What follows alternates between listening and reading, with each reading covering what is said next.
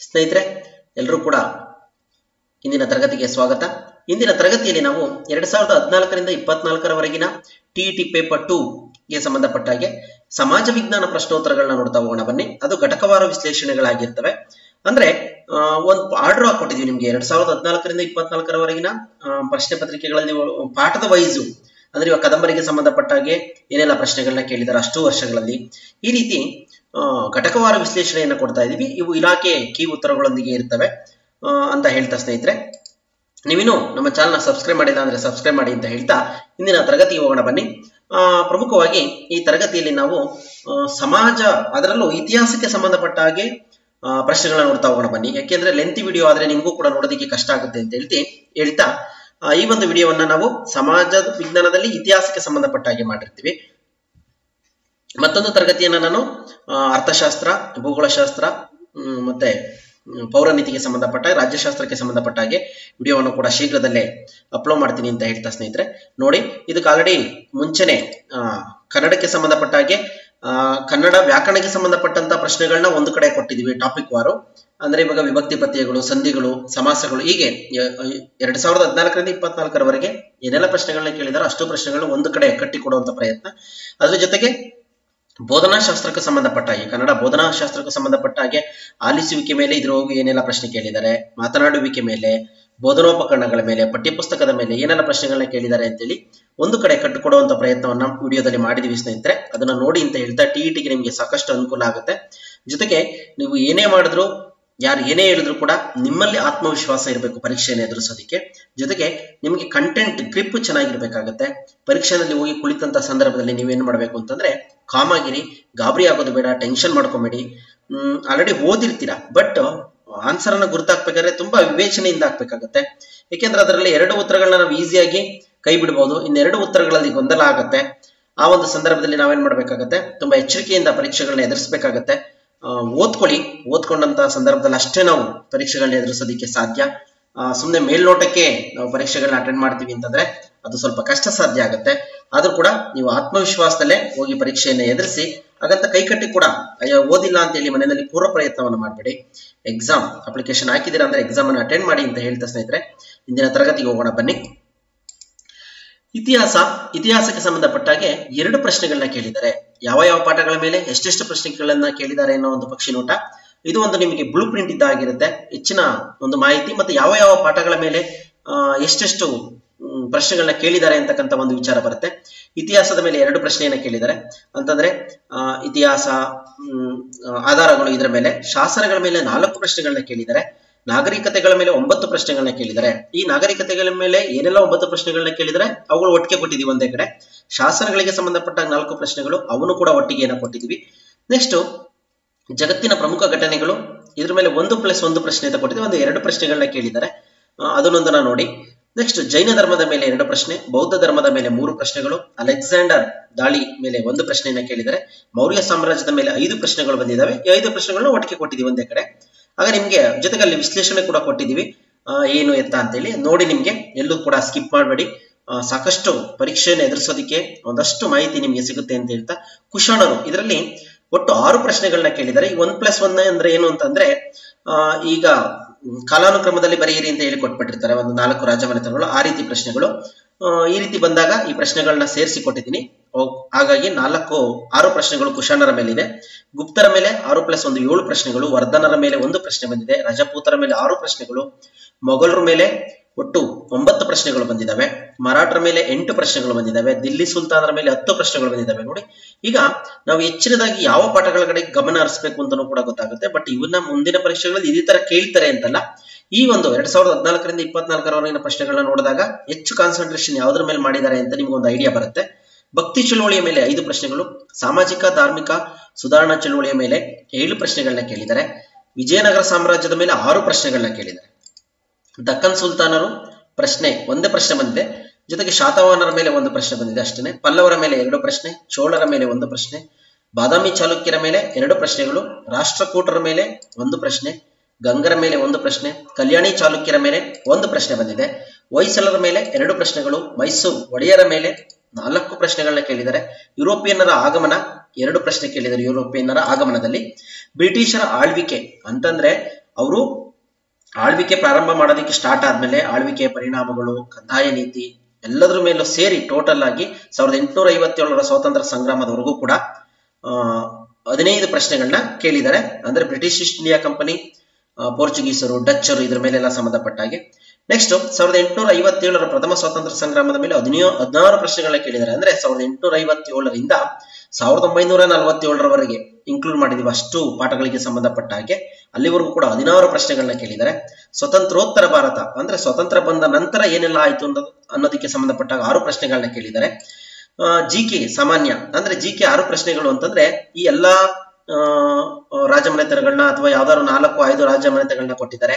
ಅದರಲ್ಲಿ ಕಾಲಾನುಕ್ರಮದಲ್ಲಿ ಬರೆಯಿರಿ ಅಂತ ಕೊಟ್ಟಿದ್ದಾರೆ. ಈ ರೀತಿಗೆ ಸಂಬಂಧಪಟ್ಟಾಗ ಒಂದು 6 ಪ್ರಶ್ನೆಗಳಿದಾವೆ. ಅವನ್ನ ಒಟ್ಟಿಗೆ ನೋಡಿದಾಗ ನಿಮಗೆ ಗೊತ್ತಾಗುತ್ತೆ. ನೋಡಿ ನಿಮ್ಗೆ ಸಾಕಷ್ಟು ಅನುಕೂಲ ಆಗುತ್ತೆ ಎಕ್ಸಾಮ್ ಪರ್ಪಸ್. ನಕ್ಷೆಗಳನ್ನ ಕೇಳಿದ್ದಾರೆ, 5 ಪ್ರಶ್ನೆಗಳನ್ನ ಕೇಳಿದ್ದಾರೆ ನಕ್ಷೆಗಳ ಮೇಲೆ. ಸಮಕಾಲೀನ ಪ್ರಪಂಚ 1 ಪ್ರಶ್ನೆ ಕೇಳಿದ್ದಾರೆ. ಅಂದ್ರೆ ಹಿಟ್ಲರ್ನ ಬಗ್ಗೆ ಸಂಬಂಧಪಟ್ಟಾಗಿ 1 ಪ್ರಶ್ನೆಯನ್ನ ಮಾತ್ರ ಕೇಳಿದ್ದಾರೆ. ಈಗ ನಿಮ್ಗೊಂದು ಐಡಿಯಾ ಬಂದಿದೆ ಸ್ನೇಹಿತರೆ, ಹೇಗೆ ಏನು ಯಾವ ಪಾಠಗಳ ಮೇಲೆ ಏನೆಲ್ಲ ಪ್ರಶ್ನೆಗಳನ್ನ ಕೇಳಿದ್ದಾರೆ ಇತಿಹಾಸಕ್ಕೆ ಸಂಬಂಧಪಟ್ಟ ಹಾಗೆ ಅಂತೇಳಿ. ಹಾಗಾಗಿ ನೋಡ್ತಾ ಹೋಗಿ, ನಿಮ್ಗೆ ನೋಡಿದಾಗ ನಿಮ್ಗೆ ಒಂದಷ್ಟು ಮಾಹಿತಿ ಸಿಗುತ್ತೆ, ಪರೀಕ್ಷೆಗಳನ್ನ ಎದುರಿಸೋದಕ್ಕೆ ಅನುಕೂಲ ಆಗುತ್ತೆ ಅಂತ ಹೇಳ್ತಾ, ಅಷ್ಟು ಪ್ರಶ್ನೆಗಳನ್ನ ನೀವು ಒಂದೇ ಕಡೆ ನೋಡಿದಂತ ಸಂದರ್ಭದಲ್ಲಿ ನಿಮ್ಗೆ ಒಂದು ಗ್ರಿಪ್ ಸಿಗುತ್ತೆ, ಜೊತೆಗೆ ಒಂದು ಕಂಟೆಂಟ್ ಗ್ರಿಪ್ ಕೂಡ ಸಿಗುತ್ತೆ. ಪರೀಕ್ಷೆಯನ್ನು ಎದುರಿಸೋದಕ್ಕೆ ನಿಮ್ಗೆ ಒಂದು ಅನುಕೂಲ ಆಗುತ್ತೆ ಅಂತ ಹೇಳ್ತಾ ಇಂದಿನ ತರಗತಿಗೆ ಹೋಗೋಣ ಬನ್ನಿ. ಜೊತೆಗೆ ನೀವು ಡಿಸ್ಕ್ರಿಪ್ಷನ್ ಅನ್ನು ಕೂಡ ನೋಡಿ, ಅದರಲ್ಲಿ ಏನಾದರೂ ಸಣ್ಣ ಪುಟ್ಟ ಮಾಹಿತಿಗಳು ಚೇಂಜಸ್ ಇದ್ರೆ ಅಥವಾ ಮಾರ್ಪಾಡುಗಳಿದ್ರೆ ಅಲ್ಲಿ ಮೆನ್ಷನ್ ಮಾಡಿರ್ತೀವಿ. ಜೊತೆಗೆ ಬೇರೆ ವಿಡಿಯೋಗಳಿಗೆ ಸಂಬಂಧಪಟ್ಟಂತ ಮಾಹಿತಿಗಳು, ಲಿಂಕ್ಗಳು ಕೂಡ ಅಲ್ಲಿ ಇರುತ್ತೆ. ಡಿಸ್ಕ್ರಿಪ್ಷನ್ ಅನ್ನು ಕೂಡ ನೋಡಿ ಅಂತ ಹೇಳ್ತಾ, ಜೊತೆಗೆ ನಮ್ಮ ಚಾನಲ್ ಸಬ್ಸ್ಕ್ರೈಬ್ ಮಾಡೋದನ್ನ ಮರಿಬೇಡಿ ಅಂತ ಹೇಳ್ತಾ ಸ್ನೇಹಿತರೆ ಇಂದಿನ ತರಗತಿಗೆ ಹೋಗೋಣ ಬನ್ನಿ. ಇತಿಹಾಸ ಕುರಿತ ಪ್ರಶ್ನೋತ್ತರಗಳನ್ನ ಮಾತ್ರ ಕೊಟ್ಟಿದ್ವಿ ಅಂತ ಹೇಳಿದೀವಿ ಇದುವರೆಗೂ. ಇಲ್ಲಿ ಕೂಡ ಅರ್ಥಶಾಸ್ತ್ರ, ಭೂಗೋಳಶಾಸ್ತ್ರಕ್ಕೆ ಮತ್ತೊಂದು ವಿಡಿಯೋವನ್ನ ಮಾಡ್ತೀನಿ ಸ್ನೇಹಿತರೆ, ಶೀಘ್ರದಲ್ಲೇ ಅಪ್ಲೋಡ್ ಮಾಡ್ತೀನಿ, ನೋಡಿ ಅಂತ ಹೇಳ್ತಾ. 93ನೇ ಪ್ರಶ್ನೆ 2015ರಲ್ಲಿ ಕೇಳಿದ್ದಾರೆ, ಇತಿಹಾಸದ ಪಿತಾಮಹ ಯಾರು ಅಂತ ಹೇಳಿ. ಇದರಲ್ಲಿ ಸರಿಯಾದಂತ ಉತ್ತರ ನಿಮಗೆ ಗೊತ್ತಾಗುತ್ತೆ, ಈಸಿ ಇದೆ, ಹೆರೋಡೋಟಸ್ ಅಂತ ಹೇಳಿ. ನೆಕ್ಸ್ಟ್, ಇತಿಹಾಸವನ್ನು ಯಾಕೆ ಈತನನ್ನ ಇತಿಹಾಸದ ಪಿತಾಮಹ ಅಂತ ಹೇಳಿ ಕರಿತೀವಿ ಅಂದ್ರೆ, ಇತಿಹಾಸವನ್ನು ಮೊದಲು ವೈಜ್ಞಾನಿಕವಾಗಿ ಬರೆಯಲು ಪ್ರಾರಂಭಿಸಿದವರು ಗ್ರೀಕ್ ಇತಿಹಾಸಕಾರ ಹೆರೋಡೋಟಸ್. ಹಾಗಾಗಿ ಶಾಲಿವಾನ ಶಕಪೂರ್ವ ಅಲ್ಲಿ ಮೆನ್ಷನ್ ಮಾಡಿದ, ಆದ್ದರಿಂದ ಇವ್ರನ್ನ ಇತಿಹಾಸದ ಪಿತಾಮಹ ಅಂತೇಳಿ ಕರಿತೀವಿ ಸ್ನೇಹಿತರೆ. ಇತಿಹಾಸ ಅಂದ್ರೆ ಕ್ರಿಸ್ತ ಪೂರ್ವದಲ್ಲೇ ಇವರು ಏನ್ ಮಾಡ್ತಾರೆ, ಗ್ರೀಕರು ಇತಿಹಾಸವನ್ನ ಬರೆದು ಇಡುವಂತ ಪ್ರಯತ್ನವನ್ನ ಮಾಡ್ತಾರೆ, ಅದರಲ್ಲಿ ಹೆರೋಡೋಟಸ್. ಹಾಗಾಗಿ ಇವ್ರನ್ನ ಇತಿಹಾಸದ ಪಿತಾಮಹ ಅಂತ ಹೇಳಿ ಕರಿತೀವಿ. ಈತನ ಕೃತಿ the history of Persian wars ಅಂತ ಹೇಳಿ, ಇದನ್ನ ಚೆನ್ನಾಗಿ ನೆನ್ಪಿಟ್ಕೊಳ್ಳಿ. ಮುಂದೆ ಈ ಒಂದು ಕೃತಿಯ ಮೇಲೆ ಮತ್ತೊಂದು ಪ್ರಶ್ನೆ ಇದೆ. ನೆಕ್ಸ್ಟ್ ಮುಂದೆ ಹೋಗೋಣ ಬನ್ನಿ. ವಂದಿಸಿ ಬರೆಯಿರಿ ಕೇಳಿದ್ದಾರೆ 2017ರಲ್ಲಿ. ಇತಿಹಾಸಕಾರರು ಅವರ ಗ್ರಂಥಗಳಿಗೆ ಸಂಬಂಧಪಟ್ಟ ಹಾಗೆ ನೋಡ್ತಾ ಹೋಗೋಣ ಬನ್ನಿ. Herodotus the history of Persian war ಅಂತೇಳಿ, ಇದು ಅದರ ಉತ್ತರಗಳನ್ನ ಅದ್ರ ಮುಂದೆನೆ ಕೊಟ್ಟಿದ್ದೀವಿ ಮ್ಯಾಚ್ ದ ಫಾಲೋವಿಂಗ್ ಅಲ್ಲಿ, ಅದನ್ನೊಂದನ್ನ ಗಮನಿಸಿ. ಸಂತ Augustine the city of God ಅಂತ ಹೇಳಿ ಈ ಕೃತಿಯನ್ನ ಬರೆದಿದ್ದಾರೆ. Next, Arnold Toynbee a study of history ಅನ್ನೋ ಕೃತಿಯನ್ನ ಬರೆದಿದ್ದಾರೆ. ಕಾರ್ಲ್ ಮಾರ್ಕ್ಸ್ ದಾಸ್ ಕ್ಯಾಪಿಟಲ್, ಇದನ್ನ ಅವರು ಅದಲು ಬದಲು ಮಾಡಿಕೊಟ್ಟಿರ್ತಾರೆ. ಅದನ್ನ ನಾವು ಇಲ್ಲಿ ಕೊಡುವಂತ ಸಂದರ್ಭದಲ್ಲಿ ನಿಮ್ಗೆ ಅನುಕೂಲ ಆಗ್ಲಿ, ಅರ್ಥ ಆಗ್ಲಿ ಅಂತೇಳಿ ಆಯಾಯ ಇತಿಹಾಸಕಾರರ ಮುಂದೆ ಅವರ ಗ್ರಂಥಗಳು, ಆಯಾಯ ಯಾರು ಕೃತಿಯನ್ನ ರಚನೆ ಮಾಡಿದಾರೋ ಅವರ ಹೆಸರು, ಅವರ ಗ್ರಂಥಗಳನ್ನ ಅವ್ರ ಮುಂದೆ ಕೊಡುವಂತ ಪ್ರಯತ್ನವನ್ನು ಮಾಡಿದೀವಿ, ಅದನ್ನೊಂದನ್ನ ನೋಡ್ಕೊಳ್ಳಿ. ನೆಕ್ಸ್ಟ್, ಇಲ್ಲಿ ಸರಿ ಉತ್ತರವನ್ನ ನೀಡಿದೆ ಅಂತ ಕೂಡ ಹೇಳಿರ್ತೀವಿ, ನೋಡ್ಕೊಳ್ಳಿ ಸ್ನೇಹಿತರೆ. ನೆಕ್ಸ್ಟ್ ಮುಂದೆ ಹೋಗೋಣ ಬನ್ನಿ. ಮುಂದಿನ ಪ್ರಶ್ನೆ, ಅಲ್ಮಿಡಿ ಶಾಸನದ ಮೇಲೆ ಏನೆಲ್ಲ ಪ್ರಶ್ನೆಗಳನ್ನ ಕೇಳಿದ್ದಾರೆ ಅಂತೇಳಿ ನೋಡ್ತಾ ಹೋಗೋಣ ಬನ್ನಿ. ಅಲ್ಮಿಡಿ ಶಾಸನದಿಂದ ಈ ರಾಜನ ಬಗ್ಗೆ ಐತಿಹ್ಯ ತಿಳಿದು ಬರುತ್ತದೆ ಅಂತೇಳಿ 2014ರಲ್ಲಿ ಕೇಳಿರುವಂತ ಪ್ರಶ್ನೆ. ಇದು ಯಾವ ರಾಜನ ಬಗ್ಗೆ? ಕದಂಬರ ಮನೆತನಕ್ಕೆ ಸಂಬಂಧಪಟ್ಟಿದ್ದು ಅಂತ ನಿಮಗೆ ಗೊತ್ತಿದೆ. ಯಾವ ರಾಜನ ಬಗ್ಗೆ ಸಂಬಂಧಪಟ್ಟಂತ ಮಾಹಿತಿ ಅಂದ್ರೆ ಕಾಕುತ್ಸ ಅವರ ಮನೆಗೆ ಸಂಬಂಧಪಟ್ಟಂತ ಮಾಹಿತಿ ಇದಾಗಿರುತ್ತೆ ಸ್ನೇಹಿತರೆ. ಅದ್ರ ಮುಂದೆ ಇವ್ರ ಬಗ್ಗೆ ಡೀಟೇಲ್ ಮಾಹಿತಿ ಹೇಳ್ತೀರಿ ನೋಡಿ. ಈ ಹೇಳಿಕೆಗಳನ್ನು ಓದಿರಿ, ಸರಿಯಾದ ಉತ್ತರವನ್ನು ಆಯ್ಕೆ ಮಾಡಿ ಅಂತ ಹೇಳಿ 2023ರಲ್ಲಿ ಕೇಳಿದ್ದಾರೆ. ಯಾಕೆಂದ್ರೆ ಇಲ್ಲಿ 97ನೇ ಪ್ರಶ್ನೆ ಅಂದ್ರೆ 2023ನೇ TET ಪೇಪರ್ 2 ನಲ್ಲಿ 97ನೇ ಪ್ರಶ್ನೆ ಆಗಿರುತ್ತೆ. ಇಲ್ಲಿ ಈ ನಂಬರ್ ಬಗ್ಗೆ ಯೋಚನೆ ಮಾಡ್ಬಿಡಿ, ನಿಮ್ಗೆ ಐಡೆಂಟಿಫಿಕೇಶನ್ಗೋಸ್ಕರ ಅದೇ ನಂಬರ್ ನ ಕೊಟ್ಟಿದ್ದೀವಿ. ಕನ್ನಡ ಭಾಷೆಯಲ್ಲಿ ದೊರೆಯುವ ಮೊದಲ ಶಾಸನ ಅಲ್ಮಿಡಿ ಶಾಸನ. ನೆಕ್ಸ್ಟ್, ಇದು ಕದಂಬ ಮನೆತನಕ್ಕೆ ಸೇರಿದ ದೊರೆ ಮಯೂರವರ್ಮನ ಆಡಳಿತಾವಧಿಯಲ್ಲಿ ರಚಿತವಾಗಿದೆ ಅಂತೇಳಿ ಕೇಳಿದ್ದಾರೆ. ಇಲ್ಲಿ ಎ ಮತ್ತು ಬಿ ಸರಿನಾ, ಎ ಮತ್ತು ಬಿ ಎರಡು ತಪ್ಪುನ, ಸರಿ ಎ ಸರಿ ಬಿ ತಪ್ಪುನ, ಎ ತಪ್ಪು ಬಿ ಸರಿನಾ ಅಂತೇಳಿ. ಇಲ್ಲಿ ಮೂರನೇದು ಎ ಸರಿ ಮತ್ತು ಬಿ ತಪ್ಪು ಆಗಿದೆ. ಅಂದ್ರೆ ಕನ್ನಡ ಭಾಷೆಯಲ್ಲಿ ದೊರೆತಿರುವ ಮೊದಲ ಶಾಸನ ಅಲ್ಮಿಡಿ ಶಾಸನ. ಇದು ಯಾವ ರಾಜನಿಗೆ ಸೇರಿದ್ದು ಅಂದ್ರೆ ಮಯೂರ ವರ್ಮನಿಗೆ ಸೇರಿದ್ದಲ್ಲ, ಕಾಕುತ್ಸ ವರ್ಮನಿಗೆ ಸೇರಿದಂಥದ್ದು. ಅದನ್ನ ನೋಡ್ತಾ ಹೋಗೋಣ ಬನ್ನಿ. ನೆಕ್ಸ್ಟ್, ಅಲ್ಮಿಡಿ ಶಾಸನ, ಇದ್ರ ಬಗ್ಗೆ ಒಂಚೂರು ಮೆಲುಕಾಕೋಣ, ಯಾಕೆಂದ್ರೆ ಹೆಚ್ಚಿನ ಪ್ರಶ್ನೆಗಳು ಇದ್ರವರೆಗೂ ಕೇಳ್ತಾ ಇರೋದ್ರಿಂದ ಇರ್ಲಿ. ಅಲ್ಮಿಡಿ ಶಾಸನದ ಕಾಲ ಬಂದು 450 ಶಾಲಿವಾಹನ ಶಕ, ಸಾಮಾನ್ಯ ಶಕ 450 ಕನ್ನಡದ ಮೊದಲ ಶಾಸನ ಗೊತ್ತೇ ಇದೆ. ಕದಂಬರ ಕಾಕುತ್ಸವರ್ಮನ ಆಳ್ವಿಕೆಯ ಕಾಲದಲ್ಲಿ ರಚನೆಯಾಗಿರ್ತಕ್ಕಂಥದ್ದು. ಸ್ಥಳ ಬಂದು ಹಾಸನ ಜಿಲ್ಲೆ ಬೇಲೂರು ತಾಲೂಕಿನ ಅಲ್ಮಿಡಿ ಗ್ರಾಮದಲ್ಲಿ ಇದೆ. ನೆಕ್ಸ್ಟ್ ಭಾಷೆ ಪೂರ್ವ ಹಳಗನ್ನಡ, ಕವಿರಾಜ ಮಾರ್ಗಕ್ಕಿಂತ ಹಿಂದಿನ ಕನ್ನಡ ಇದರಲ್ಲಿದೆ. ಇನ್ನೊಂದು ಕೂಡ ಪ್ರಶ್ನೆ ಹಿಂದೆ ಯಾವುದೋ ಎಕ್ಸಾಮ್ ಅಲ್ಲಿ ಕೇಳಿದ್ದಾರೆ. ಅಲ್ಮಿಡಿ ಶಾಸನದ ಭಾಷೆ ಯಾವುದು ಅಂತೇಳಿ ಕವಿರಾಜ ಮಾರ್ಗಕ್ಕಿಂತ ಹಿಂದಿನ ಕನ್ನಡ, ಪೂರ್ವ ಹಳಗನ್ನಡ ಅಂತೇಳಿ ಕರಿತೀವಿ. ಶಾಸನದ ಆರಂಭದ ಪದ್ಯ ಸಂಸ್ಕೃತದಲ್ಲಿದೆ. ಪೆತ್ತಜಯನ್ ಎಂಬ ಹರಿಸಮಾಸ ಮತ್ತು ಪೊಗಳೆಪಟ್ಟಣ ಎಂಬ ಕರ್ಮಣಿ ರೂಪ ನೋಡಬಹುದು ಅಂತ ಹೇಳಿದರೆ ಇದ್ರ ಮೇಲೂ ಕೂಡ ಪ್ರಶ್ನೆಯನ್ನ ಕೇಳಿದರೆ. ಪೆತ್ತಜಯನ್ ಎಂಬ ಹರಿಸಮಾಸ ಇದೆ, ಪೊಗಳೆಪಟ್ಟಣ ಎಂಬ ಕರ್ಮಣಿ ರೂಪ ಇದೆ. ಇವೆರಡನ್ನು ಕೂಡ ನೆನ್ಪಿಟ್ಕೊಳ್ಳಿ, ಪೆತ್ತಜಯನ್ ಮತ್ತು ಪೊಗಳೆಪಟ್ಟಣ. ನೆಕ್ಸ್ಟ್ ನರಿದಾವಿಳೆ ನಾಡನ್ನು ಆಳುತ್ತಿದ್ದ ಮೃಗೇಶ ಮತ್ತು ನಾಗೇಂದ್ರ ಎಂಬುವವರು ಪಲ್ಲವರು ಮತ್ತು ಕೇಕೆಯರ ಮೇಲೆ ಹೋರಾಡಿ ಜಯಗಳಿಸಿದ ವಿಜ ಅರಸನಿಗೆ ಅಲ್ಮಿಡಿ ಮತ್ತು ಮೂಳಿವಳ್ಳಿ ಎಂಬ ಗ್ರಾಮಗಳನ್ನು ಬಾಳಗಚ್ಚಾಗಿ ಅಂದ್ರೆ ದಾನವಾಗಿ ನೀಡಿದ ವಿಷಯವನ್ನು ಈ ಶಾಸನ ತಿಳಿಸುತ್ತದೆ. ಅಂದ್ರೆ ನರಿದಾವಿಳೆ ಅಂತಕ್ಕಂಥ ನಾಡನ್ನ ಮೃಗೇಶ ಮತ್ತು ನಾಗೇಂದ್ರ ಅಂತಕ್ಕಂಥವ್ರು ಕಾಕುತ್ಸವರ್ಮನ ಕಾಲದಲ್ಲಿ ಆಳ್ವಿಕೆಯನ್ನ ಮಾಡ್ತಿರ್ತಾರೆ. ನಾಗೇಂದ್ರ ಎಂಬರು ಇವರು ಪಲ್ಲವರ ಮತ್ತು ಕೇಕೆಯರು ಅಂತ ಬರ್ತಾರೆ. ಅವ್ರ ಮೇಲೆ ಹೋರಾಟವನ್ನ ಮಾಡಿ ಜಯವನ್ನ ಗಳಿಸ್ತಾರೆ. ಆ ಜಯವನ್ನ ಗಳಿಸ್ತಾ ಅರಸ ಯಾರು ಅಂತಂದ್ರೆ ವಿಜ ಅಂತೇಳಿ ಅವನಿಗೆ ಈ ಒಂದು ಗ್ರಾಮಗಳನ್ನ ದಾನವಾಗಿ ಕೊಡ್ತಾರೆ. ಹಾಗಾಗಿ ಇದು ಒಂದು ದಾನ ಶಾಸನ ಆಗಿದೆ ಸ್ನೇಹಿತರೆ. ಇದು 17 ಸಾಲಿನ ದಾನ ಶಾಸನ ಆಗಿರುತ್ತೆ, ಚೆನ್ನಾಗಿ ನೆನ್ಪಿಟ್ಕೊಳ್ಳಿ. ಪ್ರಸ್ತುತ ಬೆಂಗಳೂರಿನ ಸರ್ಕಾರಿ ಮ್ಯೂಸಿಯಂ ನಲ್ಲಿದೆ ಅಂತ ಹೇಳಲಾಗಿದೆ. ಸರ್ಕಾರಿ ಮ್ಯೂಸಿಯಂ ಕೂಡ ಇದೆ, ನೀವು ಹೋದ್ರೆ ನೋಡ್ಬೋದು ಅಂತ ಹೇಳ್ತಾ ಮುಂದೆ ಹೋಗೋಣ ಬನ್ನಿ. ಅಶೋಕನನ್ನು ದೇವನಾಂಪ್ರಿಯ ಅಶೋಕ ಎಂದು ಈ ಶಾಸನದಲ್ಲಿ ಉಲ್ಲೇಖವಿದೆ ಅಂತೇಳಿ ಪ್ರಶ್ನೆಯನ್ನ ಕೇಳಿದ್ದಾರೆ. ಇದು ಅಶೋಕನಿಗೆ ಸಂಬಂಧಪಟ್ಟಿದ್ದು. ಈ ಶಾಸನಕ್ಕೆ ಸಂಬಂಧಪಟ್ಟಿರೋದ್ರಿಂದ ಈ ಪ್ರಶ್ನೆಯನ್ನು ಇಲ್ಲಿ ಕೊಡುವಂತ ಪ್ರಯತ್ನ ಸ್ನೇಹಿತರೆ. ಎಲ್ಲಿ ಅಂತಂದ್ರೆ ನಿಮ್ಗೆ ಆಲ್ರೆಡಿ ಗೊತ್ತಿದೆ, 2017ರಲ್ಲಿ ಕೇಳಿರುವಂತಹ ಪ್ರಶ್ನೆ. ಮಸ್ಕಿ, ರಾಯಚೂರು ಜಿಲ್ಲೆಯ ಲಿಂಗಸೂರು ತಾಲೂಕಿನ ಮಸ್ಕಿ ಎಂಬಲ್ಲಿ ಈ ಶಾಸನ ದೊರೆತಿದೆ. ಇದನ್ನ 1915ರಲ್ಲಿ ಚಾರ್ಲ್ಸ್ ಬೇಡನ್ ಅವರು ಪತ್ತೆ ಹಚ್ತಾರೆ. ಯಾರು ಈ ಚಾರ್ಲ್ಸ್ ಬೇಡನ್ ಅಂತಕ್ಕಂಥ ಒಂದು ಮಾಹಿತಿಯನ್ನ ಮುಂದೆ ನೋಡೋಣ. ಕರ್ನಾಟಕದಲ್ಲಿ ಕಂಡುಬರುವ ಪ್ರಥಮ ಸಂಸ್ಕೃತ ಶಾಸನ ಯಾವುದು ಅಂತ ಕೇಳಿದರೆ ಬಾದಾಮಿ ಶಾಸನ, ಮಳವಳ್ಳಿ ಶಾಸನ, ತಾಳಗುಂದ ಶಾಸನ, ಚಂದ್ರವಳ್ಳಿ ಶಾಸನ ಅಂತೇಳಿ. ತಾಳಗುಂದ ಶಾಸನ ಇದು ಶಿವಮೊಗ್ಗ ಜಿಲ್ಲೆಯ ಶಿಕಾರಿಪುರ ತಾಲೂಕಿನ ತಾಳಗುಂದದ ಪ್ರವಣೇಶ್ವರ ದೇವಾಲಯದಲ್ಲಿದೆ. ಇದು ಎಲ್ಲಿದೆ ಅಂತಂದ್ರೆ ಶಿವಮೊಗ್ಗ ಜಿಲ್ಲೆಯ ಶಿಕಾರಿಪುರ ತಾಲೂಕಿನ ತಾಳಗುಂದ ಶಾಸನ ಪ್ರವಣೇಶ್ವರ ದೇವಾಲಯದಲ್ಲಿ ಕಂಡು ಬರುತ್ತೆ. ಇದನ್ನು ರಚನೆ ಮಾಡಿದಿರ್ತಕ್ಕಂಥವ್ರು ಕವಿ ಕುಬ್ಜ ಅಂತ ಹೇಳಿ.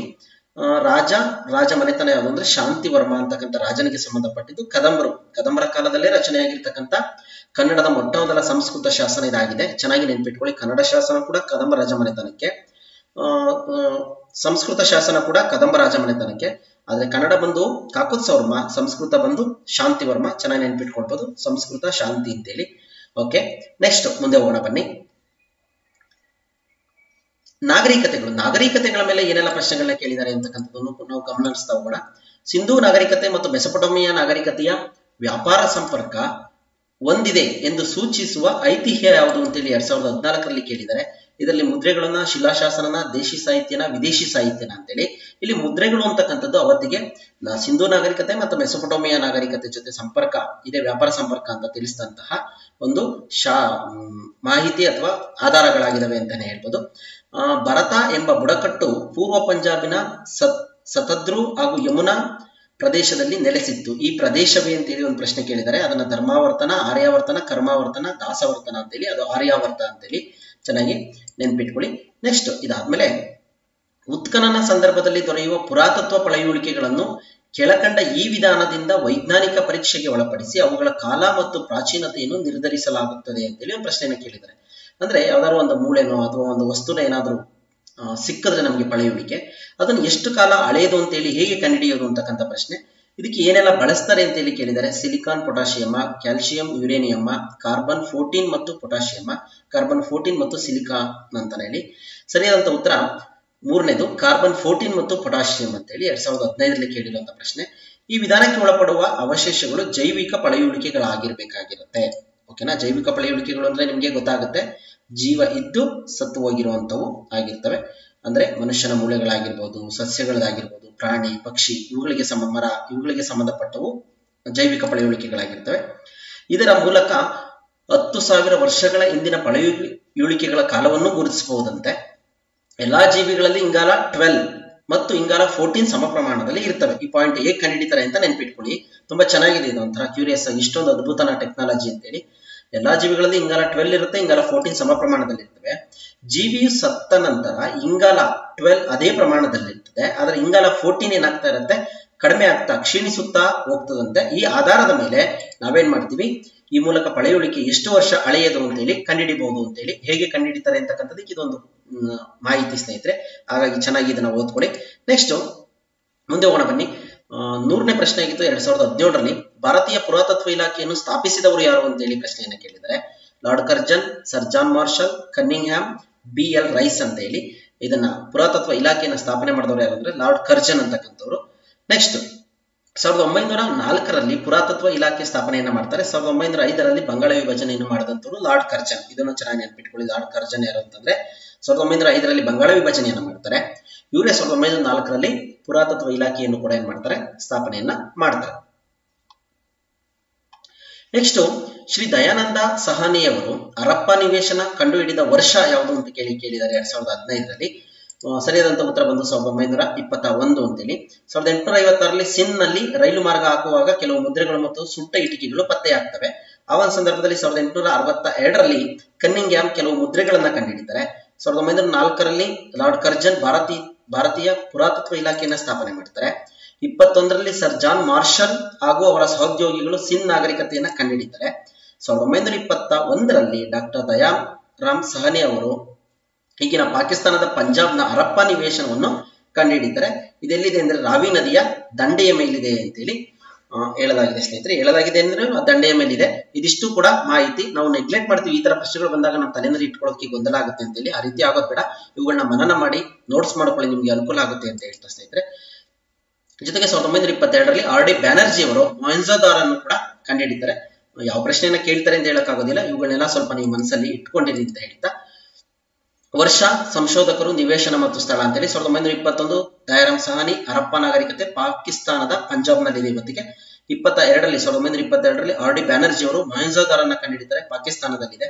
59ರಿಂದ 62ರ ಸುಮಾರಿನಲ್ಲಿ SR ರಾವ್ ಅವರು ಲೋತಾಲ್ ಅನ್ನ ಕಂಡುಹಿಡಿತಾರೆ, ಗುಜರಾತ್ ಅಲ್ಲಿ ಇರ್ತಕ್ಕಂಥದ್ದು. 61ರಿಂದ 69ರ ಸುಮಾರಿನಲ್ಲಿ ಘೋಷ್ ಮತ್ತು BK ದಾಪರ್ ಅಂತಕ್ಕಂಥವ್ರು ಕಾಲಿಬಂಗನ್ ಅನ್ನ ಕಂಡುಹಿಡಿತಾರೆ, ಅದು ರಾಜಸ್ಥಾನದಲ್ಲಿದೆ. 1990-91ರ ಸುಮಾರಿನಲ್ಲಿ ಜೋಶಿ RS ಬಿಸ್ತಾ ಧೋಲಾವೀರ ಅನ್ನುವ ಕಂಡುಹಿಡಿತಾರೆ, ಅದು ಗುಜರಾತ್ ಅಲ್ಲಿದೆ. ಇವುಗಳ ವಿಶೇಷತೆ ಏನು ಅಂತ ಮುಂದೆ ಒಂದು ಸ್ಲೈಡ್ ಅಲ್ಲಿ ಹೇಳಿದ್ದೀನಿ ಸ್ನೇಹಿತರೆ. ಮುಂದೆ ಹೋಗೋಣ ಬನ್ನಿ. ಸಿಂಧು ಸರಸ್ವತಿ ನಾಗರಿಕತೆಯ ಕಾಲದ ಪ್ರಮುಖ ಬಂದರುಗಳು ಇಲ್ಲಿ ಆ ವಿಚಾರ ಬರುತ್ತೆ. ಯಾವುದು ಅಂತೇಳಿ ಹರಪ್ಪ, ಮೊಹೆಂಜೋದಾರ, ಧೋಲಾವೀರನ, ಲೋತಾಲ್ ಅಂತಾನೆ ಹೇಳಿ. ಸಿಂಧು ಮತ್ತು ಸರಸ್ವತಿ ನಾಗರಿಕತೆಯ ಕಾಲದ ಬಂದರು ಯಾವುದು ಅಂತೇಳಿ ಲೋತಾಲ್ ಅಂತಕ್ಕಂಥದ್ದು ಅವತ್ತಿಗಿದ್ದಂತ ಪ್ರಮುಖವಾದಂತ ಬಂದರು ಆಗಿತ್ತು. ಸಾಗರ ವ್ಯಾಪಾರದ ಕೇಂದ್ರ ಕೂಡ ಆಗಿರುತ್ತೆ ಲೋತಾಲ್ ಅಂತಕ್ಕಂಥದ್ದು. ಸತ್ತವರ ದಿಬ್ಬ, ದೊಡ್ಡ ನಗರ ನಿವೇಶನ, ಸ್ನಾನದ ಘಟ್ಟ ಎಲ್ಲಿ ಕಂಡು ಬರುತ್ತೆ ಅಂದ್ರೆ ಮೊಹೆಂಜೋದಾರೋ ಅಲ್ಲಿ ಕಂಡು ಬರುತ್ತೆ ನಮಗೆ. ಆಧುನಿಕ ನಗರ ಧೋಲಾವೀರ ಅಂತೇಳಿ. ಕಾಲಿಬಂಗನ್ ಮತ್ತು ಲೋತಾಲ್ ಬೆಂಕಿಯ ಒಲೆಗಳು ಕಂಡು ಬರ್ತಕ್ಕಂಥ ಪ್ರದೇಶಗಳಾಗಿದ್ದಾವೆ. ಇವುಗಳ ಮೇಲೆ ಪ್ರಶ್ನೆಯನ್ನು ಕೇಳ್ತಾರೆ, ಹಾಗಾಗಿ ಇದನ್ನು ಕೂಡ ನೆನ್ಪಿಟ್ಕೊಳ್ಳಿ ಅಂತ ಹೇಳ್ತಾ ನೆಕ್ಸ್ಟ್ ಮುಂದೆ ಹೋಗೋಣ ಬನ್ನಿ. ಯಜ್ಞ ಆಚರಣೆಯ ಕ್ರಮವನ್ನು ವಿವರಿಸುವ ವೇದದ ಭಾಗ ಯಾವುದು ಅಂತ ಹೇಳಿ ಕೇಳಿದ್ದಾರೆ 2023ರಲ್ಲಿ. ನೋಡಿ, ಯಜ್ಞ ಆಚರಣೆಯ ಕ್ರಮವನ್ನು ವಿವರಿಸುವ ವೇದದ ಭಾಗ ಯಾವುದು ಅಂತೇಳಿ ಕೇಳಿದರೆ ಬ್ರಾಹ್ಮಣ ಸಂಹಿತೆ, ಅರಣ್ಯಕ, ಉಪನಿಷತ್ತು ಅಂತೇಳಿ ಬ್ರಾಹ್ಮಣ ಒಂದು ಇದರಲ್ಲಿ ಯಜ್ಞ ಆಚರಣೆಯ ಕ್ರಮಗಳನ್ನು ವಿವರಿಸತಕ್ಕಂಥ ವೇದದ ಒಂದು ಭಾಗ ಆಗಿರುತ್ತೆ. ಇದನ್ನು ಕೂಡ ವೇದಗಳ ನಾಗರಿಕತೆಗೆ ಸಂಬಂಧಪಟ್ಟಾಗಿ ಬರುತ್ತೆ, ನೋಡ್ಕೊಳ್ಳಿ. ನೆಕ್ಸ್ಟ್ ಇದಾದ್ಮೇಲೆ ಕೆಳಗಿನವುಗಳಲ್ಲಿ ಸರಿಯಾದ ಹೊಂದಾಣಿಕೆಯನ್ನು ಆಯ್ಕೆ ಮಾಡಿ ಅಂತೇಳಿ 2017ರಲ್ಲಿ ಒಂದು ಪ್ರಶ್ನೆಯನ್ನ ಕೇಳಿದ್ದಾರೆ. ಇಲ್ಲಿ ಈಜಿಪ್ಟ್ ನಾಗರಿಕತೆ, ಐರೋಗ್ಲಿಫಿಕ್ಸ್, ಮೆಸೊಪೊಟೇಮಿಯಾ ನಾಗರಿಕತೆ, ಜಿಗುರಾತ್, ಚೀನಾ ನಾಗರಿಕತೆ, ತೂಗೋ ಉದ್ಯಾನವನ, ನೆಕ್ಸ್ಟ್ ಸಿಂಧು ಬಯಲಿನ ನಾಗರಿಕತೆ, ನಗರ ರಾಜ್ಯಗಳು ಅಂತೇಳಿ. ಇಲ್ಲಿ ಉತ್ತರ ಎ ಮತ್ತು ಬಿ ಮಾತ್ರ ಸರಿಯಾಗಿದ್ದಾವೆ ಅಂತ ಹೇಳಿ ಚೆನ್ನಾಗಿ ನೆನಪಿಟ್ಕೊಳ್ಳಿ. ಎ ಮತ್ತು ಬಿ ಮಾತ್ರ ಅಂದ್ರೆ ಎ ಈಜಿಪ್ಟ್ ನಾಗರಿಕತೆ, ಐರೋಗ್ಲಿಫಿಕ್ಸ್ ಹೊಂದಾಣಿಕೆಯನ್ನು ಆಯ್ಕೆ ಮಾಡಿ, ಸರಿಯಾದ ಹೊಂದಾಣಿಕೆ ಅಂತೇಳಿ. ಬಿ ಮೆಸೊಪೊಟೇಮಿಯಾ ನಾಗರಿಕತೆ, ಜಿಗುರಾತ್ ಅಂತಕ್ಕಂಥದ್ದು. ಇನ್ನು ಮಿಕ್ಕಿದ್ದು ಏನು ಅಂತ ಹೇಳಿ ಪ್ರಶ್ನೆಯನ್ನು ನೋಡ್ತಾ ಹೋಗೋಣ ಬನ್ನಿ. ಐರೋಗ್ಲಿಫಿಕ್ಸ್ ಈಜಿಪ್ಟ್ ನಾಗರಿಕತೆ ಕಾಲದಲ್ಲಿ ಕಂಡು ಬಂದ ಚಿತ್ರ ಬರವಣಿಗೆ ಆಗಿದೆ, ಚೆನ್ನಾಗಿ ನೆನಪಿಟ್ಕೊಳ್ಳಿ ಐರೋಗ್ಲಿಫಿಕ್ಸ್ ಅಂತಕ್ಕಂಥದ್ದು. ಜಿಗುರಾತ್ ಇದು ಮೆಸೊಪೊಟೇಮಿಯಾ ನಾಗರಿಕತೆಯ ಕಾಲದ ಬೃಹತ್ ಕಲ್ಲಿನ ಕಟ್ಟಡಗಳು, ಕ್ಯೂನಿಫಾರ್ಮ ಬರವಣಿಗೆ ಇರುವುದು ಜಿಗುರಾತ್. ಮೆಸೊಪೊಟೇಮಿಯಾ ನಾಗರಿಕತೆಯ ಬರವಣಿಗೆ ಯಾವುದು? ಕ್ಯೂನಿಫಾರ್ಮ. ಈ ಜಿಗುರಾತ್ ಯಾವುದು ಅಂದ್ರೆ ಮೆಸೊಪೊಟೇಮಿಯಾ ನಾಗರಿಕತೆ ಕಾಲದ ಬೃಹತ್ ಕಲ್ಲಿನ ಕಟ್ಟಡಗಳಾಗಿರ್ತವೆ. ನೆಕ್ಸ್ಟ್ ಇದಾದ್ಮೇಲೆ ತೂಗು ಉದ್ಯಾನವನ ಕಂಡು ಬರೋದು. ಇಲ್ಲಿ ಕೇಳಿದರೆ ತೂಗು ಉದ್ಯಾನವನ ಅಂತೇಳಿ ಚೀನಾ ನಾಗರಿಕತೆ, ಅಲ್ಲಿಗೆ ಸಂಬಂಧಪಟ್ಟಿದ್ದಲ್ಲ. ಬ್ಯಾಬಿಲೋನಿಯಾದಲ್ಲಿ ಕಂಡು ಬಂದಿದೆ, ಪ್ರಪಂಚದ 7 ಅದ್ಭುತಗಳಲ್ಲಿ ಒಂದಾಗಿತ್ತು ಅವತ್ತಿನ ಕಾಲದಲ್ಲಿ. ನೆಕ್ಸ್ಟ್ ಇದಾದ್ಮೇಲೆ ಗ್ರೀಕ್ ನಾಗರಿಕತೆ, ನಗರ ರಾಜ್ಯಗಳು. ಈ ನಗರ ರಾಜ್ಯಗಳು ಬಂದಿರತಕ್ಕಂಥ ಸಿಂಧು ಬಯಲಿನ ನಾಗರಿಕತೆ ಅಲ್ಲ, ಗ್ರೀಕ್ ನಾಗರಿಕತೆಯಲ್ಲಿ. ಹಾಗಾಗಿ ಇವುಗಳನ್ನ ನೋಡಿ ಸರಿಯಾಗಿ ನೆನ್ಪಿಟ್ಕೊಂಡಿದ್ದೆ ಆದ್ರೆ ಅಥವಾ ಇವುಗಳನ್ನ ಮನನ ಮಾಡ್ಬೇಕಾಗುತ್ತೆ. ಏಕೆ ಅಂತಂದ್ರೆ ಇವುಗಳನ್ನೆಲ್ಲ ಹೇಗೆ ನೆನ್ಪಿಟ್ಕೊಳ್ಬೇಕು ಅಂದ್ರೆ ಸಡನ್ ಆಗಿ ನಮಗೆ ಇವೆಲ್ಲ ಮನನ ಆಗೋದಿಲ್ಲ ಸ್ನೇಹಿತರೆ. ರಾತ್ರಿ ಹೊತ್ತು ನಾವು ಓದ್ಕೊಂಡಿರ್ತೀವಿ, ಓದಂತಹ ಸಂದರ್ಭದಲ್ಲಿ ನಾವು ಮಲಿಕೊಂಡಂತಹ ಸಂದರ್ಭದಲ್ಲಿ ಎಲ್ಲಾದ್ರೂ ಬಸ್ಸಲ್ಲಿ ಕೂತಂತಹ ಸಂದರ್ಭದಲ್ಲಿ ಅವನ್ನ ಕಣ್ಮುಚ್ಚಿ ಮೆಲುಕು ಹಾಕ್ಬೇಕಾಗತ್ತೆ. ಮೆಲುಕು ಹಾಕ್ತಂತ ಸಂದರ್ಭದಲ್ಲಿ ಏನಾಗುತ್ತೆ ನಮ್ಗೆ ಇವೆಲ್ಲ ಮನನ ಆಗ್ತವೆ ಅಂತ ಹೇಳ್ತಾ ನೆಕ್ಸ್ಟ್ ಮುಂದೆ ಹೋಗೋಣ ಬನ್ನಿ. 1992ನೇ ಪ್ರಶ್ನೆ 2021ರಲ್ಲಿ ಜಗತ್ತಿನ ಮೊಟ್ಟ ಮೊದಲ ಸಾಮ್ರಾಜ್ಞಿ ಯಾರು ಅಂತೇಳಿ ಒಂದು ಪ್ರಶ್ನೆಯನ್ನು ಕೇಳಿದ್ದಾರೆ. ಆಶಪ್ಶುಟ್, ಅಮೆನ್, ಒಟೆಫ್, ತಟ್ಮೋಸ್, ಕ್ಲಿಯೋಪಾತ್ರ ಅಂತೇಳಿ. ಆಶಪ್ಶುಟ್ ಅಂತಕ್ಕಂಥವ್ರು ಇದು ಈಜಿಪ್ಟ್ ನಾಗರಿಕತೆಗೆ ಸಂಬಂಧಪಟ್ಟ ಒಂದು ಪಾಠದಲ್ಲಿ ಇವ್ರ ಬಗ್ಗೆ ಮಾಹಿತಿ ಇದೆ, ಅಲ್ಲಿ ನೋಡ್ಕೊಳ್ಳಿ ಅಂತ ಹೇಳ್ತಾ ನೆಕ್ಸ್ಟ್ ಮುಂದೆ ಹೋಗೋಣ ಬನ್ನಿ. ಜಗತ್ತಿನ ಪ್ರಮುಖ ಘಟನೆಗಳನ್ನ ಕುರಿತು ಪ್ರಶ್ನೆಗಳನ್ನ ಕೇಳಿದ್ದಾರೆ. ಜಗತ್ತಿನ ಪ್ರಮುಖ ಘಟನೆಗಳು ಯಾವುದು ಅಂತಂದ್ರೆ ನಮಗೆ 7th ಅಲ್ಲಿ ಟೆಕ್ಸ್ಟ್ ಬುಕ್ ಅಲ್ಲಿ ಇದಕ್ಕೆ ಸಂಬಂಧಪಟ್ಟಂತ ಮಾಹಿತಿ ಸಿಗ್ತಾ ಹೋಗುತ್ತೆ ಸ್ನೇಹಿತರೆ, ಅಲ್ಲೇ ಗಮನಿಸಿ ಇದನ್ನ. 1453ರಲ್ಲಿ ಟರ್ಕರು ಕಾನ್ಸ್ಟಾಂಟಿನೋಪಲ್ ಅನ್ನು ವಶಪಡಿಸಿಕೊಂಡಿದ್ದರ ಪರಿಣಾಮ ಏನು ಅಂತ ಹೇಳಿ ಪ್ರಶ್ನೆನ ಕೇಳಿದ್ದಾರೆ. ಫ್ರಾನ್ಸ್ ಮಹಾಕ್ರಾಂತಿ ಆರಂಭವಾಯ್ತಾ? 2015ರಲ್ಲಿ ಕೇಳಿರುವಂತಹ ಪ್ರಶ್ನೆ. ಪಶ್ಚಿಮ ರೋಮನ್ ಸಾಮ್ರಾಜ್ಯದ ಪತನ ಆಗುತ್ತಾ? ಯುರೋಪಿನಲ್ಲಿ ಧಾರ್ಮಿಕ ಸುಧಾರಣೆ ಆಗುತ್ತಾ? ಯುರೋಪಿಯನ್ನರು ಭಾರತಕ್ಕೆ ಹೊಸ ಸಮುದ್ರ ಮಾರ್ಗವನ್ನ ಕಂಡು ಹಿಡಿದಿತ್ತು ಅಂತೇಳಿ 4 ಪ್ರಶ್ನೆ ಆಪ್ಷನ್ ಅನ್ನ ಕೇಳಿದ್ದಾರೆ. 1453ರಲ್ಲಿ ಅಟೋಮಾನ್ ಟರ್ಕರು ಆ ಪ್ರದೇಶವನ್ನು ವಶಪಡಿಸಿಕೊಂಡಿದ್ದರಿಂದ ಯುರೋಪಿಯನ್ನರು ಭಾರತಕ್ಕೆ ಹೊಸ ಸಮುದ್ರ ಮಾರ್ಗವನ್ನ ಜಲಮಾರ್ಗವನ್ನ ಕಂಡುಹಿಡಿದಿದ್ದು. ಬಹುಕಾಲದಿಂದ ಯುರೋಪಿಯನ್ನರು ಮತ್ತು ಅರಬ್ಬರು ಏಷ್ಯಾ ಭೂಮಾರ್ಗದ ಮೂಲಕ ವ್ಯಾಪಾರವನ್ನ ಸಂಪರ್ಕವನ್ನು ಹೊಂದಿದ್ದಂಥದ್ದು ಈ ಕಾನ್ಸ್ಟಾಂಟಿನೋಪಲ್ ಆಗಿರುತ್ತೆ.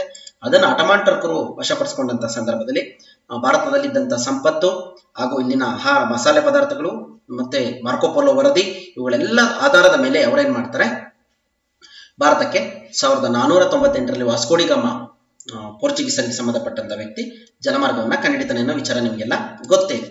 ನೆಕ್ಸ್ಟ್ ಮುಂದೆ ಹೋಗೋಣ ಬನ್ನಿ. ಜೈನ ಧರ್ಮಕ್ಕೆ ಸಂಬಂಧಪಟ್ಟಾಗಿ ಏನೆಲ್ಲ ಪ್ರಶ್ನೆಗಳನ್ನ ಕೇಳಿದ್ದಾರೆ ಅಂತ ನೋಡ್ತಾ ಹೋಗೋಣ. ಹೊಂದಿಸಿ ಬರೆಯಿರಿ ಅಂತ ಕೇಳಿದ್ದಾರೆ. ಅಹಿಂಸೆ, ಹಿಂಸೆ ಮಾಡದಿರುವುದು, ಆಸ್ತೇಯ, ಕದಿಯದಿರುವುದು, ಅಪರಿಗ್ರಹ, ಆಸ್ತಿಯನ್ನು ಹೊಂದದಿರುವುದು, ಬ್ರಹ್ಮಚರ್ಯ, ಸಂಸಾರಿ ಆಗದಿರುವುದು. ಇವಿಷ್ಟು ಕೂಡ ಜೈನ ಧರ್ಮಕ್ಕೆ ಸಂಬಂಧಪಟ್ಟಂತಹ ಪಾಠದಲ್ಲಿ ಬರ್ತಕ್ಕಂಥದ್ದು. ಅಹಿಂಸೆ ಅಂದ್ರೆ ಗೊತ್ತೇ ಇರುತ್ತೆ ನಿಮ್ಗೆ, ಬ್ರಹ್ಮಚರ್ಯ ಅಂದ್ರೆ ಸಂಸಾರಿ ಆಗದೇ ಇರೋದು ಅಂತ ಗೊತ್ತಿರುತ್ತೆ. ಇವೆರಡರ ಮೇಲೂ ಕೂಡ ಕೇಳಿ. ಆಸ್ತಿಯ ಅಂದ್ರೆ ಏನು ಅಂತ ಹೇಳಿ ಕೇಳ್ತಾರೆ. ಆಸ್ತಿ ಮಾಡದಲೇ ಇರೋದು ಅಂತ ನೆನ್ಪಿಟ್ಕೊಂಬಿಡಿ, ಅಂದ್ರೆ ಕದಿಯದಿರುವುದು, ಸಾರಿ ಆಸ್ತಿಯ ಅಂತಂದ್ರೆ ಕದಿಯದಿರುವುದು ಅಂತ ನೆನ್ಪಿಟ್ಕೊಳ್ಳಿ. ಅಪರಿಗ್ರಹ ಅಂತಂದ್ರೆ ಆಸ್ತಿಯನ್ನು ಹೊಂದದಿರುವುದು ಅಂತ ನೆನ್ಪಿಟ್ಕೊಳ್ಳಿ. ಗ್ರಹ ಅಂತಂದ್ರೆ ಗೃಹನ ಮಾಡ್ಕೊಳ್ಳಿ, ಅಂದ್ರೆ ಮನೆ ಮಠ ಆಸ್ತಿಯನ್ನ ಮಾಡದಲೇ ಇರುವಂತದ್ದೇ ಅಪರಿಗ್ರಹ. ಆಸ್ತಿಯ ಅಂತಂದ್ರೆ ಕದಿಯದಿರ್ತಕ್ಕಂಥದ್ದು ಅಂತ ನೆನ್ಪಿಟ್ಕೊಳ್ಳಿ. ಸರಿ ಉತ್ತರವನ್ನೇ ಕೊಟ್ಟಿದ್ದೀವಿ, ಓಕೆನಾ. ಅಪರಿಗ್ರಹ, ಗೃಹ ಅಂತ ಅದನ್ನ ಕಾನ್ಸೆಪ್ಟ್ ಅಲ್ಲಿ ನೆನ್ಪಿಟ್ಕೊಂಡ್ರೆ ಗೃಹ ಮನೆ ಮಠ ಆಸ್ತಿ ಮಾಡದಲೇ ಇರುವಂತದ್ದೇ ಅಪರಿಗ್ರಹ ಆಗಿರುತ್ತೆ. ಆಸ್ತಿ ಅಂದ್ರೆ ಕದಿಯದಿರುವುದು, ಬ್ರಹ್ಮಚರ್ಯ ಅಂದ್ರೆ ಸಂಸಾರಿ ಆಗದಲೇ ಇರುವಂತದ್ದು. ಈ ರೀತಿ ನೀವು ಏನಾದ್ರು ಒಂದು ಕೋಡ್ ಕೊಟ್ಕೊಂಡು ನೆನ್ಪಿಟ್ಕೊಳ್ಬೇಕಾಗುತ್ತೆ, ಆಗಷ್ಟೇ ನಿಮ್ಮ ಮನನದಲ್ಲಿ ಉಳಿಯುತ್ತೆ. ಸತ್ಯವನ್ನು ಹೇಳುವುದು, ಸುಳ್ಳು ಹೇಳಬಾರದು ಎಂಬ ಪಂಚತತ್ವಗಳು ಈ ಜೈನ ಧರ್ಮದ ತತ್ವಗಳಾಗಿದ್ದಾವೆ. ಬ್ರಹ್ಮಚರ್ಯ ತತ್ವವನ್ನು 24ನೇ ತೀರ್ಥಂಕರ ಮಹಾವೀರ ನೀಡಿದರೆ ಉಳಿದ 4ನ್ನ 23ನೇ ತೀರ್ಥಂಕರ ಪಾರ್ಶ್ವನಾಥ ನೀಡಿದ್ದಾರೆ ಅಂತೇಳಿ ಈ ವಿಚಾರವನ್ನು ಕೂಡ ನೆನ್ಪಿಟ್ಕೊಳ್ಳಿ. ನೆಕ್ಸ್ಟ್ ಇದಾದ್ಮೇಲೆ ಮೊದಲ ತೀರ್ಥಂಕರ ಬಂದು ಋಷಭನಾಥ, ಇದನ್ನು ಕೂಡ ನಿಮ್ಮ ಮನಸ್ಸಲ್ಲಿ ಇಟ್ಕೊಂಡಿರಿ. 5ನೇದನ್ನ ಹೇಳಿರ್ತಕ್ಕಂಥವ್ರು ಯಾರು ಅಂತಂದ್ರೆ ನಿಮ್ ಚೆನ್ನಾಗಿ ನೆನ್ಪಿಟ್ಬೇಕು. ಮಹಾವೀರ ಯಾವುದು? ಸತ್ಯ, ಓಕೆನಾ. ಇದಿಷ್ಟು ಕೂಡ ಇದು. ನೆಕ್ಸ್ಟ್ ಮುಂದೆ ಹೋಗೋಣ ಬನ್ನಿ.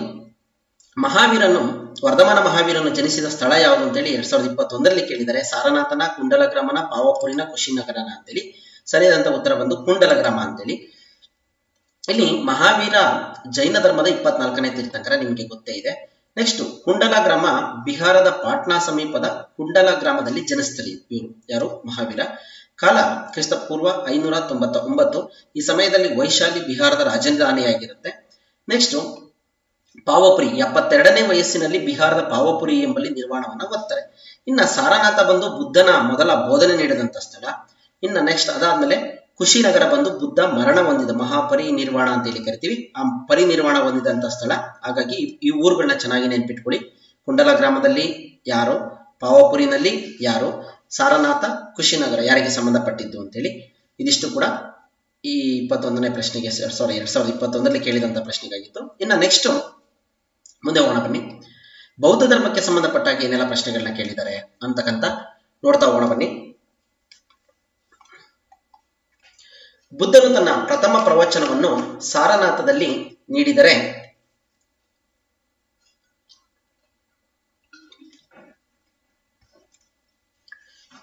ಬುದ್ಧನು ತನ್ನ ಪ್ರಥಮ ಪ್ರವಚನವನ್ನು ಸಾರನಾಥದಲ್ಲಿ ನೀಡಿದ ಘಟನೆಯನ್ನ ಏನಂತ ಹೇಳಿ ಕರೀತಾರೆ ಅಂತೇಳಿ. ಧರ್ಮಬೋಧನೆ, ಧರ್ಮಚಕ್ರ ಪ್ರವರ್ತನ, ಧರ್ಮ ಪ್ರವರ್ತನ, ಧರ್ಮ ಸ್ಥಾಪನ ಅಂತೇಳಿ. ಅದನ್ನು ಧರ್ಮಚಕ್ರ ಪ್ರವರ್ತನ ಅಂತೇಳಿ ಕರೀತಾರೆ ಸ್ನೇಹಿತರೆ. ಬುದ್ಧನ ತನ್ನ ಪ್ರಥಮ ಪ್ರವಚನವನ್ನ ಸಾರನಾಥದಲ್ಲಿ ತನ್ನ ಶಿಷ್ಯರಿಗೆ ನೀಡ್ತಾನೆ, ಅದನ್ನ ನಾವು ಧರ್ಮಚಕ್ರ ಪ್ರವರ್ತನ ಅಂತೇಳಿ ಕರಿತೀವಿ. ಮಹಾಪರಿತ್ಯಾಗ ಅಂದ್ರೆ ರಾಜ್ಯ, ಸಂಸಾರ, ಹೆಂಡತಿ, ಮಗ, ಸುಖ ಇವುಗಳನ್ನೆಲ್ಲ ತೊರೆದಿದಂಥದ್ದು ಮಹಾಪರಿತ್ಯಾಗ. ಜ್ಞಾನೋದಯ ಬಂದು ಬೋಧಗಯ ಎಂಬಲ್ಲಿ ಅರಳಿ ಮರದ ಕೆಳಗೆ ಜ್ಞಾನೋದಯ ಆಗಿತ್ತು, ಅಲ್ಲಿ ಅಸಹಿ ದುಃಖಕ್ಕೆ ಕಾರಣ ಅಂತಕ್ಕಂಥದ್ದನ್ನು ಕಂಡುಹಿಡ್ಕೊಳ್ತಾರೆ. ಧರ್ಮಚಕ್ರ ಪ್ರವರ್ತನ ಅಂದ್ರೆ 5 ಜನ ಶಿಷ್ಯಂದರಿಗೆ ಮೊದಲ ಬೋಧನೆ ನೀಡಿದ್ದು ಸಾರನಾಥ ಜಿಂಕೆವನದಲ್ಲಿ, ಇದನ್ನ ಧರ್ಮಚಕ್ರ ಪ್ರವರ್ತನ ಅಂತೇಳಿ ಕರೀತಾರೆ. ಮಹಾಪರಿನಿರ್ವಾಣ ಮರಣ ಉತ್ತರ ಪ್ರದೇಶದ ಕುಶಿನಗರದಲ್ಲಿ. ಈ ಪಾಯಿಂಟ್ಗಳನ್ನ ಚೆನ್ನಾಗಿ ನೆನಪಿಟ್ಕೊಳ್ಳಿ. ಮಹಾವೀರಂದು ಮತ್ತೆ ಬುದ್ಧ ಇವರು ಇಬ್ಬರ ಬಗ್ಗೆ ಕನ್ಫ್ಯೂಸ್ ಆಗುತ್ತೆ ಕೆಲವೊಂದು ಪ್ರದೇಶಗಳ ಮೇಲೆ. ಹಾಗಾಗಿ ಈ 4 ಪಾಯಿಂಟ್ಗಳನ್ನ ಮಹಾಪರಿತ್ಯಾಗ, ಜ್ಞಾನೋದಯ, ಧರ್ಮಚಕ್ರ ಪ್ರವರ್ತನ, ಮಹಾಪರಿನಿರ್ವಾಣ ಪಾಯಿಂಟ್ಗಳನ್ನ ಚೆನ್ನಾಗಿ ನೆನಪಿಟ್ಕೊಳ್ಳಿ. ನೆಕ್ಸ್ಟ್ ಧರ್ಮಚಕ್ರ ಪ್ರವರ್ತನ ಅಂದ್ರೆ ಏನು ಅಂತ ಹೇಳಿ 2022ರಲ್ಲಿ ಕೇಳಿದ ನೋಡಿ ಅದೇ ಪ್ರಶ್ನೆಯನ್ನ. ಆಲ್ರೆಡಿ ಗೊತ್ತು, ಬುದ್ಧ ತನ್ನ 5 ಜನ ಶಿಷ್ಯಂದರಿಗೆ ಮೊದಲ ಬೋಧನೆಯನ್ನ ಸಾರನಾಥ ಜಿಂಕೆವನದಲ್ಲಿ ನೀಡಿದಂಥದ್ದೇ ಧರ್ಮಚಕ್ರ ಪ್ರವರ್ತನ ಆಗಿರುತ್ತೆ. ನೆಕ್ಸ್ಟ್ ಇದಾದ್ಮೇಲೆ 95ನೇ ಪ್ರಶ್ನೆ 2024ರಲ್ಲಿ ಕೆಳಗಿನ ಹೇಳಿಕೆಗಳನ್ನು ಓದಿರಿ ಮತ್ತು ಸರಿಯಾದ ಆಯ್ಕೆಯನ್ನು ಆರಿಸಿ ಅಂತೇಳಿ. ಗೌತಮ ಬುದ್ಧನ ಮೊಟ್ಟ ಮೊದಲ ಬೋಧನೆಯು ಧರ್ಮಚಕ್ರ ಪ್ರವರ್ತನ ಎಂದು ಕರೆಯಲ್ಪಟ್ಟಿದೆ. ಗೌತಮ ಬುದ್ಧನ ಮೊಟ್ಟ ಮೊದಲ ಬೋಧನೆಯನ್ನ ಧರ್ಮಚಕ್ರ ಪ್ರವರ್ತನ ಅಂತ ಹೇಳಿ ಕರೀತಾರ. ಗೌತಮ ಬುದ್ಧನು ಪಂಚ ಪ್ರತಿಜ್ಞೆಗಳನ್ನು ಬೋಧಿಸಿದನು. ವರ್ಧಮಾನ ಮಹಾವೀರನು ಅಷ್ಟಾಂಗಿ ಮಾರ್ಗಗಳನ್ನು ಬೋಧಿಸಿದನು. ವರ್ಧಮಾನ ಮಹಾವೀರನು ಗುಜರಾತಿನ ಪಾವಪುರಿ ಎಂಬಲ್ಲಿ ನಿರ್ವಾಣ ಹೊಂದಿದನು. ನೋಡಿ 4 ಪ್ರಶ್ನೆಗಳನ್ನ ಕೊಟ್ಟಿದ್ದಾರೆ. 2 ಬುದ್ಧನಿಗೆ ಸಂಬಂಧಪಟ್ಟಿದ್ದು, 2 ಮಹಾವೀರನಿಗೆ ಸಂಬಂಧಪಟ್ಟಿದ್ದು. ಹಾಗಾಗಿ ನಾವು ಚೆನ್ನಾಗಿ ಮನನವನ್ನ ಮಾಡ್ಕೊಳ್ಬೇಕಾಗುತ್ತೆ ಸ್ನೇಹಿತರೆ. ಈಗ ಏನಾಗುತ್ತೆ ಅಂದ್ರೆ ನಿಮ್ಗೊಂದು ಐಡಿಯಾ ಬರುತ್ತೆ ಹೇಗೆ ಓದಬೇಕು ಅಂತ ಹೇಳಿ. ಹಾಗಾಗಿ ಈ ರೀತಿ ಒಂದು ವಿಡಿಯೋವನ್ನ ಕಟ್ಟಿಕೊಡುವಂತ ಪ್ರಯತ್ನ ಸ್ನೇಹಿತರೆ. ಹಾಗಾಗಿ ನೀವಿನ್ನೂ ನಮ್ಮ ಚಾನಲ್ನ ಸಬ್ಸ್ಕ್ರೈಬ್ ಮಾಡಿಲ್ಲ ಅಂದ್ರೆ ಸಬ್ಸ್ಕ್ರೈಬ್ ಮಾಡಿ, ಜೊತೆಗೆ ಬೆಲ್ ಐಕಾನ್ ಅನ್ನು ಕೂಡ ಕ್ಲಿಕ್ ಮಾಡಿ. ನಿಮ್ಗೆ ಯಾವುದೇ ಹೊಸ ವಿಡಿಯೋಗಳನ್ನ ಅಪ್ಲೋಡ್ ಮಾಡಿದ್ರೆ ನಿಮಗೆ ಮಾಹಿತಿ ಸಿಗುತ್ತೆ ಅಂತ ಹೇಳ್ತಾ, ಇಲ್ಲಿ ಸರಿಯಾದಂತ ಉತ್ತರ 2A ಮಾತ್ರ ಸರಿ ಅಂತೇಳಿ ಹೇಳಿದ್ದಾರೆ. ಬುದ್ಧನು ತನ್ನ ಮೊಟ್ಟ ಮೊದಲ ಉಪದೇಶವನ್ನು ಬೋಧನೆಯನ್ನ ಏನಂತ ಕರೀತಾರೆ, ಧರ್ಮಚಕ್ರ ಪ್ರವರ್ತನ ಅಂತ ಹೇಳಿ ಕರೀತಾರೆ. ಮಿಕ್ಕಿದೆಲ್ಲವೂ ಕೂಡ ರಾಂಗ್ ಆಗಿದ್ದಾವೆ. ಸರಿಯಾದ ಆಯ್ಕೆ A ಮಾತ್ರ. ಹಾಗಾಗಿ ಇವರ ಬಗ್ಗೆ ನಾವು ಚೆನ್ನಾಗಿ ಏನ್ ಮಾಡಿರ್ಬೇಕಾಗುತ್ತೆ, ಮಾಹಿತಿಯನ್ನ ಅರ್ದು ಕುಡಿದಿರ್ಬೇಕಾಗುತ್ತೆ. ನೆಕ್ಸ್ಟ್ ಹಾಗಾಗಿ ನೋಡ್ಕೊಳ್ಳಿ, ನಿಮ್ಗೆ ಅಲೆಕ್ಸಾಂಡರ್ನ ದಾಳಿ ಕುರಿತು ಪ್ರಶ್ನೆಗಳು ಏನೆಲ್ಲ, ಅಲೆಕ್ಸಾಂಡರ್ನ ದಾಳಿಗೆ ಸಂಬಂಧಪಟ್ಟಂಗೆ ಏನೆಲ್ಲ ಪ್ರಶ್ನೆಗಳನ್ನ ಕೇಳಿದ್ದಾರೆ ಅಂತೇಳಿ. ಭಾರತದ ಮೇಲೆ ಅಲೆಕ್ಸಾಂಡರ್ನ ದಾಳಿಯಿಂದಾದ ಪರಿಣಾಮ ಏನು ಅಂತೇಳಿ 2014ರಲ್ಲಿ ಕೇಳಿದ್ದಾರೆ. ಭಾರತೀಯ ಸಂಸ್ಕೃತಿಯನ್ನು ಮರೆತು ಗ್ರೀಕ್ ಭಾಷೆಯನ್ನು ಕಲಿತರು. ಭಾರತೀಯ ಗ್ರಂಥಗಳು ಗ್ರೀಕ್ ಭಾಷೆಗೆ ತರ್ಜುಮೆಗೊಂಡವು. ಭಾರತೀಯ ಸಂಸ್ಕೃತಿಯು ಅವನತಿಯತ್ತ ಸಾಗಿತು. ನೆಕ್ಸ್ಟ್ ಭಾರತ ಗ್ರೀಕ್ ಸಾಮ್ರಾಜ್ಯದೊಂದಿಗೆ ವಿಲೀನಗೊಂಡಿತು ಅಂತೇಳಿ. ಇದರಲ್ಲಿ ನಾವು ಈಸಿಯಾಗಿ ಗುರುತಿಸಬಹುದು, ಭಾರತೀಯ ಗ್ರಂಥಗಳು ಗ್ರೀಕ್ ಭಾಷೆಗೆ ತರ್ಜುಮೆಗೊಂಡವು ಅಂತೇಳಿ. ಇದು ಮೌರ್ಯರು ಮತ್ತು ಅಲೆಕ್ಸಾಂಡರ್ಗೆ ಸಂಬಂಧಪಟ್ಟಂತಹ ಪಾಠದಲ್ಲಿ ನಿಮಗೆ ಬರ್ತಾ ಹೋಗುತ್ತೆ. ನೆಕ್ಸ್ಟ್ ಮೌರ್ಯರಿಗೆ ಸಂಬಂಧಪಟ್ಟ ಹಾಗೆ ಏನೆಲ್ಲ ಪ್ರಶ್ನೆಗಳನ್ನ ಕೇಳಿದ್ದಾರೆ ಅಂತ ನೋಡ್ತಾ ಬನ್ನಿ. ಭಾರತದಲ್ಲಿ ಮೊಟ್ಟ ಮೊದಲಿಗೆ ಸಾಮ್ರಾಜ್ಯವನ್ನು ಕಟ್ಟಿ ಐಕ್ಯತೆಯನ್ನು ಮೂಡಿಸಿದ ಹಂತ ಯಾವುದು ಅಂತೇಳಿ, ಯಾರು ಅಂತೇಳಿ. ಗುಪ್ತರು, ಮೌರ್ಯರು, ಕುಶಾಣರು ಅಂತೇಳಿ ಒಂದಷ್ಟು ಪ್ರಶ್ನೆಗಳನ್ನ ಕೇಳಿದ್ದಾರೆ. ಮೌರ್ಯರು 2014ರಲ್ಲಿ ಕೇಳಿರ್ತಕ್ಕಂಥ ಪ್ರಶ್ನೆ. ನೆಕ್ಸ್ಟ್ ಮೌರ್ಯ ಸಾಮ್ರಾಜ್ಯ ಸ್ಥಾಪಕ ಚಂದ್ರಗುಪ್ತ ಮೌರ್ಯ, ರಾಜಧಾನಿ ಬಿಹಾರದ ಪಾಟಲಿಪುತ್ರ, ಧರ್ಮಚಕ್ರ ಇವರ ಲಾಂಛನ ಆಗಿರುತ್ತೆ. ಇದ್ರ ಬಗ್ಗೆ ನೀವು ಆಲ್ರೆಡಿ ತಿಳ್ಕೊಂಡಿರ್ತೀರಿ ಮೌರ್ಯರ ಬಗ್ಗೆ ಸಾಕಷ್ಟು ವಿಚಾರವನ್ನ. ಈ ಕೆಳಗಿನ ಹೇಳಿಕೆಗಳನ್ನು ಪರಿಶೀಲಿಸಿ ಸರಿಯಾದ ಉತ್ತರವನ್ನು ಆರಿಸಿ ಅಂತ 2015ರಲ್ಲಿ ಕೇಳಿದ್ದಾರೆ. ಅಶೋಕನು ಶಿಲಾಶಾಸನವನ್ನು ಹೊರಡಿಸಿದ ಭಾರತದ ಮೊದಲ ಸಾಮ್ರಾಟ. ಗೊತ್ತು, ಶಾಸನಗಳ ಪಿತಾಮಹ ಅಂತ ಹೇಳಿ ಕರಿತೀವಿ ಅವರನ್ನ, ಅಶೋಕನನ್ನ. ಚಂದ್ರಗುಪ್ತ ಮೌರ್ಯನು ಸೆಲ್ಯೂಕಸ್ನನ್ನು ಸೋಲಿಸಿ ಅವನ ಮಗಳನ್ನು ವಿವಾಹವಾದನು. ಇದು ಕೂಡ ಕರೆಕ್ಟ್ ಇದೆ. ಮಹಾವೀರನ ಪವಿತ್ರ ಕ್ಷೇತ್ರಗಳಾದ ಲುಂಬಿಣಿವನ, ಕಪಿಲವಸ್ತು, ಸಾರನಾಥಗಳಲ್ಲಿ ಧರ್ಮಗೋಷ್ಠಿ ಏರ್ಪಡಿಸಿದನು. ನೆಕ್ಸ್ಟ್ ಶ್ರವಣ ಬೆಳಗೊಳ ಜೈನ ಧರ್ಮದ ಪುಣ್ಯಕ್ಷೇತ್ರ ಅಂತೇಳಿ ಕೊಟ್ಟಿದ್ದಾರೆ. A, B, D ಉತ್ತರಗಳು ಮಾತ್ರ ಸರಿಯಾಗಿದ್ದಾವೆ. ಮಹಾವೀರ ಪವಿತ್ರ ಸ್ಥಳಗಳು ಲುಂಬಿಣಿವನ, ಕಪಿಲವಸ್ತು, ಸಾರನಾಥ ಇವು ಬರೋದಿಲ್ಲ. ಇವು ಬರತಕ್ಕಂಥದ್ದು ಬುದ್ಧನಿಗೆ ಸಂಬಂಧಪಟ್ಟ ಹಾಗೆ.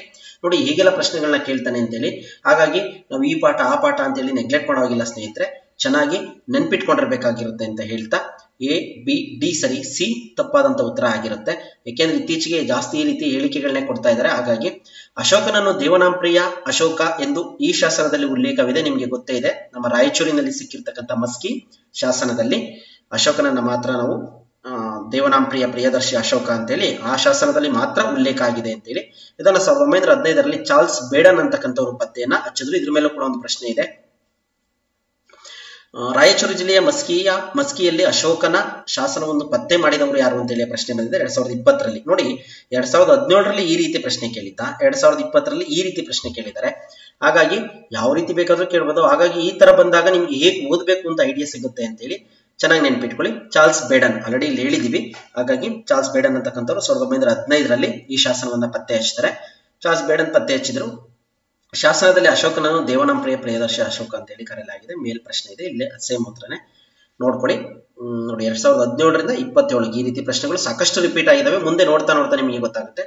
ಇನ್ನು ಕುಶಾಣರಿಗೆ ಸಂಬಂಧಪಟ್ಟ ಹಾಗೆ ಏನೆಲ್ಲ ಪ್ರಶ್ನೆಗಳನ್ನ ಕೇಳಿದ್ದಾರೆ ನೋಡ್ತಾ ಹೋಗೋಣ ಬನ್ನಿ.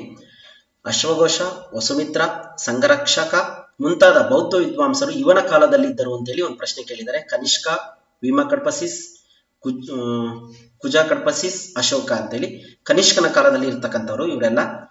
ನೆಕ್ಸ್ಟ್ ಕುಜ ಕಡ್ಪಸಿಸ್ ಈ ಮನೆತನದ ಸ್ಥಾಪಕ. ಯಾವ ಮನೆತನದ ಸ್ಥಾಪಕ ಅಂದ್ರೆ ಕುಶಾಣ ಮನೆತನದ ಸ್ಥಾಪಕ ಆಗಿರ್ತಾರೆ. ಭೀಮ ಕಡ್ಪಸಿಸ್ ಚಿನ್ನದ ನಾಣ್ಯಗಳನ್ನು ಮೊಟ್ಟ ಮೊದಲಿಗೆ ಬಳಕೆಗೆ ತಂದಂತವ್ರು. ಇದ್ರ ಮೇಲೂ ಕೂಡ ಪ್ರಶ್ನೆಯನ್ನ ಕೇಳಿದ್ದಾರೆ. ಭೀಮ ಕಡ್ಪಸಿಸ್ ನೆನ್ಪಿಟ್ಕೊಳ್ಳಿ. ಅಶ್ವಘೋಷ, ವಸುಮಿತ್ರ, ಸಂಘರಕ್ಷಕ ಮುಂತಾದ ಬೌದ್ಧ ವಿದ್ವಾಂಸರು ಕನಿಷ್ಕನ ಆಸ್ಥಾನದಲ್ಲಿರ್ತಾರೆ. ಕನಿಷ್ಕ 4ನೇ ಬೌದ್ಧ ಸಮ್ಮೇಳನವನ್ನು ಕಾಶ್ಮೀರದಲ್ಲಿ ನಡೆಸ್ತಾನೆ, ಚೆನ್ನಾಗಿ ನೆನ್ಪಿಟ್ಕೊಳ್ಳಿ. ಈ ಸಮ್ಮೇಳನದ ಅಧ್ಯಕ್ಷ ವಸುಮಿತ್ರ ಆಗಿರ್ತಾರೆ. ಈ ಸಭೆಯಲ್ಲಿ ಬೌದ್ಧ ಧರ್ಮ ಹೀನಯಾನ, ಮಹಾಯಾನ ಎಂಬ 2 ಪಂಗಡಗಳಾಗಿ ವಿಭಾಗ ಆಗುತ್ತೆ. ಅರ್ಥ ಆಯ್ತಲ್ಲ? ಇದಿಷ್ಟು ಕೂಡ ನಿಮಗೆ ಪ್ರಮುಖವಾಗಿ ಬೇಕಾಗಿರ್ತಕ್ಕಂಥ ಮಾಹಿತಿ ಸ್ನೇಹಿತರೆ, ನೆನ್ಪಿಟ್ಕೊಳ್ಳಿ. ಹಿಂದೂ ಕುಶ್ನ ದಕ್ಷಿಣ ಭಾಗದಲ್ಲಿ ಮೊಟ್ಟ ಮೊದಲ ಬಾರಿಗೆ ಚಿನ್ನದ ನಾಣ್ಯಗಳನ್ನು ಟಂಕಿಸಿದವರು. ನಾನು ಕೇಳಿದ್ನಲ್ಲ, ಈಗ ತಾನೇ ಬಂತು ಆ ಪ್ರಶ್ನೆ. ಹಾಗಾಗಿ ಯಾರಾದ್ರೆ ಭೀಮ ಕಡ್ಪಸಿಸ್, ನಿಮ್ಗೆ ಆಲ್ರೆಡಿ ಹೇಳಿದ್ದೀನಿ. ಭೀಮ ಕಡ್ಪಸಿಸ್ ಚೆನ್ನಾಗಿ ನೆನ್ಪಿಟ್ಕೊಳ್ಳಿ, ಕುಶಾಣರಿಗೆ ಸಂಬಂಧಪಟ್ಟಿದ್ದು. ಈ ಕೆಳಗಿನ ಸ್ಥಳಗಳಲ್ಲಿ ಗಾಂಧಾರ ಶೈಲಿಯ ಕಲಾಶಿಲ್ಪಗಳು ಹೆಚ್ಚಾಗಿ ಕಂಡು ಬರ್ತವೆ ಅಂತೇಳಿ ಯಾವ ಸ್ಥಳಗಳಲ್ಲಿ ಅಂತ ಕೇಳಿದರೆ 4 ಊರುಗಳ ಹೆಸರನ್ನು ಕೊಟ್ಟಿದ್ದಾರೆ. ಇದರಲ್ಲಿ ಮಥುರಾ, ಕಾನಿಷ್ಕಪುರ, ತಕ್ಷಶಿಲೆ, ಗಾಂಧಾರ ಇವುಗಳಲ್ಲಿ ಕಂಡು ಬರ್ತಕ್ಕಂಥದ್ದು ಗಾಂಧಾರ ಶೈಲಿಯ ಶಿಲ್ಪಕಲೆಗಳು ಕಂಡು ಬರ್ತವೆ. ಭಾರತ ಗ್ರೀಕ್ ಕಲಾ ಶೈಲಿಗಳ ಸಮ್ಮಿಶ್ರಣ. ಗಾಂಧಾರ ಕಲೆ ಅಂದ್ರೆ ಏನು ಅಂದ್ರೆ ಭಾರತ ಮತ್ತು ಗ್ರೀಕ್ ಕಲಾ ಶೈಲಿಗಳ ಸಮ್ಮಿಶ್ರಣ ಆಗಿರುತ್ತೆ. ಇದು ಗಾಂಧಾರ ಪ್ರದೇಶದಲ್ಲಿ ಉದ್ಭವಿಸಿತು, ಆದ್ದರಿಂದ ಈ ಹೆಸರು ಬಂದಿದೆ ಅಂತಕ್ಕಂಥದ್ದು ಇಲ್ಲಿನ ವಿಚಾರ. ನೆಕ್ಸ್ಟ್ ಗಾಂಧಾರ ಕಲಾ ಶೈಲಿಗೆ ಸಂಬಂಧಿಸಿದಂತೆ ಈ ಕೆಳಗಿನ ಯಾವ ಹೇಳಿಕೆಗಳು ಸರಿಯಾಗಿದ್ದಾವೆ ಅಂತೇಳಿ ಪ್ರಶ್ನೆ ಕೇಳಿದ್ದಾರೆ. ಹೇಳಿಕೆ ಎ, ಭಾರತ ಮತ್ತು ಅರೇಬಿಕ್ ಶೈಲಿಯ ಸಮ್ಮಿಶ್ರಣ. ನೋಡಿ ಮೇಲ್ಗಡೆ ಹೇಳಿದಿವಿ. ಇಲ್ಲಿ ಮಾನವ ಸೌಂದರ್ಯದ ಅಭಿವೃದ್ಧಿಗೆ ಕಲೆಯು ಒಂದು ಪ್ರಮುಖ ಲಕ್ಷಣವಾಗಿದೆ ಅಂತೇಳಿ ಬಿ ಮಾತ್ರ ಸರಿಯಾಗಿದೆ ಸ್ನೇಹಿತರೆ. ಹಾಗಾಗಿ ಈ ರೀತಿ ನೋಡ್ತಾ ಹೋದಾಗ ನಮ್ಗೇನಾಗುತ್ತೆ, ಏನನ್ನು ಓದ್ಬೇಕು, ಯಾವ ರೀತಿ ಪ್ರಶ್ನೆಗಳನ್ನ ಕೇಳಿದ್ದಾರೆ ಅಂತ ನಿಮ್ಗೊಂದು ಆಲ್ರೆಡಿ ನಿಮ್ಗೊಂದು ಕಾನ್ಫಿಡೆನ್ಸ್ ಬರ್ತಾ ಇದೆ. ಜೊತೆಗೆ ಇದನ್ನ ಓದೋದಕ್ಕೆ ನಿಮಗೆ ಕಡಿಮೆ ಸಮಯ ಇದೆ, ಬಟ್ ಆದ್ರೂ ಬೇರೆ ಆಪ್ಷನ್ ಇಲ್ಲ. ಹಗಲು ರಾತ್ರಿ ಕಷ್ಟಪಟ್ಟಿದ್ದೆ ಆದ್ರೆ ಫಲ ಸಿಕ್ಕೇ ಸಿಗುತ್ತೆ ಅಂತ ಹೇಳ್ತಾ ಸ್ನೇಹಿತರೆ, ಮುಂದೆ ಹೋಗೋಣ ಬನ್ನಿ. ಯಾಕೆಂದ್ರೆ ಎದೆಗೆ ಬಿದ್ದ ಅಕ್ಷರ, ಭೂಮಿಗೆ ಬಿದ್ದ ಬೀಜ ಇವತ್ತರ ನಾಳೆ ಫಲ ಕೊಟ್ಟೆ ಕೊಡ್ತವೆ ಅಂತೇಳಿ ಶ್ರಮ ಯಾರು ಮಾಡ್ತಾರೋ ಅವ್ರಿಗೆ ಫಲ ಸಿಕ್ಕೇ ಸಿಗುತ್ತೆ ಅಂತ ಹೇಳ್ತಾ, ನೀವು ಯಾಮಾರೋದ್ ಬೇಡ, ಓದ್ಕೊಳ್ಳಿ, ಕಷ್ಟಪಟ್ಟು ಓದ್ಬೇಡಿ, ಇಷ್ಟಪಟ್ಟು ಓದಿ ಅಂತ ಹೇಳ್ತಾ, ಗುಪ್ತರ ಮೇಲೆ ಏನೆಲ್ಲ ಪ್ರಶ್ನೆ ಕೇಳಿದ್ದಾರೆ ನೋಡ್ತಾ ಹೋಗೋಣ ಬನ್ನಿ. ಸಮುದ್ರಗುಪ್ತನು ಜಾರಿಗೆ ತಂದ ಚಿನ್ನದ ನಾಣ್ಯವು ಇದನ್ನ ಸೂಚಿಸುತ್ತದೆ ಅಂತೇಳಿ 2014ರಲ್ಲಿ ಕೇಳಿದರೆ. ಇವನು ವೈದಿಕ ವಿಧಿವಿಧಾನಗಳನ್ನು ಅನುಸರಿಸುತ್ತಿದ್ದನು ಅಂತೇಳಿ, ಇವನು ಯುದ್ಧ ಪ್ರಿಯನಾಗಿದ್ದನು, ಇವನು ಸಂಗೀತ ಪ್ರಿಯನಾಗಿದ್ದನು, ಇವನು ಗುಪ್ತ ಶಿಕೆಯನ್ನು ಪ್ರಾರಂಭಿಸಿದನೆಂದು ನಿಮ್ಗೆ ಗೊತ್ತೇ ಇದೆ. ಅವನು ಸಂಗೀತ ಪ್ರಿಯನಾಗಿದ್ದಕ್ಕೋಸ್ಕರ, ಯಾಕೆಂದ್ರೆ SDFDಗಳಿಂದನೂ ಕೂಡ ಈ ಪ್ರಶ್ನೆಯನ್ನ ಸಾಕಷ್ಟು ಕೇಳಿದ್ದಾರೆ. ನೆಕ್ಸ್ಟ್, ಈತನು ತನ್ನ ನಾಣ್ಯಗಳ ಮೇಲೆ ವೀಣೆಯನ್ನು ನುಡಿಸುತ್ತಿರುವ ಸರಸ್ವತಿ ಚಿತ್ರವನ್ನು ಮುದ್ರಿಸಿದ್ದಾನೆ. ಹಾಗಾಗಿ ಇವನೊಬ್ಬ ಸಂಗೀತ ಪ್ರಿಯ ಅಂತೇಳಿ, ನಾಣ್ಯಗಳು ಕೂಡ ನಮಗೆ ಪ್ರಮುಖವಾಗಿರ್ತಕ್ಕಂಥ ಒಂದು ಆಧಾರ, ಅದರ ಮೇಲೆ ಹೇಳಿದಿವಿ. ಇವನು ಸಂಗೀತಾಸಕ್ತಿಗೆ ಉದಾಹರಣೆಯಾಗಿದೆ ಅಂತೇಳಿ. ನೆಕ್ಸ್ಟ್, ಗುಪ್ತ ವಂಶದ ಸ್ಥಾಪಕ ಯಾರು ಅಂತೇಳಿ 2019ರಲ್ಲಿ ಕೇಳಿದ್ದಾರೆ. ಶ್ರೀಗುಪ್ತ ಅಂತಕ್ಕಂಥದ್ದು ಸರಿಯಾದಂತ ಉತ್ತರ ಆಗಿರುತ್ತೆ ಸ್ನೇಹಿತರೆ. ನೋಡ್ಕೊಳ್ಳಿ, ಬೇಕಾದ್ರೆ ನೋಟ್ಸ್ ಕೂಡ ಮಾಡ್ಕೊಳ್ಳಿ, ಸ್ಕ್ರೀನ್ ಶಾಟ್ ಮಾಡ್ಕೊಳ್ಳಿ, ನಿಮ್ಗೆ ಅನುಕೂಲ ಆಗುತ್ತೆ ಅಂತ ಹೇಳ್ತಾ, ನಮ್ದು ಟೆಲಿಗ್ರಾಮ್ ಚಾನಲ್ ಕೂಡ ಇದೆ, ನೀವು ಬೇಕಂದ್ರೆ ಅದಕ್ಕೆ ಜಾಯಿನ್ ಆಗಿ. ಲಿಂಕ್ ಅನ್ನ ಡಿಸ್ಕ್ರಿಪ್ಷನ್ ಅಲ್ಲಿ ಕೊಟ್ಟಿರ್ತೀವಿ. ನಿಮ್ಗೆ ಯಾವ್ದಾದ್ರು ನೋಟ್ಸ್ಗಳು ಬೇಕಾದ್ರೆ ಅಥವಾ TET ಸಂಬಂಧಪಟ್ಟ ಅಥವಾ ಯಾವುದೇ ಎಕ್ಸಾಮ್, ಮುಂದೆ ಯಾವುದೇ ಎಕ್ಸಾಮ್ ಕಾಲ್ ಮಾಡಿದ್ರೆ ಅದಕ್ಕೆ ಸಂಬಂಧಪಟ್ಟಿರ್ತಕ್ಕಂಥ ವಿಡಿಯೋಗಳನ್ನ ಮತ್ತೆ ನೋಟ್ಸ್ಗಳನ್ನ ಕೊಡೋ ಪ್ರಯತ್ನವನ್ನು ಮಾಡ್ತೀವಿ ಅಂತ ಹೇಳ್ತಾ ಸ್ನೇಹಿತರೆ, ಹೊಂದಿಸಿ ಬರೆಯಿರಿ.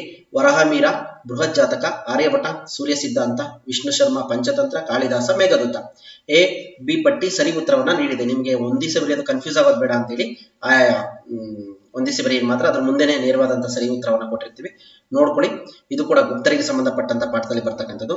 ಗುಪ್ತರ ಕಾಲದ ಪ್ರಸಿದ್ಧ ಬೌದ್ಧ ವಿಹಾರ ಮತ್ತು ಗುಹಾಲಯಗಳು ಕಂಡು ಬರ್ತಕ್ಕಂಥದ್ದು ಎಲ್ಲಿ ಅಂತೇಳಿ 23ರಲ್ಲಿ ಪ್ರಶ್ನೆ ಕೇಳಿದ್ದಾರೆ. ಅಜಂತ ಎಲ್ಲೋರ, ದೇವಗಡ ಸಾಂಚಿ, ಅಜಂತ ಸಾಂಚಿ, ಸಾಂಚಿ ಮತ್ತು ಸಾರನಾಥ ಅಂತೇಳಿ ಅಜಂತ ಮತ್ತು ಎಲ್ಲೋರಗಳಲ್ಲಿ ಕಂಡು ಬರ್ತಕ್ಕಂಥದ್ದು ಇವರ ವಾಸ್ತುಶಿಲ್ಪ ಕೇಂದ್ರಗಳಾಗಿದ್ದಾವೆ ಸ್ನೇಹಿತರೆ, ಇವರಿಗೆ ಗುಪ್ತರಿಗೆ ಸಂಬಂಧಪಟ್ಟ ಹಾಗೆ. ನೆಕ್ಸ್ಟ್, ಇದಾದ್ಮೇಲೆ 2ನೇ ಬೌದ್ಧ ಸಮ್ಮೇಳನವು ನಡೆದದ್ದು ಬಂತು ನೋಡಿ, ಎಲ್ಲಿ ಅಂತೇಳಿ. ರಾಜಗೃಹ, ವೈಶಾಲಿ, ಪಾಟಲಿಪುತ್ರ, ಕುಂಡಲವನ ಅಂತೇಳಿ. ವೈಶಾಲಿ ಇಲ್ಲಿ ಸರಿಯಾದಂತ ಉತ್ತರ. ವೈಶಾಲಿಯಲ್ಲಿ ಸಾಮಾನ್ಯ ಶಕ ಪೂರ್ವ 383ರಲ್ಲಿ ಕಾಲಾಶೋಕ ಅಂತಕ್ಕಂಥವ್ರು ಈ ಬೌದ್ಧ ಸಮ್ಮೇಳನವನ್ನ ನಡೆಸ್ತಾರೆ. ಓಕೆನಾ, ಇದರ ಬಗ್ಗೆ ಮುಂದೆ ಹೇಳ್ತಾ ಹೋಗ್ತೀನಿ, ಯಾರ್ಯಾರು ಯಾವ ಯಾವ ಸಮ್ಮೇಳನಗಳನ್ನ ನಡೆಸಿದ್ರು ಅಂತ ಹೇಳಿ ನೋಡೋಣ ಬನ್ನಿ. ಇನ್ನು 95ನೇ ಪ್ರಶ್ನೆ 2017ರಲ್ಲಿ ಕೇಳಿರ್ತಕ್ಕಂಥದ್ದು, ಕೆಳಗಿನವುಗಳು ಬೌದ್ಧ ಸಮ್ಮೇಳನಗಳು ನಡೆದ 4 ಕೇಂದ್ರಗಳಾಗಿವೆ. ಇವುಗಳಲ್ಲಿ ಬೌದ್ಧ ಸಮ್ಮೇಳನಗಳು ನಡೆದ ಕಾಲಾನುಕ್ರಮಣಿಕೆಯನ್ನ ಗುಂಪುಗಳನ್ನ ಗುರುತಿಸಿ ಅಂತೇಳಿ. ರಾಜಗೃಹ, ವೈಶಾಲಿ, ಪಾಟಲಿಪುತ್ರ, ಕುಂಡಲವನ ಇದಿಷ್ಟು ಕೂಡ ಆರ್ಡರ್ ಆಗಿ ನಡೆದಿರ್ತಕ್ಕಂಥ ಬೌದ್ಧ ಸಮ್ಮೇಳನಗಳಾಗಿರ್ತವೆ. ಇದಕ್ಕೆ ಸಂಬಂಧಪಟ್ಟಾಗಿ ಇಲ್ಲಿ ಒಂದು ಟೇಬಲ್ ನ ಕೊಟ್ಟಿದ್ದೀವಿ ಸ್ನೇಹಿತರೆ. 5 ಮಹಾ ಸಮ್ಮೇಳನಗಳು ನಡೀತವೆ. ಅದರಲ್ಲಿ ರಾಜಗೃಹದಲ್ಲಿ ಫಸ್ಟ್ನೇ ನಡೆಯುತ್ತೆ, ಎರಡನೇದು ವೈಶಾಲಿ, ಪಾಟಲಿಪುತ್ರ, ಕುಂಡಲವನ, ಕನೋಜ್ ಅಂತಕ್ಕಂಥದ್ದು. ಮೊದಲ ಇದನ್ನ ಏನ್ ಮಾಡ್ತಾರೆ ಅಂದ್ರೆ ಅಜಾತಶತ್ರು ಅಂತಕ್ಕಂಥವ್ರು ಆಶ್ರಯದಲ್ಲಿ, ಮಹಾಕಶ್ಯಪ ಇದರ ಅಧ್ಯಕ್ಷರಾಗಿರ್ತಾರೆ, ಅಜಾತಶತ್ರು ರಾಜನ ಆಶ್ರಯದಲ್ಲಿ. ಇನ್ನು ಸಭಾ ಕಮಿ ಅಂತಕ್ಕಂಥವ್ರು ಕಾಲಾಶೋಕನ ಕಾಲದಲ್ಲಿದ್ದಂತಹ ಸಂದರ್ಭದಲ್ಲಿ ಸಭಾಕಮಿ ಅಧ್ಯಕ್ಷತೆಯಲ್ಲಿ 2ನೇ ಬೌದ್ಧ ಸಮ್ಮೇಳನ ನಡೆಯುತ್ತೆ. ಮೊಗಲಿತ್ರ ತಿಸ್ಸ ಅಂತಕ್ಕಂಥವ್ರು ಅಶೋಕನ ಆಶ್ರಯದಲ್ಲಿದ್ದಂಥವ್ರು ಅವರ ಅಧ್ಯಕ್ಷತೆಯಲ್ಲಿ 3ನೇ ಬೌದ್ಧ ಸಮ್ಮೇಳನ ನಡೆಯುತ್ತೆ. 4ನೇ ಬೌದ್ಧ ಸಮ್ಮೇಳನ ಬಂದು ಕನಿಷ್ಕ ಸಂದರ್ಭದಲ್ಲಿ ವಸುಮಿತ್ರ ಇದರ ಅಧ್ಯಕ್ಷರಾಗಿರ್ತಾರೆ, ಅಶ್ವಘೋಷ ಉಪಾಧ್ಯಕ್ಷ ಆಗಿರ್ತಾರೆ. ಇದರಲ್ಲಿ ಬೌದ್ಧ ಧರ್ಮ ವಿಭಜನೆ ಆಗಿರುತ್ತೆ. ಇದರಲ್ಲಿ ಹೇಳಿಕೆಗಳನ್ನ ಕೂಡ ಕೊಟ್ಟಿದ್ದೀವಿ, ಇದನ್ನು ನೋಡ್ಕೊಳ್ಳಿ. ಇನ್ನ 5ನೇದು ಹುಯೆನ್ ಸಾಂಗ್ ಅಧ್ಯಕ್ಷರಾಗಿರ್ತಾರೆ, ಹರ್ಷವರ್ಧನನ ಕಾಲ, ವರ್ಧನರಿಗೆ ಸಂಬಂಧಪಟ್ಟ ಹಾಗೆ ಬುದ್ಧನ ವಿಗ್ರಹದ ಜೊತೆಯಲ್ಲಿ ಶಿವ ಮತ್ತು ಸೂರ್ಯನ ವಿಗ್ರಹಗಳಿಗೂ ಉತ್ಸವವನ್ನ ಮಾಡ್ತಾರೆ. ಇದಿಷ್ಟು ಕೂಡ ಈ ಚಾರ್ಟ್ ನೋಟ್ಸ್ ಅನ್ನ ಮಾಡ್ಕೊಳ್ಳಿ, ಓದ್ಕೊಳ್ಳಿ, ನಿಮ್ಗೆ ಗೊತ್ತಾಗುತ್ತೆ. ಇದಾದ್ಮೇಲೆ ರಜಪೂತರಿಗೆ ಸಂಬಂಧಪಟ್ಟಾಗಿ ಏನೆಲ್ಲ ಪ್ರಶ್ನೆಗಳನ್ನ ಕೇಳಿದ್ದಾರೆ ನೋಡ್ತಾ ಹೋಗೋಣ ಬನ್ನಿ. ಗೂರ್ಜರ ಮನೆತನದ ಆಳ್ವಿಕೆಯನ್ನು ಪ್ರಾರಂಭಿಸಿದ ಹರಿಶ್ಚಂದ್ರನ 4 ಮಕ್ಕಳು ಆಳ್ವಿಕೆಯನ್ನು ನಡೆಸಿದ 4 ಪ್ರದೇಶಗಳು ಯಾವುವು ಅಂತ ಹೇಳಿ ಕೇಳಿದರೆ, ಜೋಧ್ಪುರ, ನಂದಿಪುರ, ಬರೋಕ್, ಉಜ್ಜಯಿನಿ, ಈ ರೀತಿ ಆಪ್ಷನ್ ಅನ್ನ ಕೇಳಿದರೆ ಜೋಧ್ಪುರ, ನಂದಿಪುರ, ಬರೂಚ್ ಮತ್ತು ಉಜ್ಜಯಿನಿ ಈ 4 ಜನ ಮಕ್ಕಳು ಆಳ್ವಿಕೆಯನ್ನ ನಡೆಸ್ತಕ್ಕಂಥ ವಿಚಾರ. ಅದರಲ್ಲಿ ಆ ಪಾಠದಲ್ಲಿ ಸಂಬಂಧಪಟ್ಟಾಗ 6ನೇ ಕ್ಲಾಸ್ ಅಲ್ಲಿ ಇದೆ, ಇದನ್ನ ನೋಡಿ ನಿಮ್ಗೆ ಮಾಹಿತಿ ಸಿಗುತ್ತೆ. ನೆಕ್ಸ್ಟ್ ಇದಾದ್ಮೇಲೆ 99ನೇ ಪ್ರಶ್ನೆ 2015ರಲ್ಲಿ ಸರಿಯಾದ ಕ್ರಮದಲ್ಲಿ ರಜಪೂತ ರಾಜ್ಯಗಳ ರಾಜಧಾನಿಗಳನ್ನ ಜೋಡಿಸಿ ಅಂತೇಳಿ ಕೇಳಿದರೆ, ಗೂರ್ಜರ ಪ್ರತಿಹಾರರು ಕನೌಜ್, ಗುಹಡವಾಲರು ವಾರಾಣಸಿ, ಚಾಂದೇಲರು ಬುಂದೇಲ್ಖಂಡ್, ಚೌಹಾಣರು ಅಜ್ಮೀರ್. ಇದು ಕೂಡ ಸರಿಯಾದಂತ ಉತ್ತರವನ್ನು ಕೊಟ್ಟಿದ್ದೀವಿ. ಅವ್ರ ರಾಜಧಾನಿಗಳ ಬಗ್ಗೆ ಕೇಳಿದ್ದಾರೆ. ನೆಕ್ಸ್ಟ್ ಇದಾದ್ಮೇಲೆ ಮುಂದೆ ಹೋಗೋಣ ಬನ್ನಿ. ಚಿತ್ತೋಡಗಡದ ಪ್ರಖ್ಯಾತ ವಿಜಯಸ್ತಂಭ ಇವರ ಕಾಲದಲ್ಲಿ ನಿರ್ಮಾಣ ಆಯಿತು ಅಂತ ಹೇಳಿ ಕೇಳಿದ್ದಾರೆ. ಇಲ್ಲಿ ಯಾರ ಕಾಲದಲ್ಲಿ ನಿರ್ಮಾಣ ಆಯ್ತು ಅಂದ್ರೆ ಗುಹಿಲರ ಕಾಲದಲ್ಲಿ ನಿರ್ಮಾಣ ಆಗಿರ್ತಕ್ಕಂಥದ್ದು 2020ರಲ್ಲಿ. ನೋಡ್ಕೊಳ್ಳಿ, ಇವಾಗ ನೀವು ಯಾವ ತರ ಓದ್ಬೇಕಾಗುತ್ತೆ ಒಂದು ಐಡಿಯಾ ಸಿಕ್ಕಿದೆ ಅಂತ ಭಾವಿಸ್ಕೊಳ್ತಾ ನಮ್ಮ ಚಾನಲ್ ಹೀಗೆ ನಿಮ್ಮ ಸಹಕಾರ ಸಪೋರ್ಟ್ ಇರ್ಲಿ ಅಂತ ಕೇಳ್ಕೊಳ್ತಾ ಸ್ನೇಹಿತರೆ. ಗುಹಿಲರ ರಾಜ ರಾಣಾ ಕುಂಭನು ಮಾಳ್ವರು, ಗುಜಾತರು, ಮೊಹಮ್ಮದ್ ಖಿಲ್ಜಿಯ ಮಿತ್ರ ಸೈನ್ಯದ ವಿರುದ್ಧ ಜಯ ಸಾಧಿಸಿದ್ದರ ಪ್ರತೀಕವಾಗಿ ಈ ಸ್ತಂಭವನ್ನ ಸ್ಥಾಪಿಸ್ತಾರೆ. ಯಾರು? ಗುಹಿಲರು. ಓಕೆನಾ? ಗುಹಿಲರ ರಾಜ ರಾಣಾ ಕುಂಭ ಇವರು 3 ಜನ ಸೈನ್ಯರ ವಿರುದ್ಧ ಹೋರಾಟವನ್ನು ಮಾಡಿ ಜಯ ಸಾಧಿಸೋದಕ್ಕೋಸ್ಕರ ಈ ವಿಜಯ ಸ್ತಂಭವನ್ನು ಸ್ಥಾಪನೆ ಮಾಡ್ತಾರೆ ಚಿತ್ತೋಡ್ಗಢದಲ್ಲಿ. ಗುಹಿಲರು ಅಂತೇಳಿ ಚೆನ್ನಾಗಿ ನೆನ್ಪಿಟ್ಕೊಳ್ಳಿ. ನೆಕ್ಸ್ಟ್ ಇದಾದ್ಮೇಲೆ ಬಾಲರಾಮಾಯಣ ಮತ್ತು ಕರ್ಪೂರ ಮಂಜರಿ ಎಂಬ ನಾಟಕಗಳನ್ನು ರಚಿಸಿದವರು ಯಾರು ಅಂತೇಳಿ 2023ರಲ್ಲಿ ಪ್ರಶ್ನೆಯನ್ನು ಕೇಳಿದ್ದಾರೆ. ರಾಜಶೇಖರ ಅಂತಕ್ಕಂಥವ್ರು ಈ ಬಾಲರಾಮಾಯಣ ಮತ್ತು ಕರ್ಪೂರ ಮಂಜರಿ ಅಂತಕ್ಕಂಥ ನಾಟಕಗಳನ್ನ ರಚನೆ ಮಾಡ್ತಾರೆ. ನೆಕ್ಸ್ಟ್ ಇದಾದ್ಮೇಲೆ ಲಲಿತಾದಿತ್ಯ ಮುಕ್ತ ಪೀಡನ ಬಗ್ಗೆ ಮಾಹಿತಿಯನ್ನು ಒದಗಿಸುವ ಪ್ರಮುಖ ಕೃತಿ ಯಾವುದು ಅಂತೇಳಿ ಇಲ್ಲಿ ಬರುತ್ತೆ. ಅಹೋಂ ರಾಜಮನೆತನ ಅಂತೇಳಿ ಬರುತ್ತೆ ಸ್ನೇಹಿತರೆ. ಕಾರ್ಕೋಟ ಮತ್ತು ಅಹೋಂ ರಾಜಮನೆತನ ಅಂತೇಳಿ 6 ಮತ್ತು 7ನೇ ಕ್ಲಾಸ್ ಟೆಕ್ಸ್ಟ್ ಬುಕ್ ಅಲ್ಲಿ ಇವ್ರ ಬಗ್ಗೆ ಮಾಹಿತಿ ಇದೆ, ಅಲ್ಲಿ ನೋಡಿ ಅಂತ ಹೇಳ್ತಾ ಇವರು ಯಾರು ಇವ್ರ ಬಗ್ಗೆ ಯಾವ ಕೃತಿ ಇವ್ರ ಬಗ್ಗೆ ಮಾಹಿತಿ ಸಿಗುತ್ತೆ ಅಂತಂದ್ರೆ ಉತ್ತರ ಬಂದು ರಾಜತರಂಗಿಣಿ ಮತ್ತು ತಾರಿಖ್ ಹಿ ಹಿಂದ್ ಅಂತಕ್ಕಂಥ ಕೃತಿಗಳಲ್ಲಿ ಈ ಲಲಿತಾದಿತ್ಯ ಮುಕ್ತ ಪೀಡನ ಬಗ್ಗೆ ಮಾಹಿತಿ ಒದಗಿಸುತ್ತೆ ಅಂತ ಹೇಳ್ತಾ 6, 7ನೇ ಕ್ಲಾಸ್ ಟೆಕ್ಸ್ಟ್ ಬುಕ್ ಅನ್ನ ನೋಡಿ, ಅಲ್ಲಿ ನಿಮಗೆ ಇದ್ರ ಬಗ್ಗೆ ಮಾಹಿತಿ ಇದೆ. ಇನ್ನು ಇದಾದ್ಮೇಲೆ ಸರಾಯ್ ಘಾಟ್ ಸಂಗ್ರಾಮವು ಇವರ ನಡುವೆ ನಡೀತು ಅಂತೇಳಿ 2023ರಲ್ಲಿ ಕೇಳಿದ್ದಾರೆ. ಸರಾಯ್ ಘಾಟ್ ಮೊಘಲರು, ಅಹೋಮರ, ಮೊಘಲರು, ರಜಪೂತರ, ವಿಜಯನಗರ ಬಹುಮನಿ ಸುಲ್ತಾನ, ಮರಾಠರು ಮತ್ತು ಹೈದರಾಬಾದ್ ನಿಜಾಮರ ಅಂತೇಳಿ ಮೊಘಲರು ಮತ್ತು ಅಹೋಮರ ನಡುವೆ ನಡೀತಕ್ಕಂಥದ್ದು ಸರಾಯ್ ಘಾಟ್ ಸಂಗ್ರಾಮ 2029ರಲ್ಲಿ ಕೇಳಿದ್ದಾರೆ. ಇದು ಕೂಡ 6 ಮತ್ತು 7ನೇ ಕ್ಲಾಸ್ ಟೆಕ್ಸ್ಟ್ ಬುಕ್ ಅಲ್ಲೇ ಇದೆ, ಅಬ್ಸರ್ವ್ ಮಾಡಿ. ನಿಮ್ಗೆ ಒಂದು ಐಡಿಯಾ ಸಿಗ್ತಾ ಇದೆ ಏನೆಲ್ಲ ಓದ್ಬೇಕಾಗುತ್ತೆ, ನಾವು ಒಂದು ಇಷ್ಟೆಲ್ಲ ಮಾಹಿತಿ ಕಲೆಕ್ಟ್ ಮಾಡಬೇಕು ಅಂತ ಹೇಳಿ. ಇದಾದ್ಮೇಲೆ ಮೊಘಲರಿಗೆ ಸಂಬಂಧಪಟ್ಟಾಗ ಏನೆಲ್ಲ ಪ್ರಶ್ನೆ ಕೇಳಿದ್ದಾರೆ, ಸ್ವಲ್ಪ ಫಾಸ್ಟ್ ಆಗಿ ಹೇಳ್ತಾ ಹೋಗ್ತೀನಿ, ಟೈಮ್ ಆಗುತ್ತೆ ನಿಮಗೂ ಕೂಡ. ಅಕ್ಬರ್ ದೀನ್-ಇ ಇಲಾಹಿ ಎಂಬ ಹೊಸ ಧರ್ಮವನ್ನು ಸ್ಥಾಪಿಸಿದನು. ಈ ಕೆಳಗಿನ ಯಾವ ವಾಕ್ಯಗಳು ಈ ಧರ್ಮಕ್ಕೆ ಸರಿ ಹೊಂದುವುದಿಲ್ಲ ಅಂತ ಹೇಳಿ ಪ್ರಶ್ನೆಯನ್ನ ಕೇಳಿದ್ದಾರೆ. ಸರ್ವಧರ್ಮ ಸಾಮರಸ್ಯ ಪ್ರತಿಪಾದನೆ, ಇಸ್ಲಾಂ ಧರ್ಮದ ಶ್ರೇಷ್ಠತೆಯನ್ನು ಎತ್ತಿ ಹಿಡಿಯುವುದು, ಅಗ್ನಿಯನ್ನು ಪೂಜಿಸುವುದು, ಈ ಧರ್ಮದ ಆಚರಣೆ ಕಡ್ಡಾಯಗೊಳಿಸುವುದು ಅಂತೇಳಿ ಸರ್ವಧರ್ಮ ಸಾಮರಸ್ಯ ಪ್ರತಿಪಾದನೆ ಅಕ್ಬರ್ನ ದೀನ್-ಇ ಇಲಾಹಿ ಇದು ಆಗಿತ್ತು. ಸರ್ವಧರ್ಮೀಯರ ಪ್ರಾರ್ಥನೆ ಮತ್ತು ಚರ್ಚೆಗೋಸ್ಕರ ಫತೇಪುರ್ ಸಿಕ್ರಿಯಲ್ಲಿ ಇಬಾದತ್ ಖಾನ ಪ್ರಾರ್ಥನಾ ಮಂದಿರವನ್ನ ಇವರೇನ್ ಮಾಡ್ತಾರೆ, ನಿರ್ಮಿಸ್ತಾರೆ 1581-82ರ ಸುಮಾರಿನ. ಉದ್ದೇಶ ಸರ್ವಧರ್ಮಗಳ ಸಾಮರಸ್ಯವನ್ನು ಸಾಧಿಸೋದು. ಅಕ್ಬರ್ ಯಾರನ್ನೂ ಈ ಧರ್ಮಕ್ಕೆ ಸೇರಲು ಬಲಾತ್ಕರಿಸಲಿಲ್ಲ, ಅಂದ್ರೆ ಬಲವಂತ ಮಾಡಲಿಲ್ಲ. ಅಕ್ಬರ್ನ ಧಾರ್ಮಿಕ ಸಹಿಷ್ಣುತೆಗೆ ಇದೊಂದು ನಿದರ್ಶನ ಆಗಿತ್ತು ಅಂತೇಳಿ. ನೆಕ್ಸ್ಟ್ ಇದಾದ್ಮೇಲೆ ಅಕ್ಬರ್ನು ಸ್ಥಾಪಿಸಿದ ದೀನಿ ಇಲಾಹಿಗೆ ಸಂಬಂಧಿಸಿದ ಹೇಳಿಕೆಗಳು ಗುರುತಿಸಿ ಅಂತ ಹೇಳಿ ಪ್ರಶ್ನೆಯನ್ನ ಕೇಳಿದ್ದಾರೆ. ಇದರಲ್ಲಿ ಯಾವ್ದಂತಂದ್ರೆ ಎ ಬಿ ಡಿ ಸರಿಯಾದಂತ ಉತ್ತರ. ಸಿ ಸರಿಯೋದಿಲ್ಲ. ಅಬ್ದುಲ್ ರಹೀಂ ಖಾನ್ ಈ ಧಾರ್ಮಿಕ ಪಂಥದ ಮುಖ್ಯ ರೂವಾರಿಯಾಗಿದ್ದನು ಅಂತಕ್ಕಂಥ ಪಾಯಿಂಟ್ ಸೇರೋದಿಲ್ಲ. ಇನ್ನ 3 ಪಾಯಿಂಟ್ಗಳು ಸೇರುತ್ತೆ, ಓದ್ಕೊಳ್ಳಿ ಇದ್ರ ಬಗ್ಗೆ. ಇಲ್ಲೇನು ಓದೋದಿಕ್ಕೆ ಓದಿಲ್ಲ. ಮತ್ತೆ ನೆಕ್ಸ್ಟ್ ಪ್ರತಿಪಾದನೆ. ಅಕ್ಬರನು ರಜಪೂತರನ್ನು ಮಾನ್ಸಬ್ದಾರರನ್ನಾಗಿ ನೇಮಕ ಮಾಡಿಕೊಂಡಿದ್ದನು. ಸಮರ್ಥನೆ ಬಂದು ರಜಪೂತರ ಧೈರ್ಯ ಮತ್ತು ರಾಜನಿಷ್ಠೆಗಳು ಮೊಘಲ್ ಸಾಮ್ರಾಜ್ಯದ ಬಲವರ್ಧನೆಗೆ ಅಗತ್ಯವೆಂದು ಅಕ್ಬರ್ ತಿಳಿದಿದ್ದನು ಅಂತೇಳಿ 2017ರಲ್ಲಿ ಒಂದು ಹೇಳಿಕೆಗಳನ್ನ ಕೊಟ್ಟು ಕೇಳಿದ್ದಾರೆ. ಉತ್ತರ ಎ ಮತ್ತು ಆರ್ ಎರಡೂ ಸರಿ, ಹಾಗೂ ಆರ್ ಎನ ಸರಿಯಾದ ವಿವರಣೆಯಾಗಿದೆ ಅಂತೇಳಿ ಏನ್ ಮಾಡಿದ್ದಾರೆ ಕೊಟ್ಟಿದ್ದಾರೆ. ಇದು ಸರಿಯಾದಂತ ಉತ್ತರ ಆಗಿರುತ್ತೆ. ಈ ತರ ಹೇಳಿಕೆಗಳನ್ನ ನೀವು ಟೆಕ್ಸ್ಟ್ ಬುಕ್ ಅಲ್ಲಿ ಅಬ್ಸರ್ವ್ ಮಾಡಿ, ನಿಮಗೆ ಮಾಹಿತಿ ಸಿಗುತ್ತೆ. ನೆಕ್ಸ್ಟ್ ಅಕ್ಬರ್ ನಾಮವನ್ನು ಆಂಗ್ಲ ಭಾಷೆಗೆ ಭಾಷಾಂತರಿಸಿದವರು ಅಂತ ಯಾರು ಕೇಳಿದರೆ ಹೆನ್ರಿ ಬೆರಿವ್ರಿಡ್ಜ್ ಅಂತಕ್ಕಂಥವ್ರು ಆಂಗ್ಲ ಭಾಷೆಗೆ ಅಕ್ಬರ್ ನಾಮವನ್ನು ಬದಲಾವಣೆ ಮಾಡ್ತಾರೆ. ನೆಕ್ಸ್ಟ್ ಕೊಟ್ಟಿರುವ ಹೇಳಿಕೆಗಳನ್ನು ಗಮನಿಸಿ ಸರಿಯಾದ ಉತ್ತರವನ್ನು ಆರಿಸಿ ಅಂತ 2020ರಲ್ಲಿ ಕೇಳಿದರೆ ಪ್ರತಿಪಾದನೆ ಸಮರ್ಥನೆ ಎರಡು ಕೂಡ ಹೇಳಿದರೆ. ಔರಂಗಜೇಬನನ್ನು ಜಿಂದಾ ಫಕೀರ್ ಅಥವಾ ಜೀವಂತ ಫಕೀರ್ ಎಂದು ಕರೆಯುತ್ತಿದ್ದರು. ಸಮರ್ಥನೆ ಬಂದು ಔರಂಗಜೇಬನು ಆಡಂಬರದ ಜೀವನಕ್ಕೆ ಮಹತ್ವ ನೀಡದೆ ಸರಳವಾಗಿ ತನ್ನ ಬದುಕನ್ನು ಕಳೆದನು ಅಂತೇಳಿ. ಇಲ್ಲಿ ಉತ್ತರ ಬಂದು ಎ ಮತ್ತು ಆರ್ ಎರಡು ಸರಿಯಾಗಿದ್ದಾವೆ. ಆರ್ ಸರಿಯಾದ ವಿವರಣೆಯಾಗಿದೆ ಅಂತೇಳಿ ಇಲ್ಲಿ 4 ಆಪ್ಷನ್ ಕೊಟ್ಟಿರ್ತಾರೆ. ನಾನು ಸರಿ ಉತ್ತರ ಮಾತ್ರ ಕೊಟ್ಟಿದ್ದೀನಿ ನಿಮಗೆ. ನೆಕ್ಸ್ಟ್ ಮುಂದೆ ಹೋಗೋಣ. ದಾಮ್ ಎಂಬ ಹೊಸ ಬೆಳ್ಳಿ ನಾಣ್ಯಗಳನ್ನು ಚಲಾವಣೆಗೆ ತಂದವರು ಯಾರು ಅಂತೇಳಿ 2021ರಲ್ಲಿ ಒಂದು ಪ್ರಶ್ನೆಯನ್ನ ಕೇಳಿದ್ದಾರೆ. ದಾಮ್ ಅಂತಕ್ಕಂಥ ಹೊಸ ಬೆಳ್ಳಿ ನಾಣ್ಯ ಚಲಾವಣೆಗೆ ತಂದವರು ಯಾರು ಅಂದ್ರೆ ಶೇರ್ ಶಾ ಅಂತಕ್ಕಂಥವ್ರು. ಶೇರ್ ಶಾ ಮೂಲತಃ ಆಫ್ಘಾನಿಸ್ತಾನದ ಸೂರ್ ಮನೆತನದವರಾಗಿರ್ತಾರೆ. ಮೂಲ ಹೆಸರು ಫರೀದ್ ಅಂತ ಹೇಳಿ. ಒಬ್ಬನೇ ಹುಲಿಯನ್ನು ಕೊಂದಿದ್ದರಿಂದ ಆತನಿಗೆ ಫರೀದ್ ಅಂತಕ್ಕಂಥ ಬಿರುದು ಬಂದಿರುತ್ತೆ. ಇದ್ರ ಮೇಲೂ ಕೂಡ ಪ್ರಶ್ನೆಯನ್ನ ಕೇಳಿದ್ದಾರೆ ಸ್ನೇಹಿತರೆ. ಇಲ್ಲಿ ಏನ್ ಹೇಳ್ತಾ ಇದೀವಿ ನೀವು ನೆಗ್ಲೆಕ್ಟ್ ಮಾಡ್ಬೇಡಿ. ತುಂಬಾ ಪ್ರಮುಖವಾಗಿರ್ತಕ್ಕಂಥ ಪಾಯಿಂಟ್ ಗಳನ್ನ ಏನ್ ಮಾಡಿದೀವಿ, ಆಯ್ದು ನಿಮ್ಗೆ ಮಾಹಿತಿಗೋಸ್ಕರ ಕೊಟ್ಟಿದೀವಿ ಸ್ನೇಹಿತರೆ. ಯಾಕೆಂದ್ರೆ ಸಾಕಷ್ಟು ಟೆಕ್ಸ್ಟ್ ಬುಕ್ ಗಳನ್ನ ಓದಕ್ ಆಗದಲೇ ಇರುವಂತಹ ಸಂದರ್ಭದಲ್ಲಿ ಈಗ ನೀವು ಒಂದ್ ಕಡೆ ಎಲ್ಲಾರು ಕೂತು 1-1.5 ಗಂಟೆ ವಿಡಿಯೋನ ನೋಡಿದಂತ ಸಂದರ್ಭದಲ್ಲಿ ನಿಮ್ಗೆ ಒಂದು ಐಡಿಯಾ ಬರುತ್ತೆ. ಎಕ್ಸಾಮ್ಗಳಲ್ಲಿ ಇದರ ಆಧಾರದ ಮೇಲೆ ಕೂಡ ನೀವು ಪರೀಕ್ಷೆಗಳನ್ನ ಎದುರಿಸೋದಕ್ಕೆ ಅನುಕೂಲ ಆಗುತ್ತೆ. ಇದರ ತೂಕ ಬಂದು ಈ ದಾಮನ್ನ ಬೆಳ್ಳಿ ನಾಣ್ಯದ ತೂಕ ಬಂದು 180 ಗುಲಗಂಜಿ ತೂಕ ಇರುತ್ತೆ. ಇವನು ಶಿಸ್ತಿನ ಸಲುವಾಗಿ ಸೈನಿಕರಿಗೆ ಹಾಜರಾತಿ ಮತ್ತು ಕುದುರೆಗಳಿಗೆ ಮುದ್ರೆ ದಾಗ್ ಹಾಕುವ ಪದ್ಧತಿಯನ್ನು ಜಾರಿಗೆ ತಂದನು. ಈ ಪ್ರಶ್ನೆಯನ್ನು ಕೇಳಿದ್ದಾರೆ. ಸೈನಿಕರಿಗೆ ಹಾಜರಾತಿ ಮತ್ತು ಕುದುರೆಗೆ ಮುದ್ರೆ ಹಾಕುವ ದಾಗ್ ಪದ್ಧತಿಯನ್ನು ಜಾರಿಗೆ ತಂದವರು ಯಾರು ಅಂತೇಳಿ ಶೇರ್ ಶಾ. ನೆನ್ಪಿಟ್ಕೊಳ್ಳಿ. ಅಥವಾ ದಾಮ್ ನಾಣ್ಯ ಎಷ್ಟು ತೂಕ ಇರುತ್ತೆ ಅಂತಾನೂ ಕೂಡ ಪ್ರಶ್ನೆಗಳು ಬರಬಹುದಾಗಿದೆ, ನೋಡ್ಕೊಳ್ಳಿ. ನೆಕ್ಸ್ಟ್ ಕೆಳಗಿನ ಹೇಳಿಕೆಗಳನ್ನು ಓದಿ ಸರಿಯಾದ ಉತ್ತರವನ್ನು ಆರಿಸಿ 24ರಲ್ಲಿ ಪ್ರಶ್ನೆಯನ್ನು ಕೇಳಿದ್ದಾರೆ. 2024ರಲ್ಲಿ ಶೇರ್ ಶಾನ ಮೂಲ ಹೆಸರು ಗಿಯಾಸುದ್ದೀನ್. ನೋಡಿ ಸ್ನೇಹಿತರೆ, ಆ ಪ್ರಶ್ನೆಗೂ ಈ ಪ್ರಶ್ನೆಗೂ ಟ್ಯಾಲಿ ಮಾಡ್ಕೊಳ್ಳಿ. ನಿಮ್ಗೆ ಹೇಗೆ ಅವರು ಲಿಂಕ್ ಕೊಟ್ಟಿದ್ದಾರೆ ಅಂತಕ್ಕಂಥದ್ದು ನೋಡಿ. ಹಿಂದಿನ ಪ್ರಶ್ನೆ ಬಂದು 2021ರಲ್ಲಿ ಕೇಳಿದ್ದಾರೆ ಯಾರ ಬಗ್ಗೆ, ಶೇರ್ ಶಾನ ಬಗ್ಗೆ. ಈಗ 2024ರಲ್ಲೂ ಕೂಡ ಅದೇ ಪ್ರಶ್ನೆಯನ್ನ ಆತನಿಗೆ ಸಂಬಂಧಪಟ್ಟ ಹಾಗೆ ಕೇಳಿದ್ದಾರೆ. ಶೇರ್ ಶಾನ ಮೂಲ ಹೆಸರು ಗಿಯಾಸುದ್ದೀನ್. ಶೇರ್ ಶಾನು ಬಹಾರ್ ಖಾನ್ ಲೋಹಣಿಯ ಸೇವೆಯಲ್ಲಿದ್ದಾಗ ಒಬ್ಬನೇ ಹುಲಿಯನ್ನು ಕೊಂದು ಶೇರ್ ಖಾನ್ ಎಂಬ ಬಿರುದನ್ನು ಪಡೆದನು ಅಂತೇಳಿ. ನೋಡಿ, ಎ ಮತ್ತು ಆರ್ ಎರಡು ಸರಿ ಈ ತರ ಪ್ರಶ್ನೆಗಳನ್ನ ಕೇಳ್ತಾರೆ. ಇಲ್ಲಿ ಉತ್ತರ ಎ ತಪ್ಪು, ಆರ್ ಸರಿ. ಎ ತಪ್ಪಾಗಿದೆ. ಶೇರ್ ಶಾನ ಮೂಲ ಹೆಸರು ಗಿಯಾಸುದ್ದೀನ್ ಅಲ್ಲ. ಶೇರ್ ಶಾನು ಬಹಾರ್ ಖಾನ್ ಲೋಹಣಿಯ ಸೇವೆಯಲ್ಲಿದ್ದಾಗ ಒಬ್ಬನೇ ಹುಲಿಯನ್ನು ಕೊಂದಿದ್ದರಿಂದ ಅವನಿಗೆ ಶೇರ್ ಖಾನ್ ಎಂಬ ಬಿರುದು ಬಂತು ಅಂತೇಳಿ ಆರ್ ಸರಿಯಾಗಿರ್ತಕ್ಕಂಥ ಉತ್ತರ. ಈ ರೀತಿ ಹೇಳಿಕೆಗಳನ್ನ ನೀವು ಇವಾಗ ಟೆಕ್ಸ್ಟ್ ಬುಕ್ ಇಟ್ಕೊಂಡು ಇವುಗಳ ಆಧಾರದ ಮೇಲೆ ಓದ್ಕೊಳ್ಬೇಕಾಗತ್ತೆ. ಇನ್ನು ಮರಾಠರಿಗೆ ಸಂಬಂಧಪಟ್ಟಾಗೆ ಏನ್ ಪ್ರಶ್ನೆಗಳನ್ನ ಕೇಳಿದ್ದಾರೆ ನೋಡ್ತಾ ಹೋಗೋಣ ಬನ್ನಿ.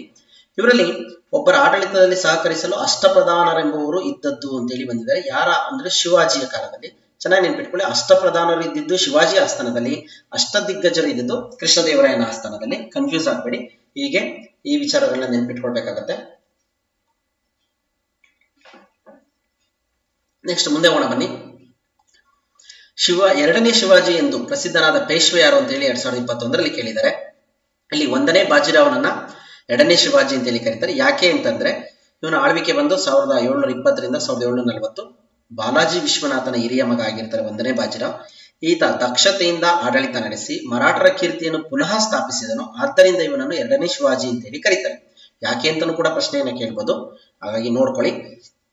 ನೆಕ್ಸ್ಟ್ ದಿಲ್ಲಿ ಸುಲ್ತಾನರು. ದಿಲ್ಲಿ ಸುಲ್ತಾನರಿಗೆ ಸಂಬಂಧಪಟ್ಟಂಗೆ ಏನ್ ಪ್ರಶ್ನೆ, ಹೆಚ್ಚಿನ ಪ್ರಶ್ನೆಗಳನ್ನು ಕೇಳಿದ್ದಾರೆ ಅಂತ ನಾವು ಆಲ್ರೆಡಿ ಬ್ಲೂ ಪ್ರಿಂಟ್ ಅಲ್ಲಿ ನೋಡಿದೀವಿ. ಬೇಕಂದ್ರೆ ಇನ್ನೊಂದ್ಸಲ ವಿಡಿಯೋವನ್ನು ನೋಡಿದಾಗ ನಿಮಗೆ ಮಾಹಿತಿ ಸಿಗುತ್ತೆ. ದಿಲ್ಲಿ ಸುಲ್ತಾನರು ಸ್ವತಃ ಪ್ರೋತ್ಸಾಹಿಸಿದ ಬೃಹತ್ ಉದ್ಯಮ ಯಾವುದು ಅಂತೇಳಿ ಕೇಳಿದ್ದಾರೆ. ನೇಯ್ಗೆ ಅಂತೇಳಿ 2014ರಲ್ಲಿ ಬಂದಿರುವಂತಹ ಪ್ರಶ್ನೆ. ನೆಕ್ಸ್ಟ್ ಅಲ್ಲಾವುದ್ದೀನ್ ಖಿಲ್ಜಿಯ ಭವ್ಯ ರಚನೆ ಯಾವುದು ಅಂತೇಳಿ ಇದನ್ನು ಕೂಡ 2014ರಲ್ಲೇ ಕೇಳಿದ್ದಾರೆ. ಅಲೈ ದರ್ವಾಜಾ ಅಂತಕ್ಕಂಥದ್ದು ಇವರ ಪ್ರಸಿದ್ಧ ಭವ್ಯ ರಚನೆಯಾಗಿರುತ್ತೆ. ಅಲ್ಲಾವುದ್ದೀನ್ ಖಿಲ್ಜಿ ಮನೆತನಕ್ಕೆ ಸಂಬಂಧಪಟ್ಟಿದ್ದಾಗಿದೆ. ಭಾರತದ ಗಿಳಿ ಎಂದು ಹೆಸರು ಪಡೆದವರು ಯಾರು ಅಂತ ಹೇಳಿ 2017ರಲ್ಲಿ ಕೇಳಿದರೆ ಅಮೀರ್ ಖುಸ್ರು. ನಿಮಗೆ ಗೊತ್ತೇ ಇರುತ್ತೆ, ಇವರು ಪರ್ಷಿಯನ್ ಭಾಷೆಯ ಕವಿಯಾಗಿರ್ತಾರೆ. ಕೃತಿಗಳು ಫತನಾಮಾ, ತುಗ್ಲಕ್ನಾಮಾ, ಐನಿ ಸಿಕಂದರಿ ಇತ್ಯಾದಿ. ನೆಕ್ಸ್ಟ್ ಮೊಹಮ್ಮದ್ ಬಿನ್ ತೊಗಲಕ್ ಮತ್ತು ಫಿರೋಜ್ ಶಾ ತೊಗಲಕ್ನ ಆಸ್ಥಾನದಲ್ಲಿ ಈ ಅಮೀರ್ ಖುಸ್ರು ಅಂತಕ್ಕಂಥವ್ರು ಇರ್ತಾರೆ. ಇದಿಷ್ಟು ಕೂಡ ಇವರ ಮಾಹಿತಿ. ದಿಲ್ಲಿ ಸುಲ್ತಾನರು ಓದ್ತಾ ನಿಮಗೆ ಗೊತ್ತಾಗುತ್ತೆ. ಇವುಗಳೆಲ್ಲ ನೋಡಿ ಸ್ಕ್ರೀನ್ ಶಾಟ್ ಇಟ್ಕೊಂಡು ನೀವು ನೋಟ್ಸ್ ಮಾಡ್ತಾ ಹೋಗಿ ಪಾಠದಲ್ಲಿ ಓದ್ತಾ ಹೋದ್ರೆ ನಿಮ್ಗೆ ಒಂದು ಐಡಿಯಾ ಸಿಗುತ್ತೆ. ಇವಾಗ ನಿಮ್ಗೆ ಆರ್ಡರ್ ಆಗಿ ಕೊಟ್ಟಿದ್ದೀವಿ, ನೀವು ಆರ್ಡರ್ ಆಗಿ ಏನ್ ಮಾಡಿದ್ರಿ, ಸ್ಕ್ರೀನ್ ಶಾಟ್ ಅಥವಾ ನೋಟ್ಸ್ ಮಾಡ್ಕೊಂಡು ಆ ಪಾಠಗಳಿಗೆ ಸಂಬಂಧಪಟ್ಟಂಗೆ ವಿಚಾರ ಓದ್ತಾ ಮಾಡಿದ್ರೆ ನೀವೇನಾಗುತ್ತೆ, ಏನೇನು ಓದ್ಬೇಕು ಏನು ಓದ್ಬಾರ್ದು ಅಂತೇಳಿ ನಿಮಗೆ ಮಾಹಿತಿ ಸಿಗುತ್ತೆ. ಮಧ್ಯಯುಗದ ಭಾರತವನ್ನು ಆಳಿದ ಪ್ರಥಮ ಮಹಿಳೆ 2014ರಲ್ಲಿ ಕೇಳಿರುವಂತದ್ದು ಗೊತ್ತಿದೆ, ರಜಿಯಾ ಸುಲ್ತಾನ್ ರಜಿಯಾ ಅಂತೇಳಿ. ರಜಿಯಾ ಸುಲ್ತಾನ ತನ್ನ ಸಹೋದರ ರಕ್ಷುದ್ದೀನ್ ಫಿರೋಜ್ನನ್ನು ಬದಿಗೊತ್ತಿ ಅಧಿಕಾರಕ್ಕೆ ಬಂದ. ಈಕೆ ಮಧ್ಯಯುಗದ ಕಾಲದ ಭಾರತವನ್ನು ಆಳಿದ ಏಕೈಕ ಮಹಿಳೆ. 3 ವರ್ಷ 6 ತಿಂಗಳು 6 ದಿನಗಳ ಕಾಲ ಇವರು ಆಳ್ವಿಕೆಯನ್ನ ನಡೆಸ್ತಾರೆ. ರಾಣಿ ಪದ್ಮಿನಿ ಮೇವಾರದ ಸಾಮ್ರಾಜ್ಯದ ರಾಣಿಯಾಗಿರ್ತಾರೆ. ಝಾನ್ಸಿ ರಾಣಿ ಲಕ್ಷ್ಮೀಬಾಯಿ 1857ರಲ್ಲಿ ಪ್ರಥಮ ಸ್ವಾತಂತ್ರ್ಯ ಸಂಗ್ರಾಮದ ಮಹಿಳೆ ಆಗಿರ್ತಾರೆ. ಓಕೆನಾ. ಇವರು ಮೊದಲ ರಾಣಿ ಪದ್ಮಿನಿ ಅಂತಕ್ಕಂಥವ್ರು ಇವರು ಮೊದಲ ಮಹಿಳೆ ಆಗಿರ್ತಾರೆ. ಇವರು ಕೂಡ ಪ್ರಪ್ರಥಮದವರೇ, ನೆನ್ಪಿಟ್ಕೊಳ್ಳಿ. ಬೇಗಂ ಹಜರತ್ ಮಹಲ್ ಪ್ರಥಮ ಸ್ವತಂತ್ರ ಹೋರಾಟ, ಬ್ರಿಟಿಷರ ವಿರುದ್ಧ ಹೋರಾಡಿದ ಮಹಿಳೆ. ಇದಿಷ್ಟು ಕೂಡ ಇವರ ಬಗ್ಗೆ ಮಾಹಿತಿ. ಇದನ್ನು ಕೂಡ ನೆನ್ಪಿಟ್ಕೊಂಡ್ರಿ, ಯಾಕೆಂದ್ರೆ ಯಾವ ರೀತಿ ಪ್ರಶ್ನೆಗಳನ್ನ ಬೇಕಾದ್ರೂ ಕೂಡ ಕೇಳ್ಬೋದು. ನೆಕ್ಸ್ಟ್ ಕೆಳಗಿನ ಗುಂಪಿನಲ್ಲಿ ದಕ್ಷಿಣ ಭಾರತ ರಾಜ್ಯಗಳು ಉತ್ತರ ಭಾರತಕ್ಕೆ ಅನುಗುಣವಾಗಿ ರಾಜ್ಯಗಳನ್ನು ಉತ್ತರದಿಂದ ದಕ್ಷಿಣಕ್ಕೆ ಅನುಗುಣವಾಗಿ ಜೋಡಿಸಿ ಅಂತ ಹೇಳಿ ಕೇಳಿದ್ದಾರೆ. ಯಾವುದು ಉತ್ತರದಿಂದ ದಕ್ಷಿಣಕ್ಕೆ ಆರ್ಡರ್ ಆಗಿ ಬರುತ್ತೆ ಅಂದ್ರೆ ದೇವಗಿರಿ, ವಾರಂಗಲ್, ದ್ವಾರಸಮುದ್ರ, ಮದುರೈ ಅಂತ ಹೇಳಿ. ಅಲ್ಲಾವುದ್ದೀನ್ ಖಿಲ್ಜಿಯ ದಂಡನಾಯಕ ಮಲ್ಲಿಕ್ ಕಾಫರ್ ಗೊತ್ತಿದೆ ನಿಮಗೆ, ದಕ್ಷಿಣ ಭಾರತದ ಮೇಲೆ ದಂಡಯಾತ್ರೆ ಮಾಡ್ತಾನೆ. ಅದರಲ್ಲಿ ಅಲ್ಲಾವುದ್ದೀನ್ ಖಿಲ್ಜಿಯ ಉತ್ತರ ಭಾರತದ ದಂಡಯಾತ್ರೆಗಳು, ದಕ್ಷಿಣ ಭಾರತದ ದಂಡಯಾತ್ರೆಗಳು ಅಂತೇಳಿ ಬರುತ್ತೆ. ಅದರಲ್ಲಿ ಇವೆಲ್ಲ ಬರ್ತವೆ. ದೇವಗಿರಿ 1307ರಲ್ಲಿ ದೇವಗಿರಿಯನ್ನ ಯಾದವರು ಆಳ್ತಾ ಇರ್ತಾರೆ. ದೌಲತಾಬಾದ್ ಮಹಾರಾಷ್ಟ್ರ ಅಂತೇಳಿ ದೇವಗಿರಿಯ ಯಾದವರು ಅಂತೇಳಿ. ನೆಕ್ಸ್ಟ್ ವಾರಂಗಲ್ ಕಾಕತೀಯರು ತೆಲಂಗಾಣದಲ್ಲಿದೆ. ದ್ವಾರಸಮುದ್ರ ಹೊಯ್ಸಳರು, ಹಳೆಬೀಡು ನಮ್ಮ ಹಾಸನ ಕರ್ನಾಟಕದಲ್ಲಿದೆ. ಮದುರೈನ ಪಾಂಡ್ಯರು. ಹೀಗೆ ಆರ್ಡರ್ ಆಗಿ ಬರ್ತಾ ಹೋಗುತ್ತೆ. ಇವನ್ನ ನೆನ್ಪಿಟ್ಕೊಳ್ಳಿ. ಇವುಗಳ ಮೇಲೆ ಕ್ರಮವಾಗಿ ದಾಳಿಯನ್ನ ಮಾಡ್ತಾರೆ. ಫಸ್ಟ್ ದೇವಗಿರಿ, ವಾರಂಗಲ್, ದ್ವಾರಸಮುದ್ರ, ಮದುರೈ ಅಂತೇಳಿ. ಅದೇ ತರ ದೇವಗಿರಿ, ವಾರಂಗಲ್, ದ್ವಾರಸಮುದ್ರ, ಮದುರೈ ಇವುಗಳ ಆರ್ಡರ್ ಆಗಿದ್ದಾವೆ. ಇದು ಕೂಡ ತುಂಬಾ ಈಸಿ ಆಗಿರ್ತಕ್ಕಂಥ ಪ್ರಶ್ನೆ, ನೆನ್ಪಿಟ್ಕೊಳ್ಳಿ. ನೋಡಿ ಯಾವ್ಯಾವ ಪ್ರಶ್ನೆಗಳನ್ನ ಯಾವ್ಯಾವ ರೀತಿ ಕೇಳ್ತಾರೆ ಅಂತೇಳಿ. ಇದನ್ನು ಮ್ಯಾಚ್ ದ ಫಾಲೋಯಿಂಗ್ ಕೂಡ ಕೇಳಿದ್ದಾರೆ. ದೇವಗಿರಿಯಾದವರು, ವಾರಂಗಲ್ಲಿನ ಕಾಕತೀಯರು, ದ್ವಾರಸಮುದ್ರದ ಹೊಯ್ಸಳರು, ಮದುರೈನ ಪಾಂಡ್ಯರು ಅಂತೇಳಿ. ಇದನ್ನು ಕೂಡ ನೆನ್ಪಿಟ್ಕೊಳ್ಳಿ. ದೆಹಲಿ ಸುಲ್ತಾನರ ಕಾಲದ ಬೃಹತ್ ಉದ್ಯಮ ಯಾವುದು ಅಂತ ಹೇಳಿ ಕೇಳಿದರೆ ನೇಯ್ಗೆ. ಆಲ್ರೆಡಿ ಬಂದಿದೆ 2019ರಲ್ಲಿ. ನೆಕ್ಸ್ಟ್ ಮುಂದೆ ಹೋಗೋಣ ಬನ್ನಿ. ಅಲ್ಲಾವುದ್ದೀನ್ ಖಿಲ್ಜಿಯ ಪ್ರಮುಖ ದಂಡನಾಯಕ ಬಂತು ನೋಡಿ, ಮಲಿಕ್ ಕಾಫರ್. ಈತ ಖಿಲ್ಜಿ ಮನೆತನ ಸ್ಥಾಪಕ ಜಲಾಲುದ್ದೀನ್ ಖಿಲ್ಜಿ ಆಶ್ರಯದಲ್ಲಿ ಬೆಳೆದು ಯಾರು, ಈ ಅಲ್ಲಾವುದ್ದೀನ್ ಖಿಲ್ಜಿ. ಅವನನ್ನೇ ಕೊಲೆ ಮಾಡಿ ಅಧಿಕಾರಕ್ಕೆ ಬರ್ತಾನೆ ಈ ಅಲ್ಲಾವುದ್ದೀನ್ ಖಿಲ್ಜಿ ಮನೆತನ ಸ್ಥಾಪಕ ಜಲಾಲುದ್ದೀನ್ ಖಿಲ್ಜಿಯ ಆಶ್ರಯದಲ್ಲಿ ಅಲ್ಲಾವುದ್ದೀನ್ ಖಿಲ್ಜಿ ಇರ್ತಾರೆ. ಅವನನ್ನ ಕೊಂದು ಏನ್ ಮಾಡ್ತಾರೆ, ಅಧಿಕಾರಕ್ಕೆ ಬರ್ತಾರೆ. ದಂಡಯಾತ್ರೆಗಳು ಉತ್ತರ ಭಾರತದ ದಂಡಯಾತ್ರೆಗಳು, ದಕ್ಷಿಣ ಭಾರತದ ದಂಡಯಾತ್ರೆಗಳು ಅಲ್ಲಾವುದ್ದೀನ್ ಖಿಲ್ಜಿತು. ದೇವಗಿರಿ ಯಾದವರು, ವಾರಂಗಲ್ಲಿನ ಕಾಕತೀಯರು, ದ್ವಾರಸಮುದ್ರ, ಮದುರೈನ ಪಾಂಡ್ಯರು. ಈ 4 ರಾಜ್ಯಗಳ ಮೇಲೆ ದಂಡಯಾತ್ರೆಗಳನ್ನು ಯಶಸ್ವಿಗೊಳಿಸಿದವನು ಅಲ್ಲಾವುದ್ದೀನ್ ಖಿಲ್ಜಿಯ ದಂಡನಾಯಕ ಮಲ್ಲಿಕ್ ಕಾಫರ್, ನಿಮಗೆ ಗೊತ್ತೇ ಇದೆ. ನೆಕ್ಸ್ಟ್ ಇದಾದ್ಮೇಲೆ ಅಲ್ಲಾವುದ್ದೀನ್ ಖಿಲ್ಜಿಯ ಸಹನಾ ಇ ಮಂಡಿ ಎಂಬ ಉನ್ನತಾಧಿಕಾರಿಗಳನ್ನು ಇದೊಂದನ್ನು ನಿಯಂತ್ರಿಸಲು ನೇಮಿಸಿದ್ದರು ಅಂತ 2019ರಲ್ಲಿ ಕೇಳಿದ್ದಾರೆ. ಮಾರುಕಟ್ಟೆಗಳನ್ನ ನಿಯಂತ್ರಣ ಮಾಡೋದಕ್ಕೆ. ಇದ್ರ ಮೇಲೆ ಇನ್ನೊಂದು ಪ್ರಶ್ನೆ ಮುಂದೆ ಬರುತ್ತೆ, ನೋಡೋಣ ಬನ್ನಿ ಏನ್ ಕೇಳಿದ್ದಾರೆ ಅಂತ. ಮೊದಲ 2 ಪದಗಳಿಗೆ ಸಂಬಂಧಪಟ್ಟಂತೆ 3ನೇ ಪದಕ್ಕೆ ಸಂಬಂಧ ಬರೀರಿ ಅಂತೇಳಿ. ಸಹನಾ ಇ ಮಂಡಿ ಅಲ್ಲಾವುದ್ದೀನ್ ಖಿಲ್ಜಿ. 40 ಸರದಾರರ ಕೂಟದ ನೇಮಕ ಯಾರು ಅಂತೇಳಿ ಪ್ರಶ್ನೆ ಕೇಳಿದರೆ ಇಲ್ತಮಶ್ ಅಂತಕ್ಕಂಥವ್ರು. ಓಕೆನಾ. ನೋಡಿ ಇದಕ್ಕೆ ಲಿಂಕ್ ಇದಾವೆ. ಈ ರೀತಿ ಪ್ರಶ್ನೆಗಳನ್ನ ಕೇಳ್ತಾರೆ. ಇವಾಗ ಒಂಥರ ನಿಮ್ಗೆ ಒಂದು ಐಡಿಯಾ ಸಿಗ್ತಾ ಇದೆ, ಕಾನ್ಫಿಡೆನ್ಸ್ ಬರ್ತಿದೆ. ನೋಡಪ್ಪ ಹೇಗೆಲ್ಲ ಪ್ರಶ್ನೆ ಕೇಳಿದ್ದಾರೆ ಅಂತೇಳಿ ಸ್ನೇಹಿತರೆ ನೋಡ್ಕೊಳ್ಳಿ. ಇನ್ನ ಭಕ್ತಿ ಚಳುವಳಿಯ ಮೇಲೆ ಏನೆಲ್ಲ ಪ್ರಶ್ನೆ ಕೇಳಿದ್ದಾರೆ ನೋಡ್ತಾ ಹೋಗೋಣ ಬನ್ನಿ. ಇದು ಭಕ್ತಿ ಚಳುವಳಿಯ ಪರಿಣಾಮಗಳಲ್ಲಿ ಒಂದಾಗಿದೆ ಅಂತೇಳಿ ಕೇಳಿದ್ದಾರೆ. ಯಾವುದು ಇದರಲ್ಲಿ ಅಂತೇಳಿ. ಭಾರತದಲ್ಲಿ ಪ್ರಾದೇಶಿಕ ಭಾಷೆಗಳು ವಿಕಸನಗೊಂಡವು ಅಂತಕ್ಕಂಥದ್ದು ಸರಿಯಾದಂತ ಉತ್ತರ ಆಗಿದೆ. ನಾನು ಎಲ್ಲ ಆಪ್ಷನ್ ಅನ್ನು ಓದೋದಿಕ್ಕೆ ಹೋಗೋದಿಲ್ಲ, ನೋಡ್ಕೊಳ್ಳಿ, ನಿಮಗೆ ಅವಶ್ಯಕತೆ ಇದ್ರೆ ಓದ್ಕೊಳ್ಳಿ ಅಂತ ಹೇಳ್ತಾ. ಹಿಂದೂ ಆಚರಣೆಗಳಲ್ಲಿ ಸುಧಾರಣೆಗಳು. ಹಿಂದೂ ಮತ್ತು ಮುಸಲ್ಮಾನರಲ್ಲಿ ಸಾಮರಸ್ಯವನ್ನು ಉಂಟು ಮಾಡುವುದು ಭಕ್ತಿ ಪಂಥದ ಮುಖ್ಯ ಉದ್ದೇಶ ಆಗಿತ್ತು. ಏನು ಉದ್ದೇಶ ಆಗಿತ್ತು ಭಕ್ತಿ ಚಳುವಳಿದು ಅಂತ ಕೂಡ ಪ್ರಶ್ನೆ ಇದೆ. ಹಾಗಾಗಿ ಇದನ್ನ ನೋಡ್ಕೊಳ್ಳಿ. ಇಲ್ಲಿ ಪ್ರಾದೇಶಿಕ ಭಾಷೆಗಳು ವಿಕಸನ ಆಗ್ತವೆ. ನೆಕ್ಸ್ಟ್ ಇದಾದ್ಮೇಲೆ ಭಕ್ತಿ ಎಂಬ ಸಂಸ್ಕೃತ ಪದವು ಬಜ್ ಎಂಬ ಮೂಲದಿಂದ ಬಂದಿದ್ದು. ಹಾಗಾದ್ರೆ ಬಜ್ ಅಂದ್ರೆ ಏನು ಅಂತೇಳಿ ಪ್ರಶ್ನೆಯನ್ನು ಕೇಳಿದರೆ ಜ್ಞಾನನ, ಶಕ್ತಿನ, ಮೋಕ್ಷನ, ಕರ್ಮನ ಅಂತೇಳಿ. ಬಜ್ ಅಂದ್ರೆ ಜ್ಞಾನ ಅಂತ ಹೇಳಿ 2019ರಲ್ಲಿ ಕೇಳಿರುವಂತ ಪ್ರಶ್ನೆ. ನೆಕ್ಸ್ಟ್ ಇದಾದ್ಮೇಲೆ 98ನೇ ಪ್ರಶ್ನೆ 2021ರಲ್ಲಿ ಕೇಳಿರುವಂತದ್ದು. ಜಗತ್ತು ಮಾಯೆ, ಬ್ರಹ್ಮ ಮಾತ್ರ ಸತ್ಯ ಎಂದು ಪ್ರತಿಪಾದಿಸಿದವರು ಯಾರು ಅಂತೇಳಿ ಕೇಳಿದರೆ ಯಾರಂತಂದ್ರೆ ಶಂಕರಾಚಾರ್ಯರು. ಜಗತ್ತು ಮಾಯೆ, ಬ್ರಹ್ಮ ಮಾತ್ರ ಸತ್ಯ ಅಂತ ಹೇಳಿದಂಥವ್ರು ಶಂಕರಾಚಾರ್ಯರಾಗಿರ್ತಾರೆ. ಇವರು ಕೇರಳದ ಕಾಲಡಿಯಲ್ಲಿ ಜನಿಸ್ತಾರೆ. ತಂದೆ ಶಿವಗುರು, ತಾಯಿ ಆರ್ಯಾಂಬ. ಅದ್ವೈತ ಸಿದ್ಧಾಂತದ ಪ್ರತಿಪಾದಕರು ಇವರಾಗಿರ್ತಾರೆ. ನೆಕ್ಸ್ಟ್ ಇದರ ಬಗ್ಗೆ ಮುಂದೆ ಮಾಹಿತಿ ಕೊಡ್ತೀನಿ. ಕೆಳಗಿನವುಗಳಲ್ಲಿ ಸರಿಯಾದ ಜೋಡಿಗಳನ್ನು ಗುರುತಿಸಿ ಅಂತ ಹೇಳಿ ಕೇಳಿದ್ದಾರೆ. ಇಲ್ಲಿ ಬದರಿ ಜ್ಯೋತಿರ್ಪೀಠ, ದ್ವಾರಕಾ ಗೋವರ್ಧನ ಪೀಠ, ಕಂಚಿ ಕಾಳಿಕಾ ಪೀಠ, ಪುರಿ ಕಾಮಕೋಟೆ ಪೀಠ ಅಂತೇಳಿ ಬದರಿ ಜ್ಯೋತಿರ್ಪೀಠ ಅಂತಕ್ಕಂಥದ್ದು ಸರಿಯಾದಂತಹ ಹೊಂದಾಣಿಕೆ ಆಗಿರುತ್ತೆ. ಬದರಿ ಜ್ಯೋತಿರ್ಪೀಠ, ದ್ವಾರಕಾ ಕಾಳಿಕಾ ಪೀಠ, ಕಂಚಿ ಕಾಮಕೋಟಿ ಪೀಠ, ಪೂರಿ ಗೋವರ್ಧನ ಪೀಠ, ಇವುಗಳು ಅವರು ಸ್ಥಾಪನೆ ಮಾಡಿದಂತ 4 ದಿಕ್ಕುಗಳ, ದೇಶದ 4 ದಿಕ್ಕುಗಳಲ್ಲಿ 4 ಮಠಗಳು, ಪೀಠಗಳು. ಇವನ್ನ ನೆನ್ಪಿಟ್ಕೊಳ್ಳಿ. ಇವು ಶಂಕರಾಚಾರ್ಯ ಸ್ಥಾಪಿಸಿದ ಮಠಗಳಾಗಿರ್ತವೆ ಸ್ನೇಹಿತರೆ. ನೆಕ್ಸ್ಟ್ ಮುಂದೆ ಹೋಗೋಣ. ದ್ವೈತ ಸಿದ್ಧಾಂತದ ತತ್ವ ಏನು ಅಂತ ಹೇಳಿ ಕೇಳಿದರೆ, ಜೀವಾತ್ಮ ಮತ್ತು ಪರಮಾತ್ಮ ಬೇರೆ, ಜೀವಾತ್ಮ ಮತ್ತು ಪರಮಾತ್ಮ ಎರಡು ಒಂದೇ, ಜೀವಾತ್ಮ ಮತ್ತು ಪರಮಾತ್ಮ ಲೋಕದಲ್ಲಿ ಮಾತ್ರ ಬೇರೆ, ಜೀವಾತ್ಮ ಮತ್ತು ಪರಮಾತ್ಮ ಮೋಕ್ಷದಲ್ಲಿ ಬೇರೆ ಬೇರೆ ಅಂತೇಳಿ, ಜೀವಾತ್ಮ ಮತ್ತು ಪರಮಾತ್ಮ ಎರಡೂ ಬೇರೆ ಅಂತೇಳಿ ದ್ವೈತ ಸಿದ್ಧಾಂತ ಹೇಳ್ತಾ ಹೋಗುತ್ತೆ. ಇಲ್ಲಿ ದ್ವೈತ ಸಿದ್ಧಾಂತ ಯಾರು ಪ್ರತಿಪಾದನೆ ಮಾಡಿದ್ರು, ಅವರ ತತ್ವ ಏನು? ಅದ್ವೈತ ಸಿದ್ಧಾಂತ. ಓಕೆನಾ, ಇದು ಅದ್ವೈತ ಮಾಡ್ಕೊಳ್ಳಿ, ಇದನ್ನ ದ್ವೈತ ಆಗಿದೆ ಸ್ನೇಹಿತರೆ, ಟೈಪಿಂಗ್ ಮಿಸ್ಟೇಕ್ ಆಗಿದೆ. ಎರಡು ದ್ವೈತ ಆಗಿದೆ. ಅದ್ವೈತ ಬಂದು ಶಂಕರಾಚಾರ್ಯರು, ದ್ವೈತ ಬಂದು ಮಧ್ಯಾಚಾರ್ಯರು, ಶಂಕರಾಚಾರ್ಯರು ಬಂದು ಅದ್ವೈತ ಮಾಡ್ಕೊಳ್ಳಿ. ಹೀಗೆ ಇದಿಷ್ಟು ಕೂಡ ವಿಶಿಷ್ಟಾದ್ವೈತ, ಶಕ್ತಿ ವಿಶಿಷ್ಟಾದ್ವೈತ, ಯಾರ್ಯಾರು ಏನೇನೆಲ್ಲ ಹೇಳಿದ್ರು ಅಂತ ಹೇಳಿ ಇಲ್ಲಿ ಕೊಟ್ಟಿದ್ದೀವಿ ಮಾಹಿತಿಯನ್ನ.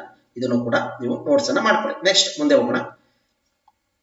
ಸಾಮಾಜಿಕ ಧಾರ್ಮಿಕ ಸುಧಾರಣಾ ಚಳವಳಿಯ ಮೇಲೆ ಏನು ಪ್ರಶ್ನೆ ಕೇಳಿದ್ದಾರೆ? 15ನೇ ಶತಮಾನದಲ್ಲಿ ಭಾರತದಲ್ಲಿ ಜರುಗಿದ ಸಾಮಾಜಿಕ ಸುಧಾರಣಾ ಚಳವಳಿಯ ಮುಖ್ಯ ಪರಿಣಾಮ ಏನು ಅಂತೇಳಿ ಕೇಳಿದರೆ, ಸರಿಯಾದಂತ ಉತ್ತರ ಸಾಮಾಜಿಕ ಪಿಡುಗುಗಳ ನಿರ್ಮೂಲನೆ. ಇದೇ ಪ್ರಮುಖವಾದಂತಹ ಉದ್ದೇಶ ಆಗಿರುತ್ತೆ ಸಾಮಾಜಿಕ ಧಾರ್ಮಿಕ ಸುಧಾರಣಾ ಚಳವಳಿ. ಇದು ಕೂಡ ಇಲ್ಲಿ ಯಾವ್ಯಾವ ಸಾಮಾಜಿಕ ಪಿಡುಗುಗಳು ಅಂತಂದ್ರೆ, ಜಾತಿ ಪದ್ಧತಿ, ವಿಧವಾ ವಿವಾಹ, ಸತಿ ಪದ್ಧತಿ, ಮೂರ್ತಿ ಪೂಜೆ, ಮಹಿಳೆಯರ ಶಿಕ್ಷಣ, ಇದಕ್ಕೆ ಸಂಬಂಧಪಟ್ಟಾಗೆ ಮಾಹಿತಿ ಇರ್ತಾ ಹೋಗುತ್ತೆ. ಅದರಲ್ಲಿ ಅವುಗಳನ್ನ ನೋಡ್ಕೊಳ್ಳಿ ಅಂತ ಹೇಳ್ತಾ ಮುಂದೆ ಹೋಗೋಣ. ಎ ಪಟ್ಟಿಯನ್ನು ಬಿ ಪಟ್ಟಿಯೊಂದಿಗೆ ಹೊಂದಿಸಿ ಅಂತ ಹೇಳಿ ಒಂದು ಪ್ರಶ್ನೆಯನ್ನು ಕೇಳಿದ್ದಾರೆ. ರಾಜಾರಾಮ್ ಮೋಹನ್ ರಾಯ್ ಸರಿಯಾದ ಉತ್ತರವನ್ನು ಕೊಟ್ಟಿದ್ದೀವಿ. ಭಾರತದ ನವೋದಯದ ಪಿತಾಮಹ. ದಯಾನಂದ ಸರಸ್ವತಿ ಶುದ್ಧಿ ಚಳವಳಿಯನ್ನು ನಡೆಸ್ತಾರೆ. Annie Besant theosophical society. Jyotiba Phule ಅಸ್ಪೃಶ್ಯ ವರ್ಗದ ಬಾಲಕಿಯರಿಗೋಸ್ಕರ ಶಾಲೆ. ತುಂಬಾ ಚೆನ್ನಾಗಿದೆ ಸ್ನೇಹಿತರೆ. ಇವೆಲ್ಲ ನೀವು ಹೇಗೆ ಓದ್ಕೊಳ್ಬೇಕು ಅಂತಕ್ಕಂಥ ಒಂದು ಮಾಹಿತಿಯನ್ನ ನಿಮ್ಗೆ ಹೇಳೋದಾದ್ರೆ ಮುಂದೆ ಹೇಳ್ತೀನಿ ಬನ್ನಿ. ಕ್ವಶನ್ ಆಗಲಿ. ಆರ್ಯ ಸಮಾಜ ಮಹಾತ್ಮ ಜ್ಯೋತಿಬಾ ಫುಲೆ, ಪ್ರಾರ್ಥನಾ ಸಮಾಜ ದಯಾನಂದ ಸರಸ್ವತಿ, ಸತ್ಯಶೋಧಕ ಸಮಾಜ ಆತ್ಮರಾಮ ಪಾಂಡುರಂಗ, ಯುವ ಬಂಗಾಳ ಚಳವಳಿ ಹೆನ್ರಿ ಲೂಯಿಸ್ ವಿವಿಯನ್ ಡಿಲೇಜಿಯೋ ಅಂತಕ್ಕಂಥವ್ರು. ಸರಿ ಉತ್ತರ ಬಂದು 4. ಯುವ ಬಂಗಾಳ ಚಳವಳಿ, ಹೆನ್ರಿ ಲೂಯಿಸ್ ವಿವಿಯನ್ ಡಿಲೇಜಿಯೋ ಅಂತಕ್ಕಂಥವ್ರು. ಇವುಗಳಲ್ಲಿ ಸರಿಯಾದ ಜೋಡಿಯನ್ನು ಗುರುತಿಸಿ ಅಂತ ಹೇಳಿ ಕೇಳಿದರೆ, ಆರ್ಯ ಸಮಾಜ ಬಂದು ದಯಾನಂದ ಸರಸ್ವತಿ, ಹಾಗಾಗಿ ಇವೆಲ್ಲ ಇದಾಗಿರ್ತವೆ ನೋಡ್ಕೊಳ್ಳಿ. ಬ್ರಹ್ಮ ಸಮಾಜ ರಾಜಾರಾಮ್ ಮೋಹನ್ ರಾಯ್, ಆರ್ಯ ಸಮಾಜ ದಯಾನಂದ ಸರಸ್ವತಿ, ಪ್ರಾರ್ಥನಾ ಸಮಾಜ ಆತ್ಮರಾಮ ಪಾಂಡುರಂಗ, ಸತ್ಯಶೋಧಕ ಸಮಾಜ ಮಹಾತ್ಮ ಜ್ಯೋತಿಬಾ ಫುಲೆ. ಇದು ಸರಿಯಾದಂತ ಉತ್ತರ ಆಗಿರುತ್ತೆ. ಇಲ್ಲಿ ಸರಿಯಾದಂತ ಉತ್ತರ ಯಾವುದು ಅಂದ್ರೆ ಯುವ ಬಂಗಾಳ ಚಳವಳಿ, ಹೆನ್ರಿ ಲೂಯಿಸ್ ವಿವಿಯನ್ ಡಿಲೇಜಿಯನ್ ಅಂತೇಳಿ ನೋಡ್ಕೊಳ್ಳಿ. ಇದಕ್ಕೆ ಸಂಬಂಧಪಟ್ಟಂತ ಮಾಹಿತಿ. ನೆಕ್ಸ್ಟ್ ಇದಾದ್ಮೇಲೆ 104ನೇ ಪ್ರಶ್ನೆ ಆಗಿತ್ತು. ಸ್ವಾಮಿ ದಯಾನಂದ ಸರಸ್ವತಿಯವರು ಪ್ರತಿಪಾದನೆ ಸಮರ್ಥನೆ ಅಂತೇಳಿ. ಸ್ವಾಮಿ ದಯಾನಂದ ಸರಸ್ವತಿಯವರು ಸುದ್ದಿ ಚಳವಳಿಯನ್ನ ನಡೆಸಿದ್ರು.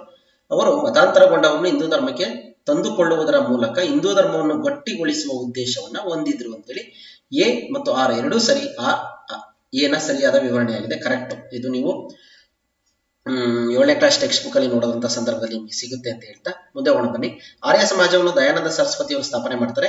ಸಿದ್ದು ಚಳುವಳಿಯನ್ನು ಪ್ರಾರಂಭಿಸಿ ಮತಾಂತರಗೊಂಡಿದ್ದವರನ್ನು ಹಿಂದೂ ಧರ್ಮಕ್ಕೆ ಮತ್ತೆ ಕರೆತರುವ ಉದ್ದೇಶ ಇದಾಗಿರುತ್ತೆ. ಅಲ್ಲಿ ಹೇಳಿಕೆ ಕೊಟ್ಟಿದ್ದಾರೆ, ನೀವು ನೋಡಿ, ಅಲ್ಲಿ ನಿಮಗೆ ಮಾಹಿತಿ ಸಿಗುತ್ತೆ ಅಂತ ಹೇಳ್ತಾ ಮುಂದೆ ಹೋಗೋಣ ಬನ್ನಿ.